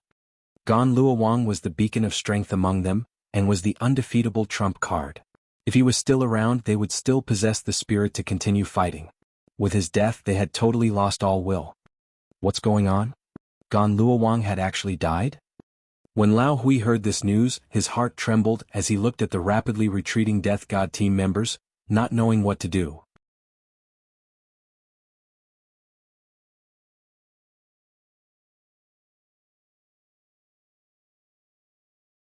Chapter 365, Forced Surrender. Book 3, The South. Fire the cannons? Zhang Ji was currently in the command center giving an order coolly. With the flashes from two 122mm howitzers, 2 rockets landed amongst the dead corpses of the Death God team. Following the huge sound and terrifying explosion, 30 dead Death God team soldiers as well as the soldiers under Lao Hui were immediately blasted and sustained heavy injuries, many of them with missing limbs. At the same time, A number of mortars had landed among the soldiers and exploded consecutively, causing 7 or 8 of the soldiers to be bombed into flying meaty bits. Amidst the terrifying explosions, the soldiers' morale had dropped to almost zero, as the members of the Death God team started to abandon their weapons and escape towards all directions. If Gan Luowang was still around, they could have withstood the attacks of the rockets, but since he was already dead, they had no morale or fighting spirit to put up a resistance. After the detonation of the 2 rockets on Lao Hui's troops, they lost all sense of order as the warriors scrambled to get out of the area of impact. Even Lao Hui himself was rushing to escape. Lao Hui was a level 33 enhancer, but even he could not withstand the impact and blast damage of a 122mm howitzer round. Furthermore, the area of impact was more than 10 m in diameter. He was not an agility-based evolver that could make use of danger perception. And based on his abilities, even if he did manage to detect the danger, he had no means of dodging the area of impact. Just 2 rounds of artillery could cause the soldiers of Lao Hui as well as the Death God team to lose all bearings. This was the fundamental difference between a proper military and a militia. It was the first time for Lao Hui and the rest who had been fighting against zombies all this while to be facing a human enemy with modern weaponry. Right as the 2 troops were focused on escaping, an entire platoon wielding 03 rifles appeared from behind them and charged at them. Kneel down and surrender. We won't kill those who surrender. Kneel down and surrender. We won't kill those who surrender. The platoon of soldiers charged forwards, shouting as they fired shots.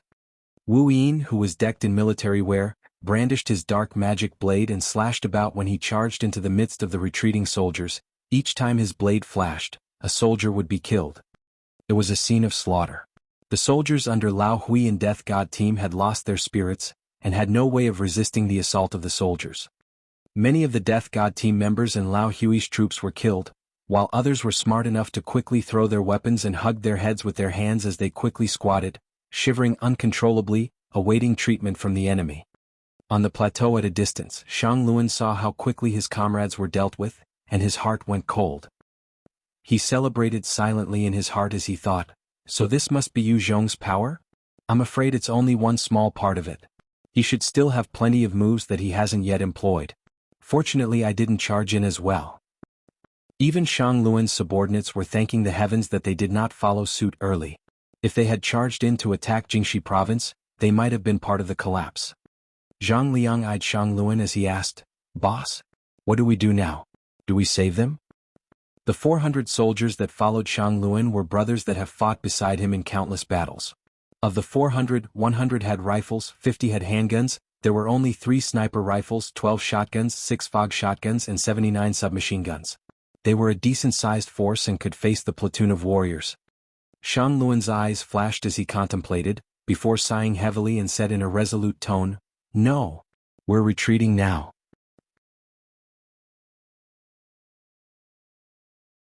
"Yes, boss." Shang Luan's subordinates replied in unison. "Although you have made the right decision, it was too late. Since you guys are here, you can stay." Right as Shang Luan and his troops were about to retreat, 2 men and a girl came up from behind them. They were Yu Zhong, White Bones and Ming Jiejia. Yu Zhong walked forward with huge strides, his eyes fixed on Shang Luan.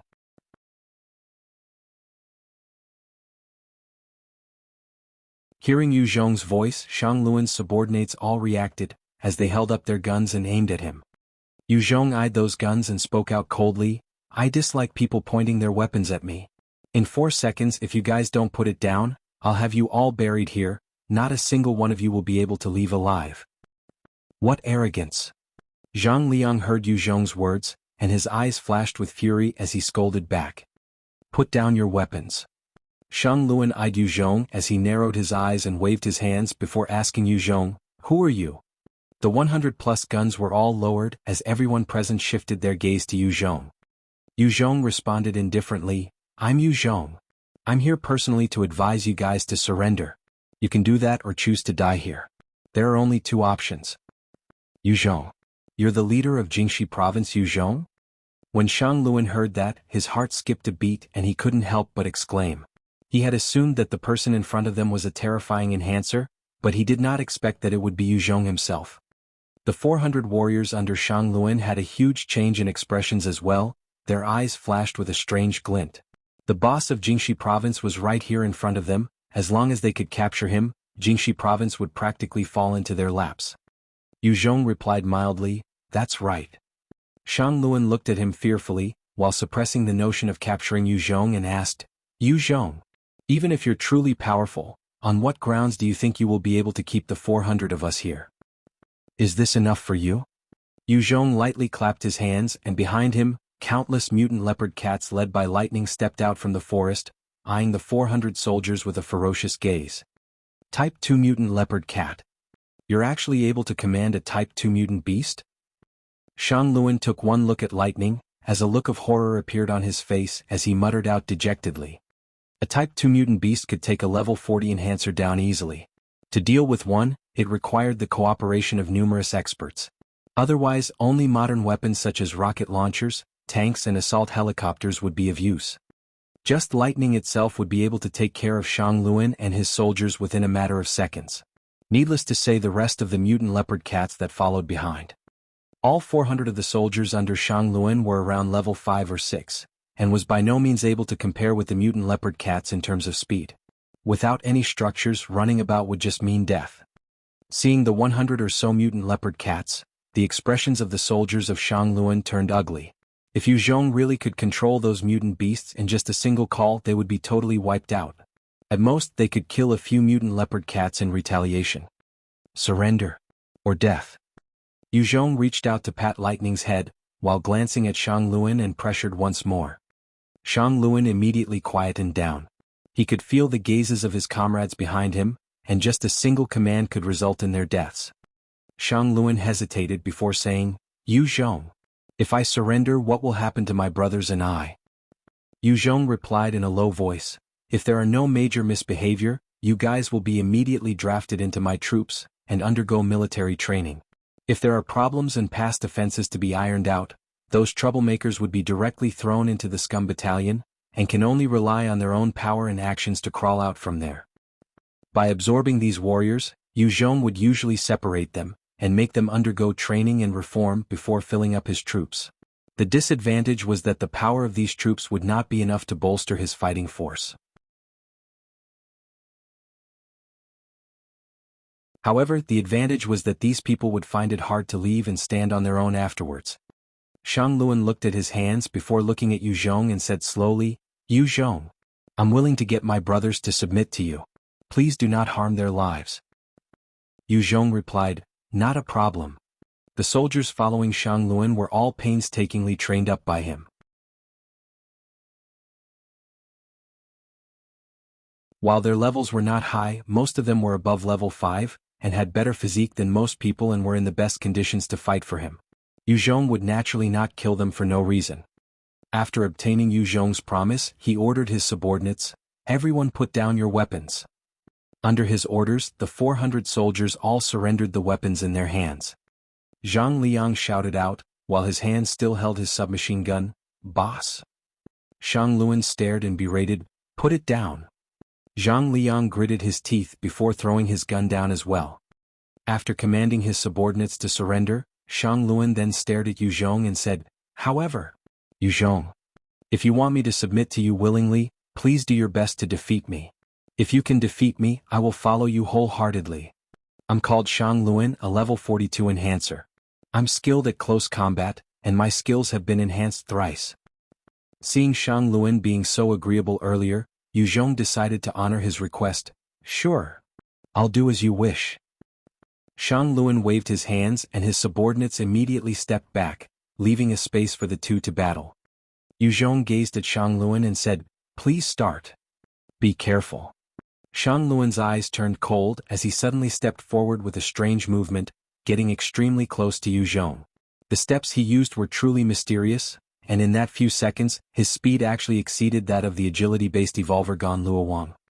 Yu Zhong stared fixedly at Shang Luan as his eyes narrowed, and he activated his Art of Fear. In that instant, the oppressive spiritual attack overwhelmed the mind of Shang Luan. Shang Luan was instantly enveloped in that crushing pressure, and he was stopped in his tracks. Yu Zhong then kicked out savagely, his foot landing on Shang Luan's abdomen, sending him flying back by 3 m. At the same time, he pulled out his stinger and aimed at Shang Luan's head before saying coldly, You've lost.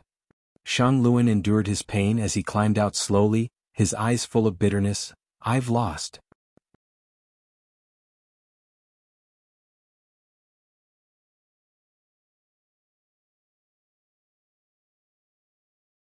Chapter 366, Discussion of Plans.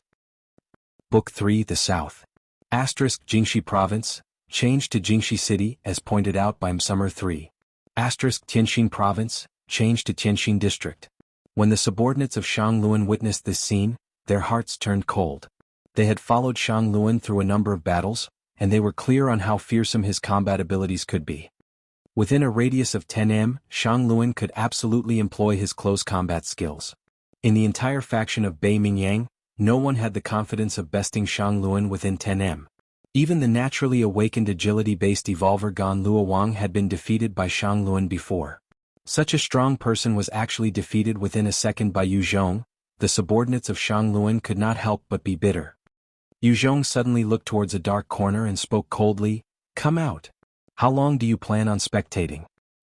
Everyone threw their gaze to the corner, yet they did not discover anything. "Since you're unwilling to step out alive, you can die." Yu Zhong's gaze turned cold and he waved his hand as he aimed his stinger at the corner.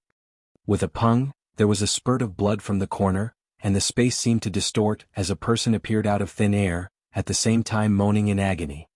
White bones pointed to the person and a sharp bone spear shot out from its finger, piercing the head of the assailant, causing him to die instantly. White bones then retracted its finger and pulled the corpse along with it, tossing the dead person in front of Shang Luan. Yu Zhong commented indifferently, "You should know this guy, right? Shang Luan." Shang Luan looked at the head of the dead person which had been pierced through, as he fought to fight down the fear threatening to overcome his heart, and said slowly, "Yes. He's called Zheng Zhigang, and is one of the trusted aides under Bei Mingyang.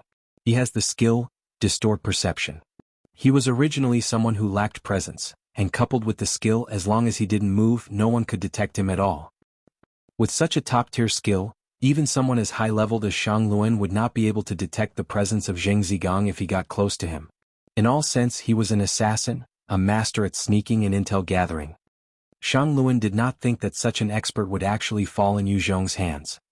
In fact, Yu Zhong had not discovered Zheng Zhigang. It was when he was staring and involuntarily emitted a killing intent that Yu Zhong could discover his position, and instantly took care of him. If Zheng Zhigang had controlled his aura, Yu Zhong would not be able to detect him. Leader. Zheng Mingyi had brought a company of soldiers as they arrived and saluted him. He truly is the leader. He's too fearsome. Zheng Mingyi looked at the 400 soldiers of Shang Luan surrounded by the mutant leopard cats and the abandoned weapons, and shock filled his heart, a complicated gleam in his eyes. Following the display and spread of power of Yu Zhong, the ex-Freemasons realized their influence was getting weaker. There were only Zheng Mingyi and a few others from the previous upper echelons that were left. As for the Chinese survivors that Yu Zhong rescued from Vietnam, they practically worshipped Yu Zhong, and many of them had been conferred high ranks. This led to a sense of urgency within Zheng Mingyi's heart. If this continued, he would only become a normal soldier in the future, and would not belong to the upper echelons. Go back. Yu Zhong patted Lightning's head and it turned around, bringing its little brothers into the forest. Jiangxi City was surrounded by mountains and there were forests, streams as well as mountains everywhere. Lightning and its brothers could easily find food in such locations. Mutant beasts were unlike humans after all. Even if there were no prey within the forests, all they had to do was to enter the villages and enjoy themselves. After all, the zombies were the best nutrients for these mutant beasts. Zheng Mingyi escorted Shang Luan and the rest back towards Jiangxi City. In this battle, our army had 29 casualties, 24 dead, 5 injured. We had killed a total of 282 enemies, and captured a total of 637 of them. We've obtained 400 firearms as well as 40,000 ammunition, 20 vehicles, 20 tons rations.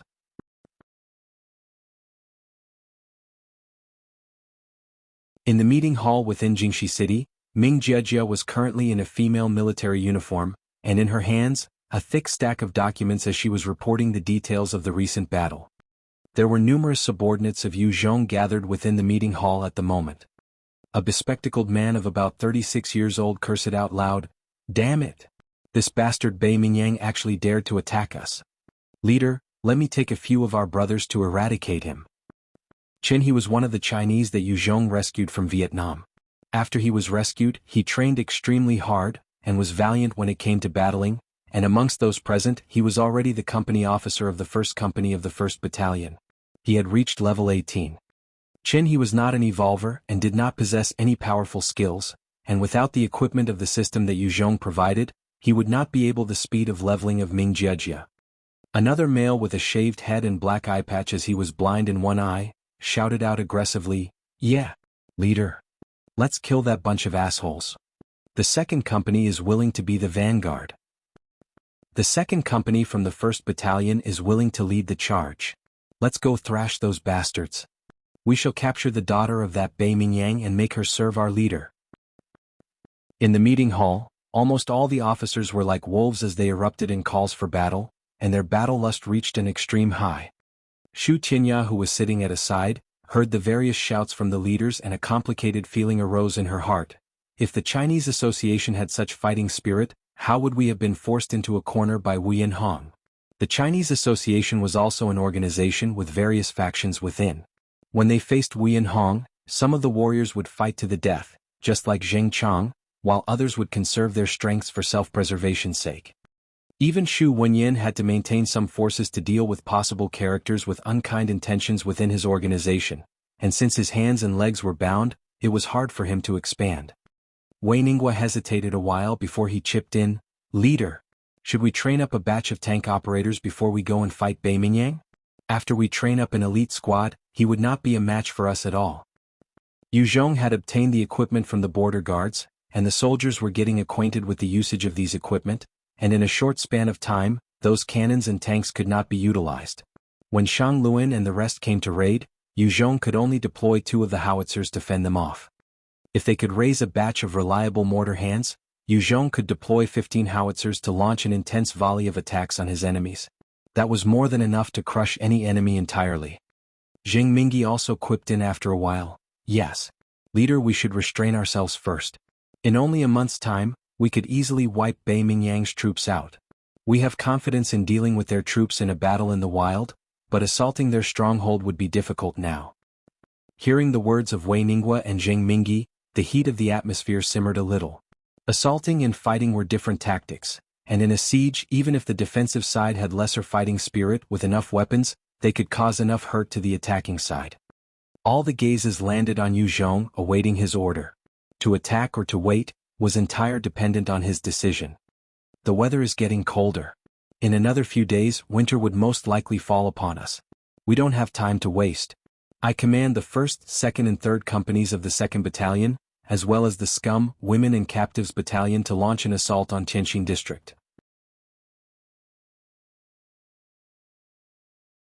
This battle we can only achieve victory. Yu Zhong's flashed coldly and then continued, "Wei Ningguo, I command you as well as the 4th Company of the 2nd Battalion to prepare the troops in defending Jingxi City." "Yes. Yes." All the subordinates replied spiritedly. Yu Zhong then turned his gaze towards Xu Qinya, who was observing the proceedings.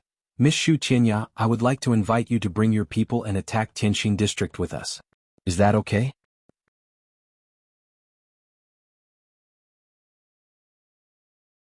Xu Qinya smiled coyly at Yu Zhong. "It's no problem, of course. However, only my troops will go. If you want me to lend a hand personally, you will need to pay the right price." Xu Qinya was an intelligent woman. When she heard Yu Zhong's order, she could tell that Yu Zhong wanted to conquer Tianxing District at all costs. Yu Zhong had sent even the Scum, Captives and Women Battalion to leave Jingxi City, which showed his worry that things might erupt if he was not around. Xu Qinya was considered to be a secondary part of Yu Zhong's forces as well, and since Yu Zhong was about to fight an intense battle, he would not leave her in his stronghold. Yu Zhong smiled gently and said, "No problem." After the meeting concluded, the entire Jingxi City went into a bustle in preparation for the huge battle to come. Numerous small teams started to gather, and made their way towards Tianxing District. In an office in Tianxing District, Bei Mingyang stared at the soldiers who escaped back from the earlier battle, his eyes filled with disbelief as he gaped. "What? You said Gan Luowang, Lao Hui and Shang Luan had been overcome? Are you sure?" The soldier had a look of fear as he replied, "Yes. Boss Bei. Gan Luowang and Lao Hui had been killed. Shang Luan and his subordinates had already surrendered to Yu Zhong. I have escaped with great difficulty. Yu Zhong can control mutant beast. There was even a Type 2 mutant beast within his control. Control a Type 2 mutant beast. How is that possible? Bai Mingyang's eyes flashed with disbelief. The might of a Type 2 beast was incredible, wanting to kill it was almost impossible, needless to say controlling it. Bai Mingyang had never seen anybody who could control mutant beasts before.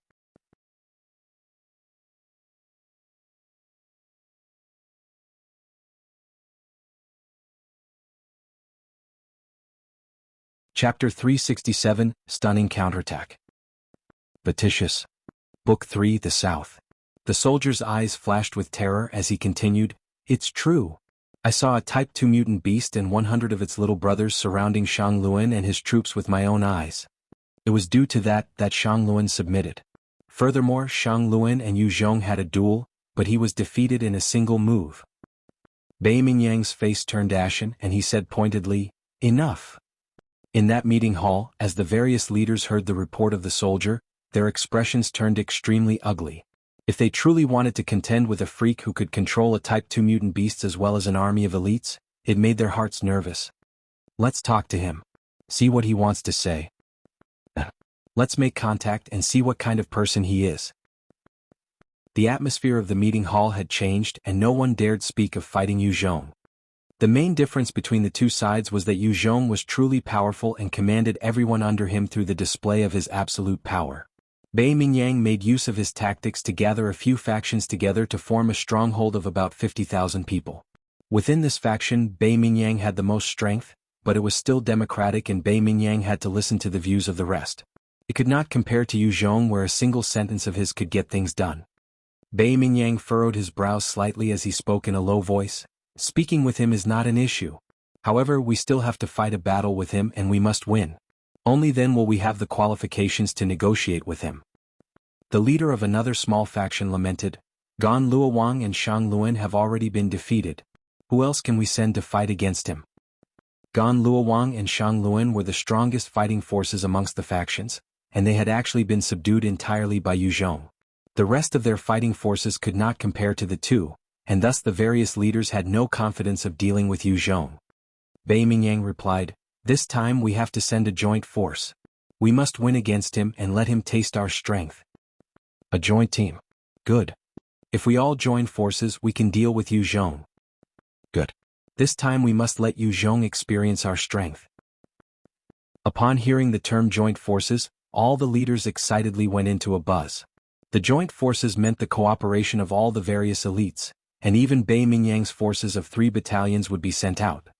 Right as Bai Mingyang had proposed the idea of a joint forces, was the moment when Qianxin district suddenly came under attack. With a hong. Right as the various leaders were calling out in excitement, a terrifying explosion rang out, and the entire meeting hall was shaken by the shockwave. Countless dust and pieces were shaken loose as a result. What's going on?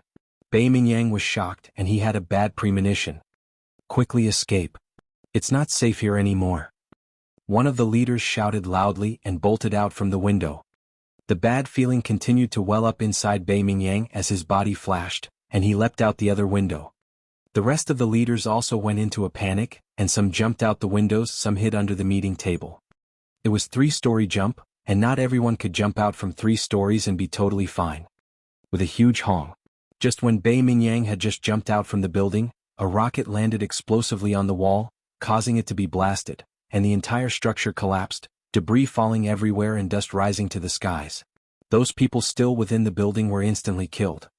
Bai Mingyang saw the state of the building and immediately felt horror. If he was just slightly slower, he would have joined the rest of the corpses within.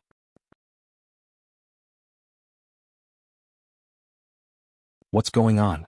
Who dares attack us? Bai Mingyang was racking his brain and trying to determine which party was so vicious, and had actually used a rocket to blast them. Sounds of gunfire and explosions rang out from afar, and even those leaders within the government area of the district could hear the wild firing. Boss Bai. Boss Bai. Yu Zhong had brought men and are attacking us right now.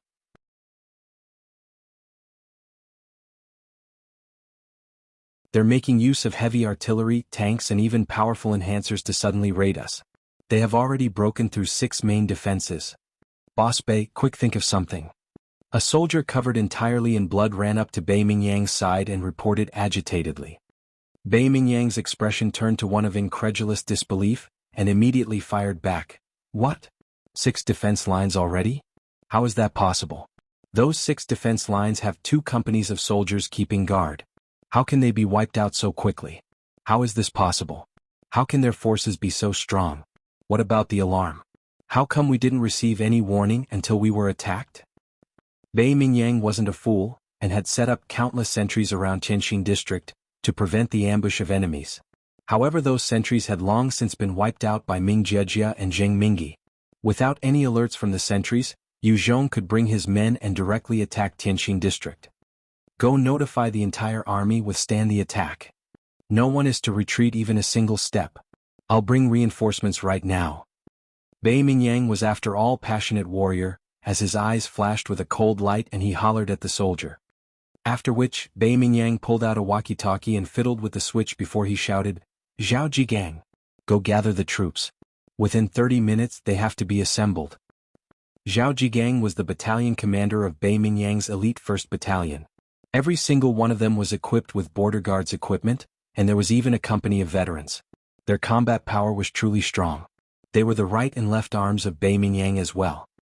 Boss Bei, 30 minutes is too short. Today was supposed to be a holiday. If you want the entire battalion to assemble, it would take at least 3 hours. Zhao Jigang's exasperated voice resounded from within the walkie-talkie. Bei Mingyang bellowed out in rage, I don't care. I'm giving you only 30 minutes, after which you had better bring the troops to the front lines. Otherwise I'll execute you. It was a moment of crisis now, and Bei Mingyang had no way of retraining his calm demeanor. Zhao Jigang gritted his teeth and replied in a low voice, Understood, Boss Bei. Zhao Jigang had also surmised the critical situation from the sounds of fighting at the front lines. Who knows, Tianxing district might really end up in Yu Zhong's hands if they were careless. Bei Mingyang recollected himself before shouting into the walkie-talkie again, Bai Shaoxing. Bai Shaoxing. However, regardless of how much Bei Mingyang shouted, there was no reply from the walkie-talkie. Bei Mingyang's face had turned steely as he cursed, Damn bastard. At this sort of critical juncture, he had actually disappeared. Bai Shaoxing was the commander of the expert battalion that Bei Mingyang had groomed, and he possessed decent strength. At the same time he commanded 12 level 30 enhancers, 26 level 20 enhancers, and a 168 level 10 enhancers. Bai Shaoxing and his experts battalion was also part of Bei Mingyang's arms, and they were truly strong. It was precisely because Bei Mingyang had the experts battalion under Bai Shaoxing and Zhao Jigang's elite battalion that he could control the entire faction at Tianxing district. However, Bai Shaoxing was a free spirit, and he liked to play and fool around with women, and was often not found anywhere. Bei Mingyang could tolerate his disappearances often, but at this crucial time he was still nowhere to be found, that led Bei Mingyang to be furious beyond belief. At Tianxing district's front lines, Yu Zhong had brought his most elite forces from the 1st Battalion 1st Company, as well as Wu Yin, White Bones, Ming Jejia and Zheng Mingyi as they slaughtered their way through Tianxing district like a sharp knife.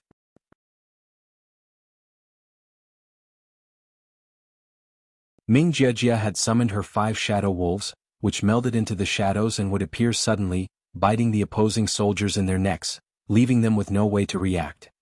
On top of that, those shadow wolves could sniff out the location of humans, and Ming Jejia would point out the hiding locations to Yu Zhong. Yu Zhong was wielding his 03 rifle. He clearly split his attention. On one hand he took out any soldier within his line of sight. On the other he continued commanding his troops in the course of battle.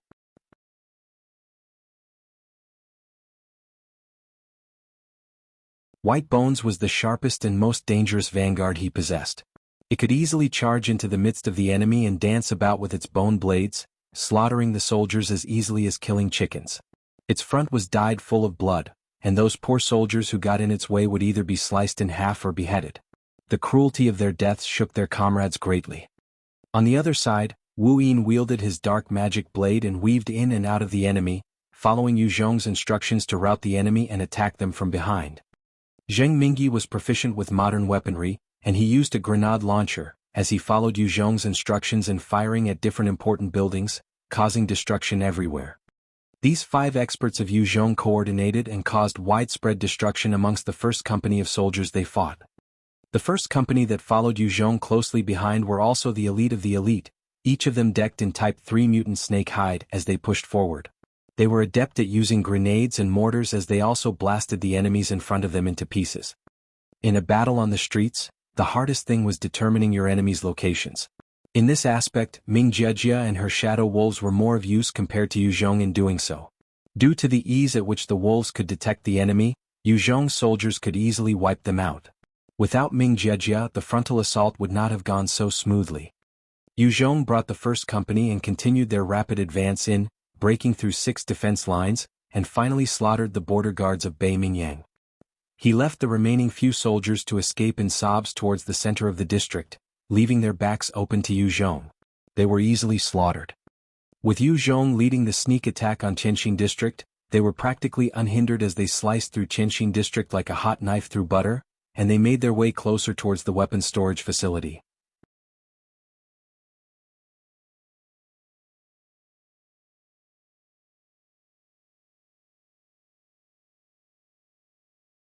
Chapter 368, Break. Book 3, The South. Yu Zhong had obtained various reports on the situation of Tianxin district from Shang Luan, and had ascertained the different key locations to launch his attack. They were almost unimpeded the entire way. Zhao Jigang had assembled 2 companies of elites as they rushed to the battlefront, and as trained, they launched a frenzied attack on Yu Zhong's troops.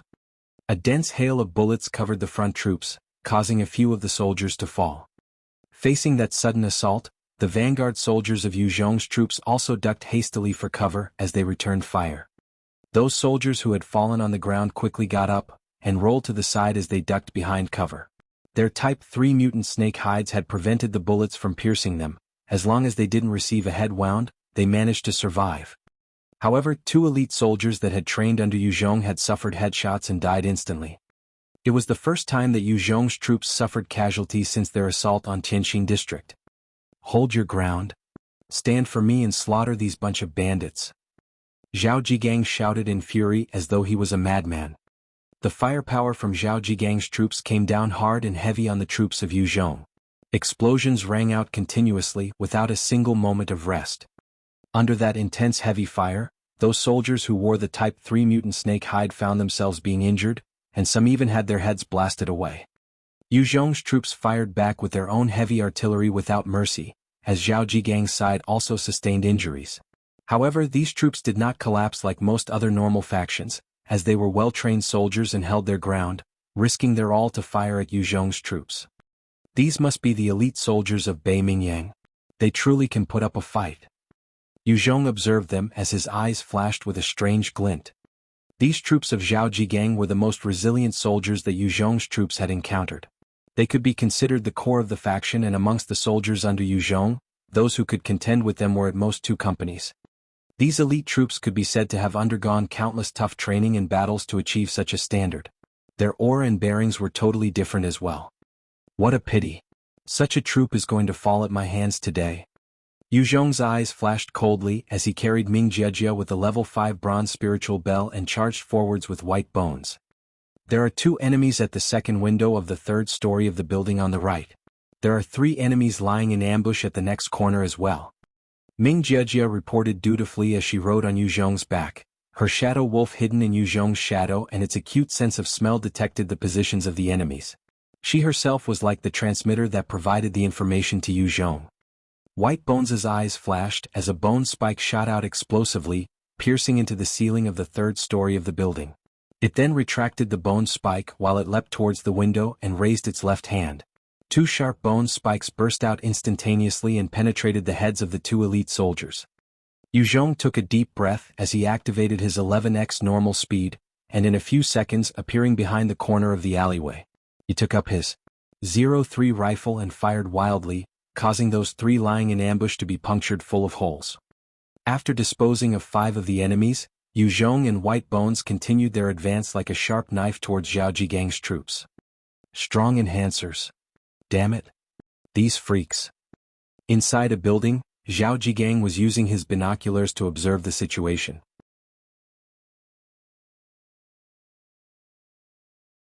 He watched on helplessly as Yu Zhong and White Bones slaughtered his troops, and his heart sank, while his lower lip split from all his biting. Zhao Jigang had also seen the prowess of a high-level enhancer from the likes of Bai Shaoxing. Although they weren't invincible entities, they did possess all sorts of capabilities.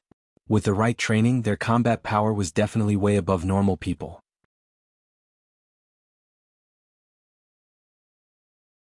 However, to actually kill their way through his troops without breaking a sweat, Yu Zhong and White Bones were terrifying existences that exceeded his imagination.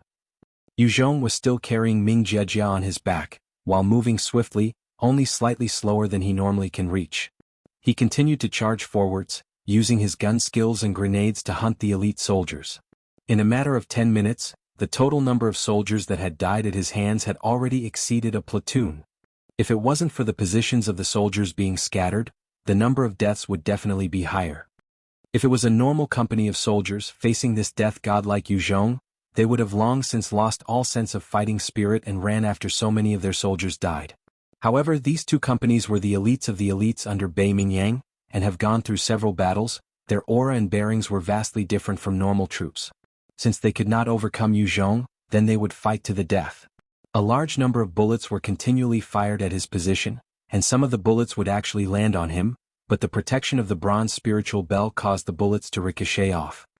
A pale-faced sentry came to Zhao Jigang's side and reported, "Commander, the first platoon and second platoon of the first company had died. What do we do? If it's just us, we have no way of blocking those monsters." Yu Zhong, White Bones and Ming Jiejia had easily taken out 40 over people with just the three of them, and their own troops behind them weren't pushovers as well, killing a number on the enemy. Damn it! Why is that bastard Bai Shaoxing not here yet? Zhao Jigang cursed out furiously. If Bai Shaoxing took his expert battalion over as reinforcements, Zhao Jigang had more confidence to contend against Yu Zhong. However, with just the soldiers under him, it was simply not enough to withstand Yu Zhong's assault. "Commander, the third platoon has fallen as well. They are already exchanging blows with the second company." Just as Zhao Jigang had cursed out loud, an intelligence officer walked in, his expression pale as he reported. "What?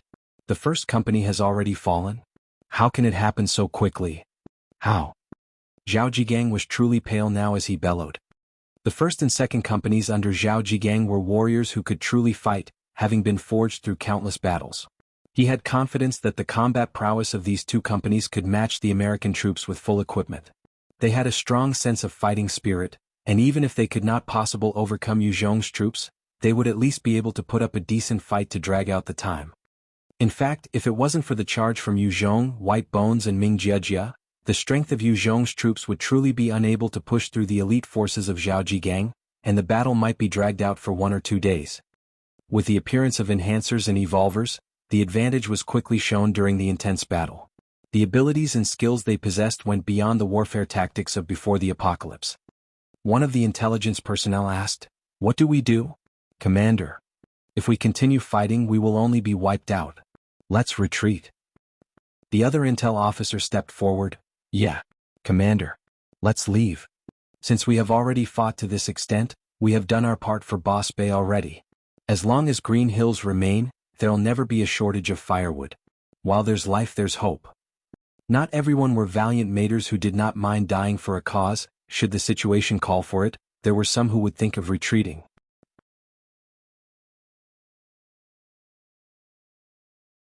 Zhao Jigang eyed those intelligence officers, his face turned countless times, and finally spoke out with great difficulty, "Retreat. Get the second and third platoons from the second company to retreat from the battlefield immediately." "Yes, sir." Those intelligence officers heaved a sigh of relief, and immediately issued the command for the soldiers to retreat. Upon receiving the order, the soldiers from the second and third platoons of the second company immediately withdrew, making their way back like fallen troops. Seeing how Yu Zhong had easily demolished their defenses and annihilated their comrades, their morale had sunk to an unprecedented low.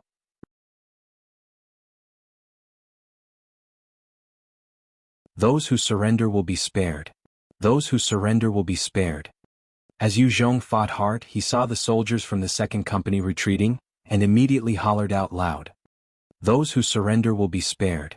Those who surrender will be spared." The soldiers behind Yu Zhong also followed suit with their exuberant shouts.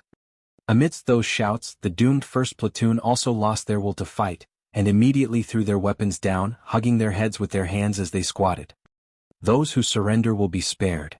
Those who surrender will be spared."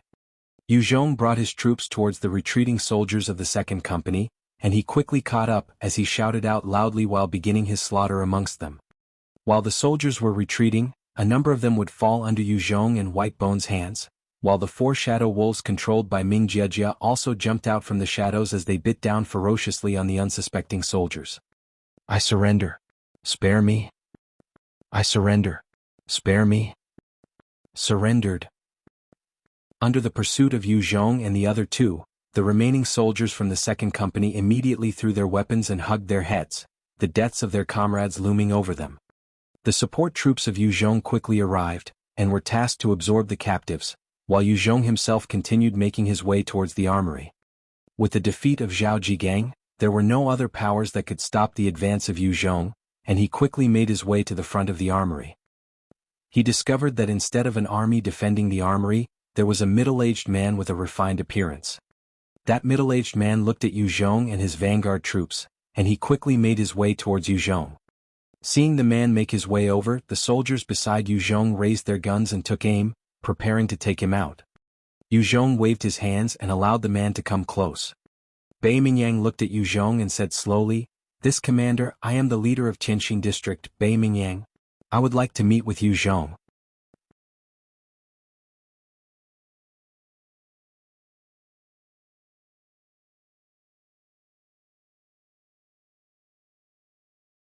Chapter 369, Cold Snow.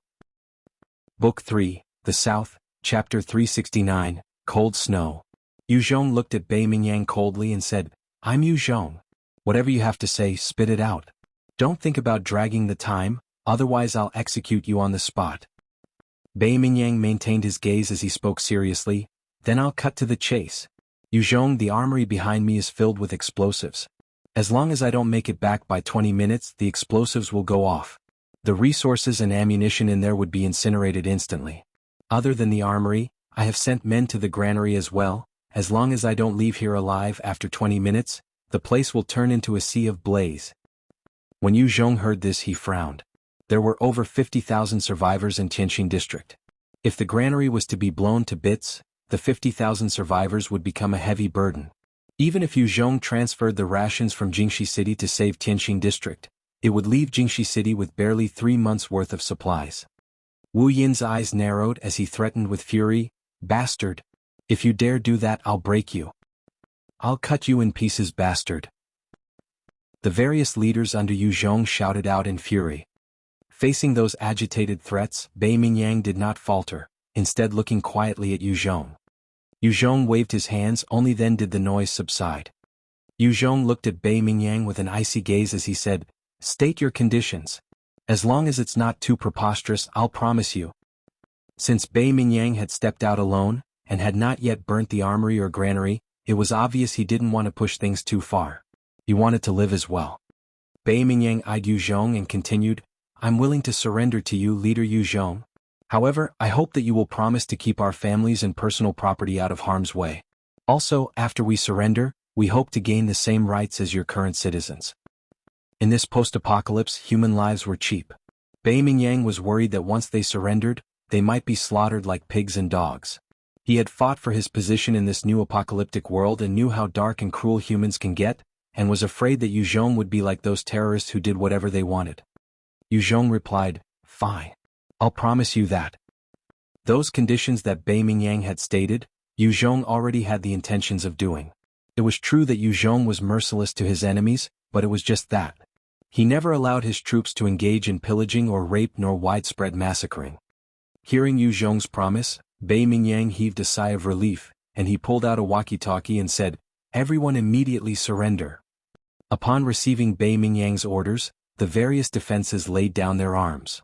The huge doors of the armory opened up as well, allowing the soldiers under Yu Zhong to make their way in. Within the armory there were numerous IFVs, red arrows, machine gun-mounted vehicles and various other modern weaponry. Amongst the soldiers under Bei Mingyang, only a handful of the veterans commanded by Zhao Jigang had the knowledge to operate these weapons. However, they had not the time to use these before they were routed and forced by Yu Zhong to surrender. In the end, they wound up not even displaying the prowess of these weapons. Otherwise, this assault on Tianxin district would have seen more casualties on Yu Zhong's side. When Bei Mingyang surrendered, the defense of Tianxin district weakened by about 80%. There were a few troops that still tried to prevent Yu Zhong from entering parts of the town. However, under the threat and power of Yu Zhong's troops, they were quickly defeated and killed. Not long after, the entire defense of Tianxin district had crumbled, and the violence and various fights were put down.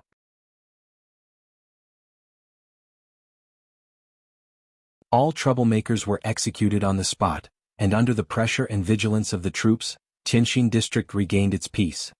With Tianxin district in Yu Zhong's control, the expert battalion also fell into Yu Zhong's lap. The leader of the expert battalion by Shaoxing had actually fooled around with a few beauties the night prior. As a result, he had been entirely spent, sleeping throughout the entire ordeal.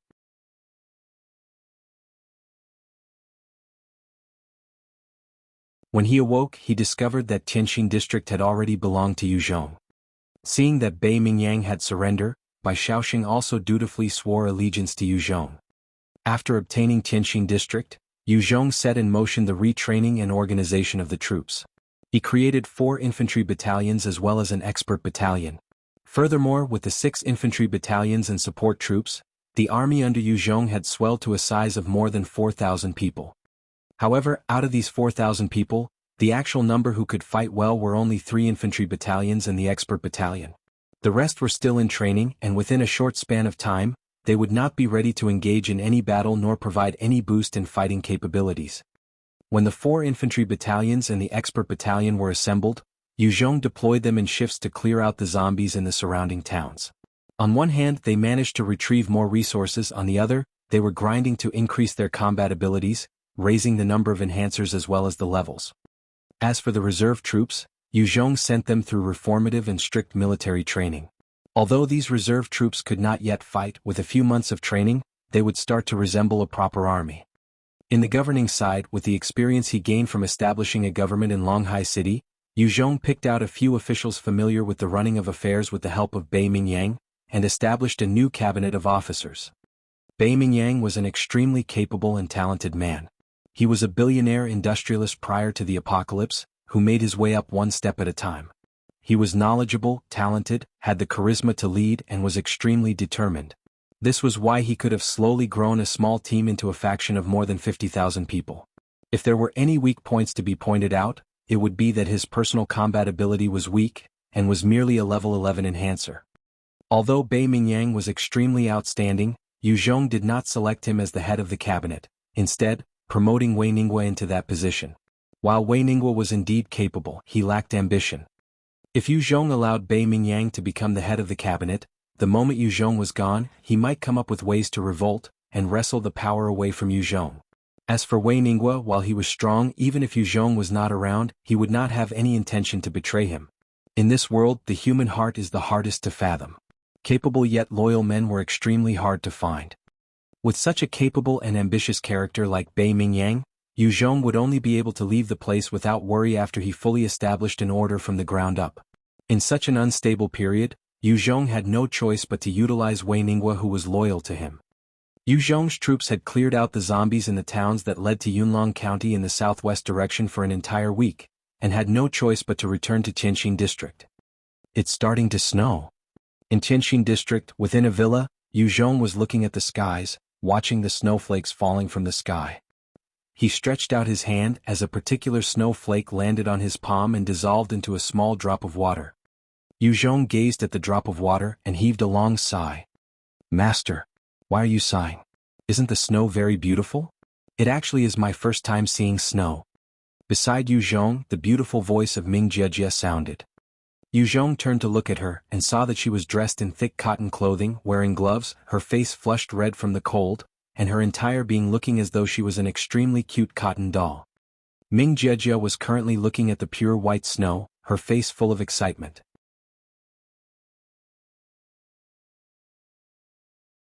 She had grown up in the south and it was the first time she actually saw real snow. Yu Zhong looked back at the pretty snowscape and said heavily, "We have been living in Guangxi and are used to the warm weather. Places that snow are actually rare." Tianjin district itself had not experienced snow in the past few decades. Even if it snowed, it wasn't that heavy. It is obvious that the current climate has changed and become stranger.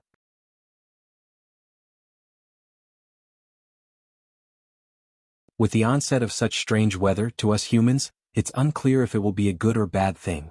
However, in this coming winter, we will definitely face a number of deaths from the cold. The current weather outside had dropped to -4 degrees Celsius, and this *1 weather had already persisted for an entire week. Outside there was snow everywhere and roads were blocked. When Yu Zhong had conquered Tianjin district in Jianghu city, he had obtained a large number of warm clothing for the cold. Even then, in just this week they had already lost 20+ survivors who froze to death. *2 Almost everyone was cooped up at home now, shivering uncontrollably. If Yu Zhong brought the people now to the hills and hid within caves, a sudden snowstorm would be enough to rob the lives of many of them. Under such harsh cold, the various troops under Yu Zhong had returned to either Jiangxi City or Tianjin District and were conducting their own training within cover. The operations to hunt for resources and killing zombies came to a halt. Achoo! Ming Jiejie suddenly sneezed in a cute manner. "Go back in." Yu Zhong ruffled Ming Jiejie's hair and said fondly. With regards to the problem of the weather, Yu Zhong had no means of changing anything. Although he wanted sorely to bring troops and deal with Wei and Hong, he could only wait out the winter now. Otherwise, before he even reached the battlefront, he would lose his troops to the cold. Yu Zhong brought Ming Jiejie towards the most luscious villa within Tianjin district. "Welcome back, master." Yu Zhong brought Ming Jiejie and had just entered the villa when he saw 2 rows of beautiful ladies in a half bow, speaking in unison. Yu Zhong looked at them with a slight amazement as he smiled and said, "Not bad." *3 After conquering Tianjin district, Yu Zhong had kept himself busy by training the troops and establishing the new government, while training himself as well. There was no time to truly go home and had always slept in the office. This was the first time in a long while that he had gone to a home to relax.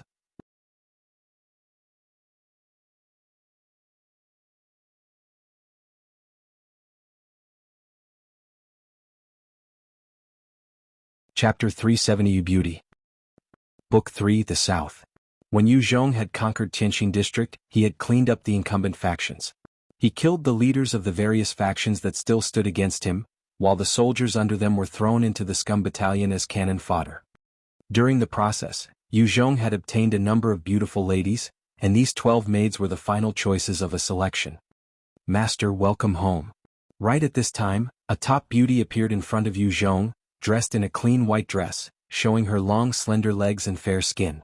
Her lips were lush and teeth perfect, while her long hair was straight and black. Her entire demeanor exuded a certain charm and she smiled as she greeted Yu Zhong. With the appearance of this beauty, the other 12 ladies seemed to pale in comparison. Yu Zhong eyed the beauty for a while before asking directly, "Why do you look familiar?" Hearing his words, the 12 maids revealed a strange expression on their faces. Ming Jiejie eyed the beauty in white, her eyes filled with veneration and admiration. "Master, she is Su Shuling. The main actress of countless films, she's known to be the successor to the queen of films Lu Zixuan. She's a well-known film and television star." Ming Jiejie was also an ordinary girl before the apocalypse, and had her idols and dreams as well. The Su Shuling happened to be one of her biggest idols. Su Shuling revealed a bright and sweet smile as she spoke in her melodious voice. "Master, I'm Su Shuling." Su Shuling had been a proud and slightly willful celebrity prior to the apocalypse. If it was before the world changed, she wouldn't even have any interaction with a common person like Yu Zhong, but now she had no choice but to lower her head, and to express her subservience to gain his favor. Su Shuling had experienced firsthand the problems of the current world. Her looks had attracted a lot of dangerous attention, and if it were not for Bei Mingyang's protection, she could have become the high-quality toy for the leaders of other factions, to be played with and thrown around. Bei Mingyang had constantly protected Su Shuling. Of course, it was mainly because of the friendship between her and his own daughter. On the other hand, she could be used as a bargaining chip with another strong person. Heroes naturally went with beauties, and with a beauty on hand to control any male experts, it was a move that Bei Mingyang often used. However, before Bei Mingyang had even got to use her, Yu Zhong had defeated him, and the various resources owned by him fell to Yu Zhong. Su Shuling hence became one of Yu Zhong's spoils of war. "Hi big brother. I'm Ning Ruozi." Another girl with a head full of black hair and fair skin stepped out while greeting Yu Zhong. She had an exquisite look and was smiling brightly, looking as cute as an angel and looked to be about only 11 or 12. Yu Zhong had no woman beside him all along, and was seen bringing Ming Jiejia this lowly everywhere he battled. His subordinates hence thought to offer Ning Ruozi this lowly that was even more beautiful than Ming Jiejia to Yu Zhong. Star. Little vixen. Ming Jiejia took one glance at Ning Ruozi, and her face turned grim as she muttered under her breath. As a girl, she could also feel the charm and cuteness of Ning Ruozi. Although she herself was beautiful, when compared to this angel-like person, she was definitely not as eye-catching. "I'm Ning Yusin." A tall woman with a short hairdo, voluptuous figure, fair skin and perfect face stepped out in front of Ning Ruozi, blocking her from Yu Zhong as she stared apathetically at Yu Zhong. Another bespectacled lady stepped forward.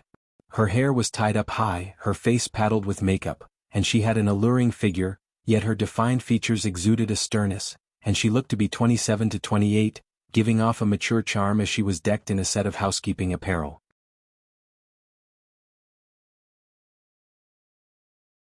She spoke out, "How do you do, Master Yu Zhong? I'm Jing Yakin and was assigned by Wei Ningguo Mayor Wei to be your housekeeper." Su Shuling, Ning Ruozi, Ning Yusin were selected by people at the behest of Wei Ningguo to serve Yu Zhong. As for Jing Yakin, she was specially selected to help look after the household for Yu Zhong. "Hi everybody."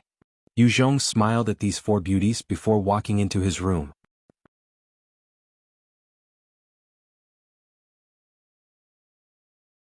In the room there was a stove burning, and the outside cold could not affect the coziness of the room. Only someone like Yu Zhong could get to enjoy the luxury of open heating. This was the benefit of being a leader. Yu Zhong fought valiantly and he would not decline such treatment hypocritically. Yu Zhong began taking off his coats and two of the maids came in as they helped him out of it before hanging it by the side. Yu Zhong and Ming Jiejia then walked towards the dining area. On the round dinner table, there were various plates of seafood, wild vegetables, desserts as well as type 2 mutant beast meat that had been prepared by chefs. It all looked extremely sumptuous. Ming Jiejia, Su Shuling, Ning Ruozi and Ning Yusin all sat down as they started to dig in. Jing Yakin stood by Yu Zhong's side like a straight rod. At the sides of the table, the maids stood in 2 rows, and the atmosphere gave Yu Zhong an uncomfortable sense of being like a mafia boss in the pre-apocalypse days. Yu Zhong looked at the mature yet cold Jing Yakin and said, "Yakin, join us and eat." Jing Yakin maintained her stern and cold demeanor as she rejected, "Master, this goes against the contract. I'm your housekeeper and have no right to eat with you." Yu Zhong chuckled and did not pursue the matter. Yu Zhong had a copy of the documents pertaining to Jing Yakin. She was a graduate from Cambridge and was proficient in Russian, Japanese, English, French and German, and had received the most elite of training as a housekeeper. Before the apocalypse had set in, she had just been selected by a billionaire, and was ready to become a senior stewardess with annual income of 400,000. She had received the strictest of trainings and abided by a professional set of conduct, hence Yu Zhong did not force her against her rules. "Who should I enjoy?" Yu Zhong turned his head as his eyes traveled across the table, taking in the 4 beauties around him. Ever since he was sent to Vietnam by that nether beast, he had been kept busy by warfare, governance, to exert control and total dominion, without a single moment of rest. With the winter about to set in, and snow having blocked off most of the paths, military affairs had been put on hold. The new government had also been established. Both Jingxi City and Tianxin District are under his control. With time to spare, he could now appreciate the beauties in front of him. Yu Zhong's gaze fell on Ming Jiejia, before he quickly turned his gaze to the other girls. Although his relationship with her was the closest, she was truly too young. Yu Zhong's gaze then fell to Ning Ruozi for all of 3 seconds, before moving to and fro between Ning Yusin and Su Shuling. Between Su Shuling and Ning Yusin, one was a huge star, the other, a beloved daughter of a magnate. Both had the extreme qualities of beauties, and few men could withstand their attractiveness. "My charms are truly attractive." Su Shuling had been someone who mixed around before the apocalypse, and was sensitive to Yu Zhong's current passionate gaze, and could not help but feel proud of herself. However, she was reminded that if she was chosen she had to sleep with Yu Zhong, and this led her to feel unsettled and she felt complicated. Ning Yusin was also unsettled by Yu Zhong's gaze. Prior to the apocalypse, she was an extremely proud woman. With her perfect looks and grades, coupled with exercise and an excellent family background, she was the object of affection of countless suitors. She had always been on the search for the Prince Charming of her life, and to fall in love truly dramatically. She was extremely unwilling to be with Yu Zhong. Seems like my charms are non-existent. Yu Zhong was perceptive as well and could detect the slight shudder from the two beauties. It was obvious that they were not willing to be with him, and it caused him to lose interest.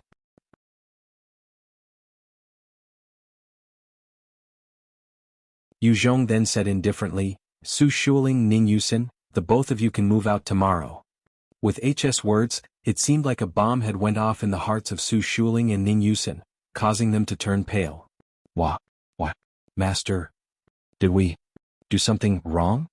Su Shuling could not help but stammer as her expression turned to one of tears, her eyes red as she looked pitifully at Yu Zhong. Ning Yusin also looked at Yu Zhong, her entire body having turned stiff.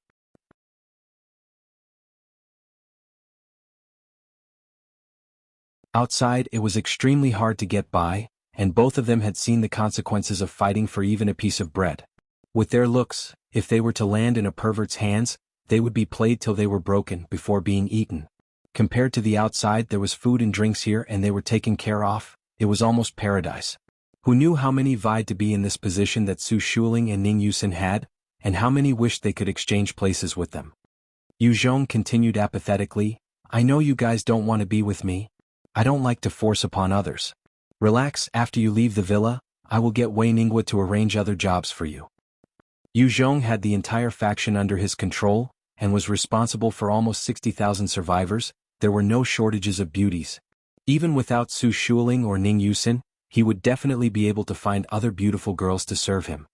Su Shuling could not help but reply hastily, No. It's not like that. It's not that I'm unwilling. I am willing, Master. It was just that when you looked at me earlier, I became a little nervous.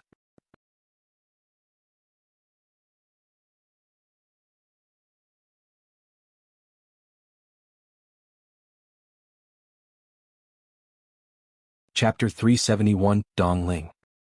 Book 3, The South. Ning Yusin on the other hand remained pale as she stood there ashened, not saying anything. She was originally unwilling to serve Yu Zhong, and was sent here under Wei Ningguo's orders. Although she had learnt some taekwondo in the past, in the face of guns and knives and experts, it was practically useless. Yu Zhong glanced at Ning Yusin and Su Shuling and understood their mindset, as he smiled at Su Shuling and said, Then you can stay.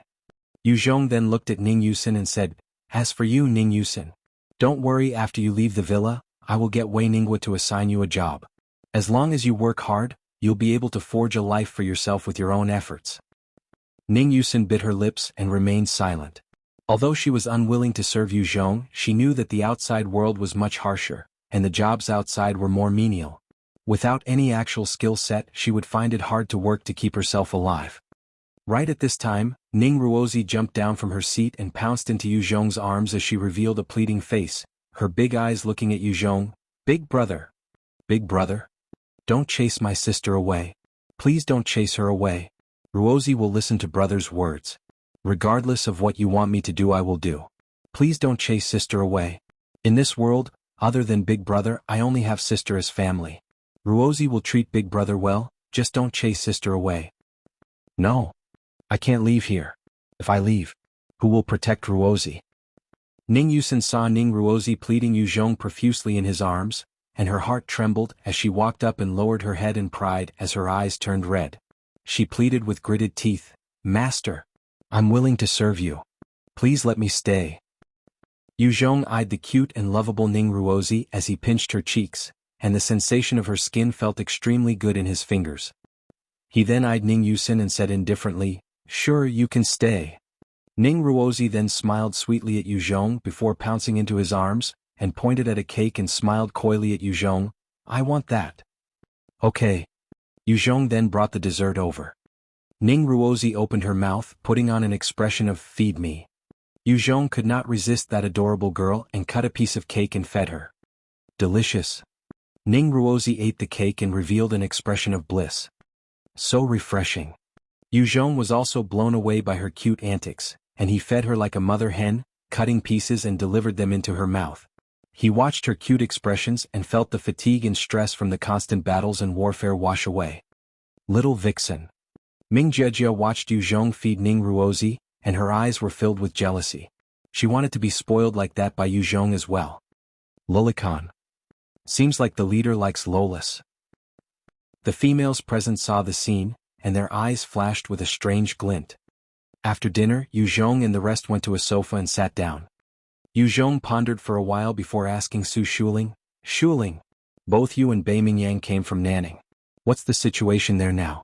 Do you know?" Yu Zhong's home was in Nanning. It had almost been a year since the apocalypse first set in, and he did not know if his family members were still alive or not. He was a little afraid of knowing what had happened there, but at the same time, he was desperate for some information.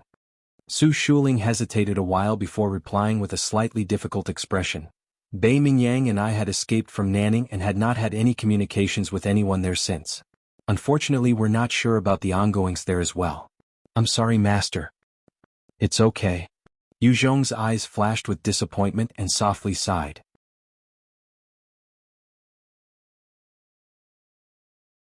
Jingxi City in Tianxing District had fallen into his hands, and regardless of any enemies now, he possessed some form of power. Yet all he wanted to know was the current plight of his parents. "I know." Right at this time, Ning Yusin suddenly spoke out as she gazed at Yu Zhong. "I know about the survivors at Nanning." Yu Zhong's eyes brightened in anxiety. "Oh. Say it quickly."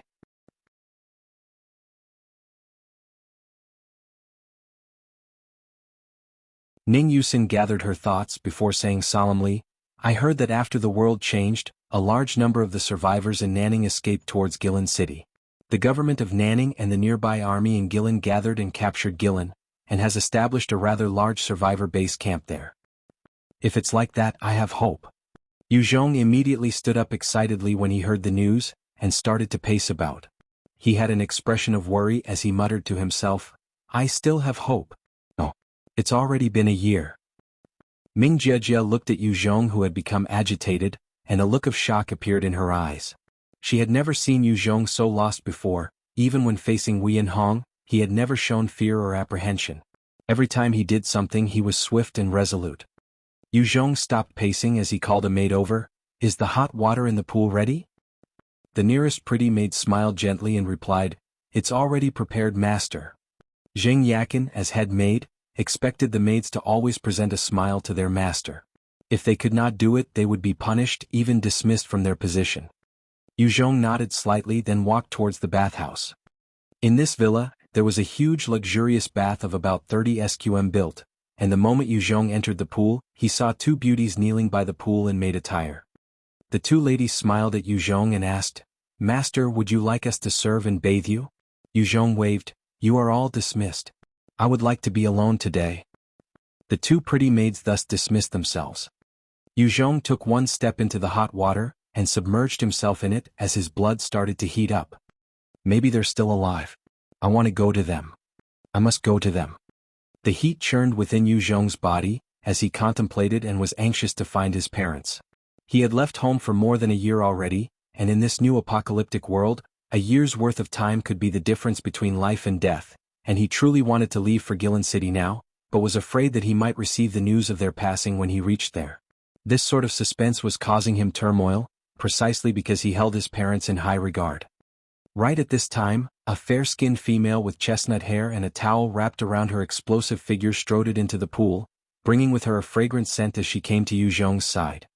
Yu Zhong opened his eyes as he saw the incoming girl, who was extremely beautiful, and his eyes flashed. He said a little gloomily, "Didn't I order you guys to be dismissed? Why are you disobedient?" Under the stormy gaze of Yu Zhong, the body of the girl with chestnut hair trembled uncontrollably as she pondered a while before loosening the towel as it dropped into the pool, revealing a youthful and vibrant body. She was also endowed with a pair of incredibly fair and full breasts. The girl hugged Yu Zhong as she spoke in a slightly shaky voice, "Master, I can feel your anxiety. Please use my body to release your tension." When the girl entered Yu Zhong's embrace, he could smell a mix of body shower and her own fragrance, and he could feel her soft and delicate body with his own. Something stirred in his loins, and coupled with the troubled mood that he was in, he immediately pushed the voluptuous girl to the side of the pool, and penetrated her in one swift motion. Oh! The girl let out a moan of agony, and at the place where the two of them joined together, blood could be seen dripping into the pool. Yu Zhong seemed to turn into a beast and was turned on by the atmosphere as he thrusted furiously, grabbing onto the lamb-like girl, and pumped her with all his might. The chestnut-haired beauty kept hugging Yu Zhong, accepting his violence and restlessness with a soft embrace.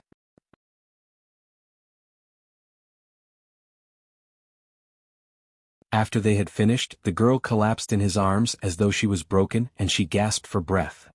Yu Zhong hugged the girl, his heart free of the tension he had felt earlier as he asked her gently, "What's your name?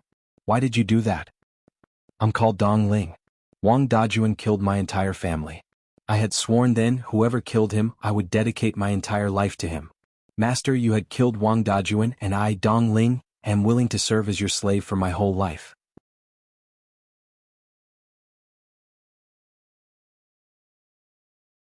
Dong Ling's hands were wrapped around Yu Zhong as she gazed into his eyes with extreme tenderness, and began kissing him deeply on the lips. Wang Dajuan? Yu Zhong thought back to the report on the person. Wang Dajuan was truly a person of evil deeds, and when Yu Zhong had assaulted Tianxing district, he had executed the various leaders who had retaliated.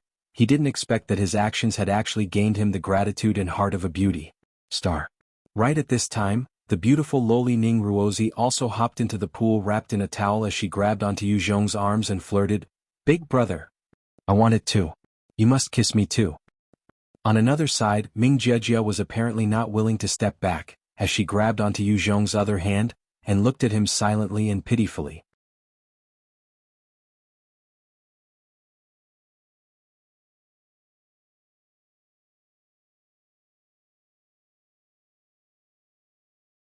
Chapter 372, Ning Ruozi. Book 3, The South. On the left was the bubbly Ning Ruozi, on the right was the silent yet capable Ming Jiejia with extraordinary skills, and in his embrace was Dong Ling with her extremely hot figure. Yu Zhong was literally enveloped in bliss and the fragrance of the feminine scents. It was almost heaven for him. "Be good." Yu Zhong ruffled both Ning Ruozi and Ming Jiejia on their little heads and coaxed them. Ning Ruozi broke into an angelic smile and said, "Hee, I was praised by Big Brother." On the other side, Ming Jiejia was slightly upset that Yu Zhong still treated her like a kid, yet she continued to hug his hand tightly. Right at this time, Su Shuling and Ning Yusen also entered the pool with white bath towels wrapped around them. "Ruozi, come over here." Ning Yusen saw how close Ning Ruozi was sticking to Yu Zhong, and she turned sullen, pulling Ning Ruozi from Yu Zhong's side. She knew her Yuinger sister was extremely adorable, and was worried that Yu Zhong would covet her. Ning Ruozi put up some resistance against Ning Yusen and struggled, "No. Sister, I want to hear Big Brother and his stories. Sister, let go of me." Ning Yusen's face turned wooden as she mustered her big sister voice and said sternly, "Ruozi, be obedient. Otherwise I will get angry." Ning Ruozi scrunched up her face and said in a long voice, "Edis." Su Shuling sat by the pool and looked at Dong Ling in Yu Zhong's embrace, her eyes flashing with a complicated gaze. She was a little jealous of Dong Ling gaining Yu Zhong's affection, yet at the same time, a small part of her heaved a sigh of relief. Ming Jiejia, who was still on Yu Zhong's right side, suddenly asked, "Master, do you want to go to Guilin City?" Ming Jiejia had followed Yu Zhong all the way from Vietnam to China, as they slaughtered their way through, and it was the first time she saw Yu Zhong so unsettled. Her strong perception allowed her to guess that there must be people important to Yu Zhong at Guilin City. Yu Zhong was silent for a while before replying slowly, "I must definitely make a trip there in the near future." If Yu Zhong was still at Longhai City, there were over 1,000,000 zombies blocking the way, coupled with the fact that there were various mutant beasts around, and he still did not know the way to Guilin City. Even if he had wanted to head back, it was next to impossible. However, with him being at Guangxi now, the location wasn't too far off.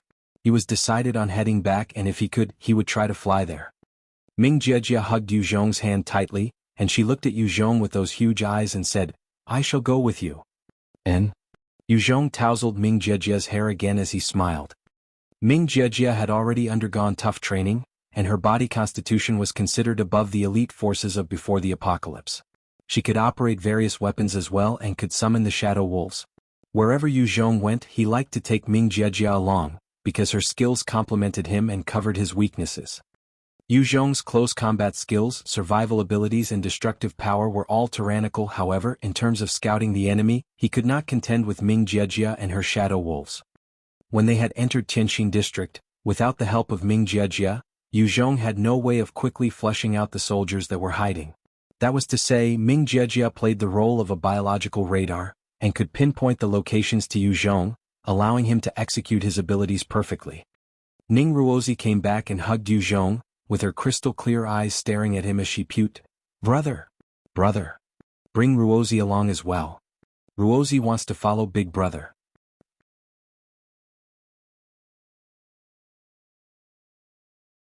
Yu Zhong looked at the adorable Ning Ruozi and immediately turned her down. No way! You don't have any special abilities. Bringing you would be too dangerous. Ning Ruozi looked at Yu Zhong with tearful eyes as she pleaded, Big Brother. Ruozi heard that Big Brother have methods to turn people into evolvers. If Big Brother do that to Ruozi, won't it be safe for Ruozi to tag along? Hearing those words from Ning Ruozi, other than Ming Jiejia, the gazes from the other girls immediately fell on Yu Zhong.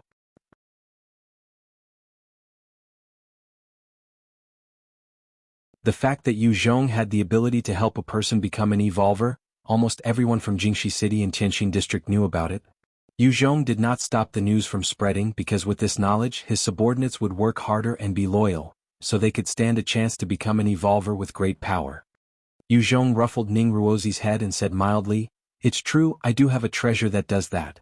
However, it's too precious and I can't give it to you now. The juice from the snake birth fruit was too valuable. Every single vial could result in an evolver. Yu Zhong would only bestow it upon those who were loyal and willing to die for him. Initially, he had no choice but to turn Ming Jiejia into an evolver as the situation called for it due to the lack of trusted personnel. Ning Ruozi crunched up her face and pouted as she ran from Yu Zhong's side. Ruozi's angry. Big Brother is a bad person. Ruozi will ignore you. Yu Zhong watched Ning Ruozi as he chuckled and did not say much. He continued to soak himself for a while before carrying Dong Ling and leaving. Su Shuling also stood up not long after and headed outside. The moment Su Shuling left, Ning Yusin's face turned wooden as she lectured Ning Ruozi. Ruozi, what's with you today? If you continue to be like that, what if he is overcome by lust? The cute smile on Ning Ruozi's face vanished as she revealed a look of indifference and maturity that did not fit her age, using that childlike voice of hers to reply, Sister. We're already in his hands. If he wants to do so, we can do nothing. Life here is pretty good. If it was outside, if we fell into some other pervert's hands, then it would truly be a fate worse than death. Ning Ruozi thought back to a scene where she saw a few men crowding around a pot with kids inside, and she shuddered involuntarily, which had nothing to do with the cold.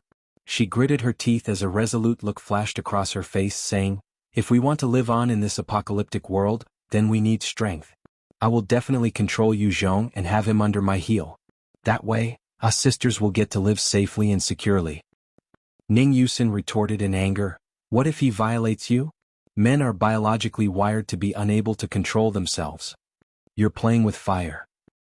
Ning Ruozi replied indifferently, Then let him be. Ever since we came to this villa, I've already prepared myself. We weak women would be violated by others, even if it's not by him. Ning Yusin shuddered with rage and slapped Ning Ruozi on her face furiously, as she felt indignant about her sister's nonchalant attitude towards their plight. The slap landed hard on Ning Ruozi's face, causing a red palm print to appear on it.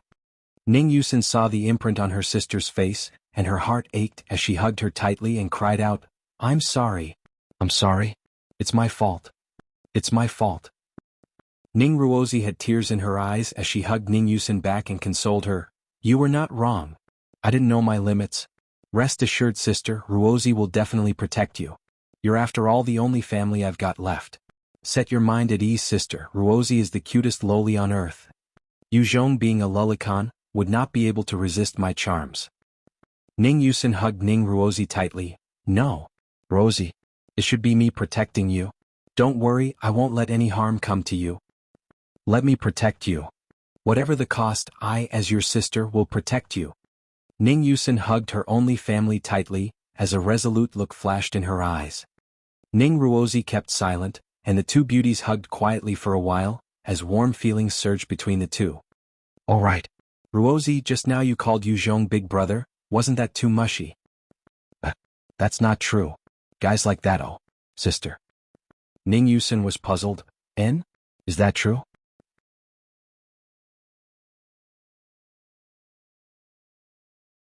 You have been too caught up with studying, that's why you haven't been in love? What a bummer. Ning Yusin grabbed Ning Ruozi's cheeks and squeezed. Little brat, you're too mature. Ning Ruozi let out a hamster-like squeak. No, sister. Ruozi's undefeatable face would be damaged. Where did you learn this type of nonsense? Of course through manhwas. Once we go back, I'll introduce you to two of the romance type. That way you can also understand men better. Hee hee.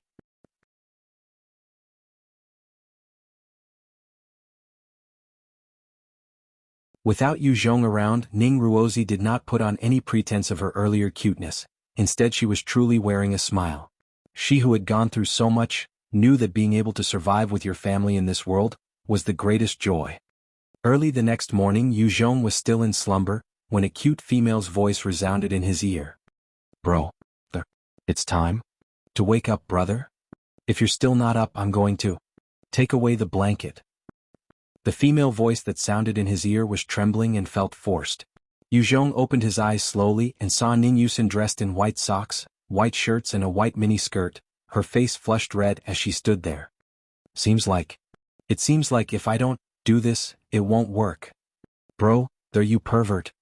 Ning Yusin saw that Yu Zhong had opened his eyes, and forced down her sense of shame and fought against the urge to run, as she lowered her head to kiss him on the lips.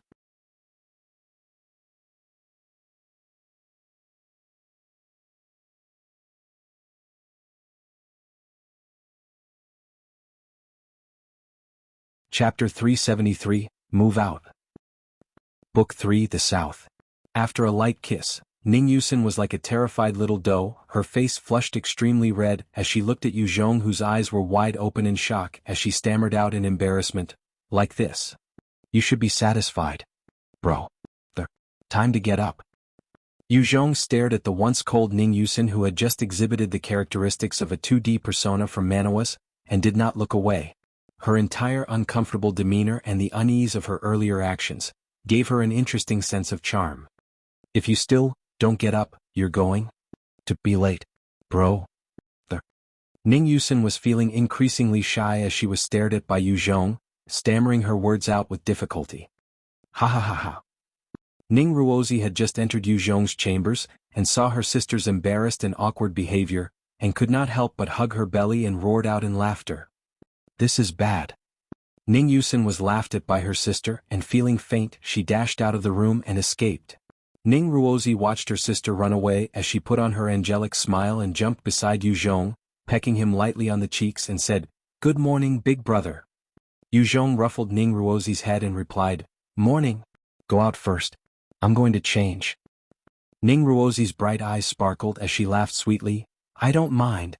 You can change in front of me, it's okay. Yu Zhong flicked her forehead.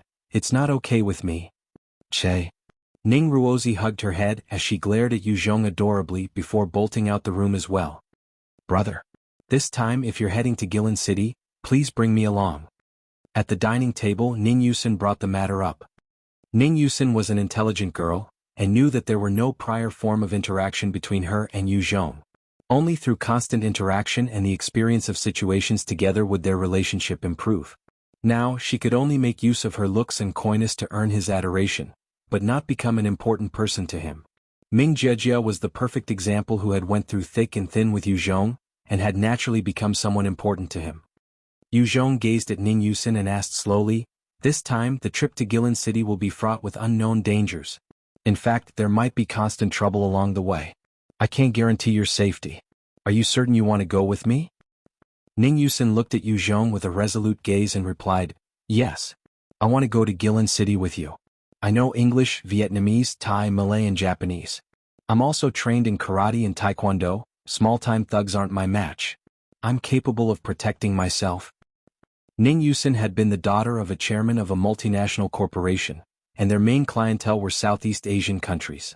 Ning Yusin had been groomed to take over the company, and hence she had picked up 4 different languages, and learnt different forms of self-defense, and could be considered as an elite member of society. Yu Zhong took a long glance at Ning Yusen for a while before saying, "Fine. I'll bring you along." Ning Yusen heaved a sigh of relief. "Thanks, brother." Ning Ruozi also hugged Yu Zhong's arm as she tried to ask him coyly, "Big brother. I want to go too. Bring me along, will you?" Yu Zhong looked at Ning Ruozi and his expression turned wooden. "No. You can't go.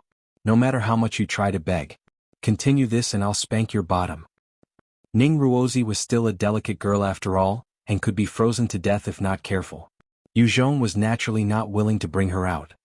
Unless it was Yao Yao or Ming Jiejia who were evolvers, Yu Zhong would not allow the other younger girls to endanger themselves.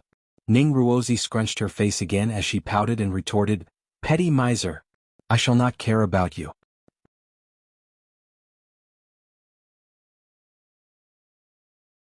Su Shuling seemed like she wanted to speak, but she hesitated, and in the end, keeping silent. She was good-looking but had never taken on any form of self-defense lessons, and if she followed along she would just be a burden. When she thought about the journey that was sure to span over a few hundred li, she could not say anything.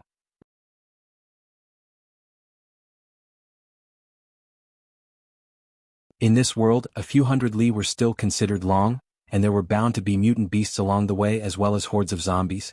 If they were to encounter any behemoths, their vehicle troops might be even wiped out. In an office of Longhai City, Qiyang was currently facing the officials that were seated around and said, "There's news of Yu Zhong. Came from Guangxi. Yu Zhong still alive. Leader Yu still alive. That's great. As expected. Leader Yu is still alive. I knew he couldn't be dead." The entire meeting hall erupted in joyous cheers, as the dampened mood and low spirits from Yu Zhong's disappearance washed away. There were a few ambitious characters who also quelled the schemes in their hearts when they heard the news. Lu Wen couldn't help but ask, "Where's Yu Zhong right now?" Guiyu, who was sitting beside Lu Wen, also turned her gaze towards Qiyang, waiting for his answer. Qiyang continued without missing a beat. "Yu Zhong is currently at Tianxin district near the borders of China and Vietnam. He had already conquered it, and established a camp of more than 60,000 survivors." "Holy shit. He really is our leader, Yu. Too awesome." De Guzi sighed in awe. "Yeah. He's really the best." Chen Yin had a look of excitement as he said. The various officials in Longhai City sighed. In the city base they had the ammunitions manufacturing line up and running, and while it could not produce the ammo for the heavy weapons like cannons and tanks, they had no shortage of ammunition for the majority of their weapons. With that, after Yu Zhong had disappeared, they could only regain 2 other major cities, and the total survivors they absorbed amounted to about 4,000 people. Compared to Yu Zhong's progress, it was indeed a little miserable. In truth, it had to do with the leadership style as well. Yu Zhong liked to advance constantly and conquer. Qiyang, on the other hand, took comfort in stability and wasn't aggressive. While Qiyang held the reins of Longhai City, he wasn't the true leader, and thus, whenever he wanted things to be done, there were minor obstructions along the way, hence, slowing the rate of progress. However, he was extremely sturdy, and although Yu Zhong had been gone for some time, there were no major problems as a result of his leadership, and he didn't give the more ambitious characters any opportunity to pounce on. Qiyang eyed the people in front of him and commanded, "I shall announce, from now on, our next target will be regaining SY City. After the weather turns warmer, we shall immediately set for the southwest direction, and clear a route between Yu Zhong and us. Everyone will have to work towards this single objective." "Yes." The entire top brass were unison this time round as they answered with vigor. It was a matter that had weighed heavily on them, and now, with him back, they were revitalized. After the meeting was concluded, Qiyang went to a window looking towards the southwest direction and gazed out silently. In the direction there were his parents as well as his unforgettable first love. However, he could only stay here and not look for them. "Yu Zhong, I'm leaving them to you." Qiyin looked out at the harsh cold winds as he thought to himself silently. The snowstorm in Tianxin district lasted an entire 2 weeks before coming to a stop, and warm sunlight finally broke through the clouds. The moment the skies cleared, a vehicle fleet comprising of 6 jeeps, 4 resources trucks, an IFV, and 2 trucks full of nothing but fuel left Tianxin district, making their way towards the horizon. On the journey this time, Yu Zhong brought Ming Jiejia, Jing Mingyi, Ning Yusen, Luo Qifeng, Bai Shaoxing and a few other experts.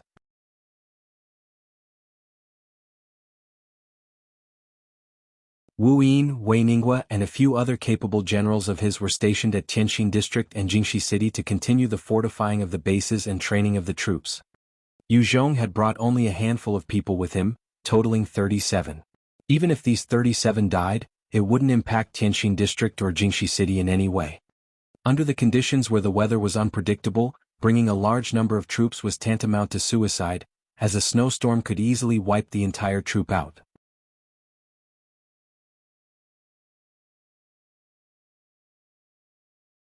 A smaller team would find it easier to survive. Furthermore, everyone that came with him was an expert and their survival skills in the wild were naturally higher. Bai Shaoxing yawned out of boredom. So boring. Isn't there something exciting? Zheng Mingyi glared at Bai Shaoxing coldly. Platoon Commander Bai. Keep quiet. We are recon soldiers. Loud noises will reveal our positions. Zheng Mingyi did not view Bai Shaoxing favorably. When Yu Zhong had launched the assault on Tianxin District, Bai Shaoxing was Bai Mingyang's trump card and yet he was useless. It was because he prioritized his lust over anything else, and when Yu Zhong had come knocking, Bai Shaoxing was still lying in bed with his women and having a good sleep. Bai Shaoxing laughed conceitedly as he patted Zheng Mingyi's shoulder. Old Zheng. Don't worry. Even if we reveal ourselves, it'll be okay. I will be responsible for killing those poor fools who find us. Just relax. Zheng Mingyi's face darkened. On the field, you'd better refer to me as Captain. Bai Shaoxing laughed nonchalantly. All right. Captain. Captain, can you not be so rigid? Once we go back to Tianxin District, I'll introduce a few ladies to you, okay?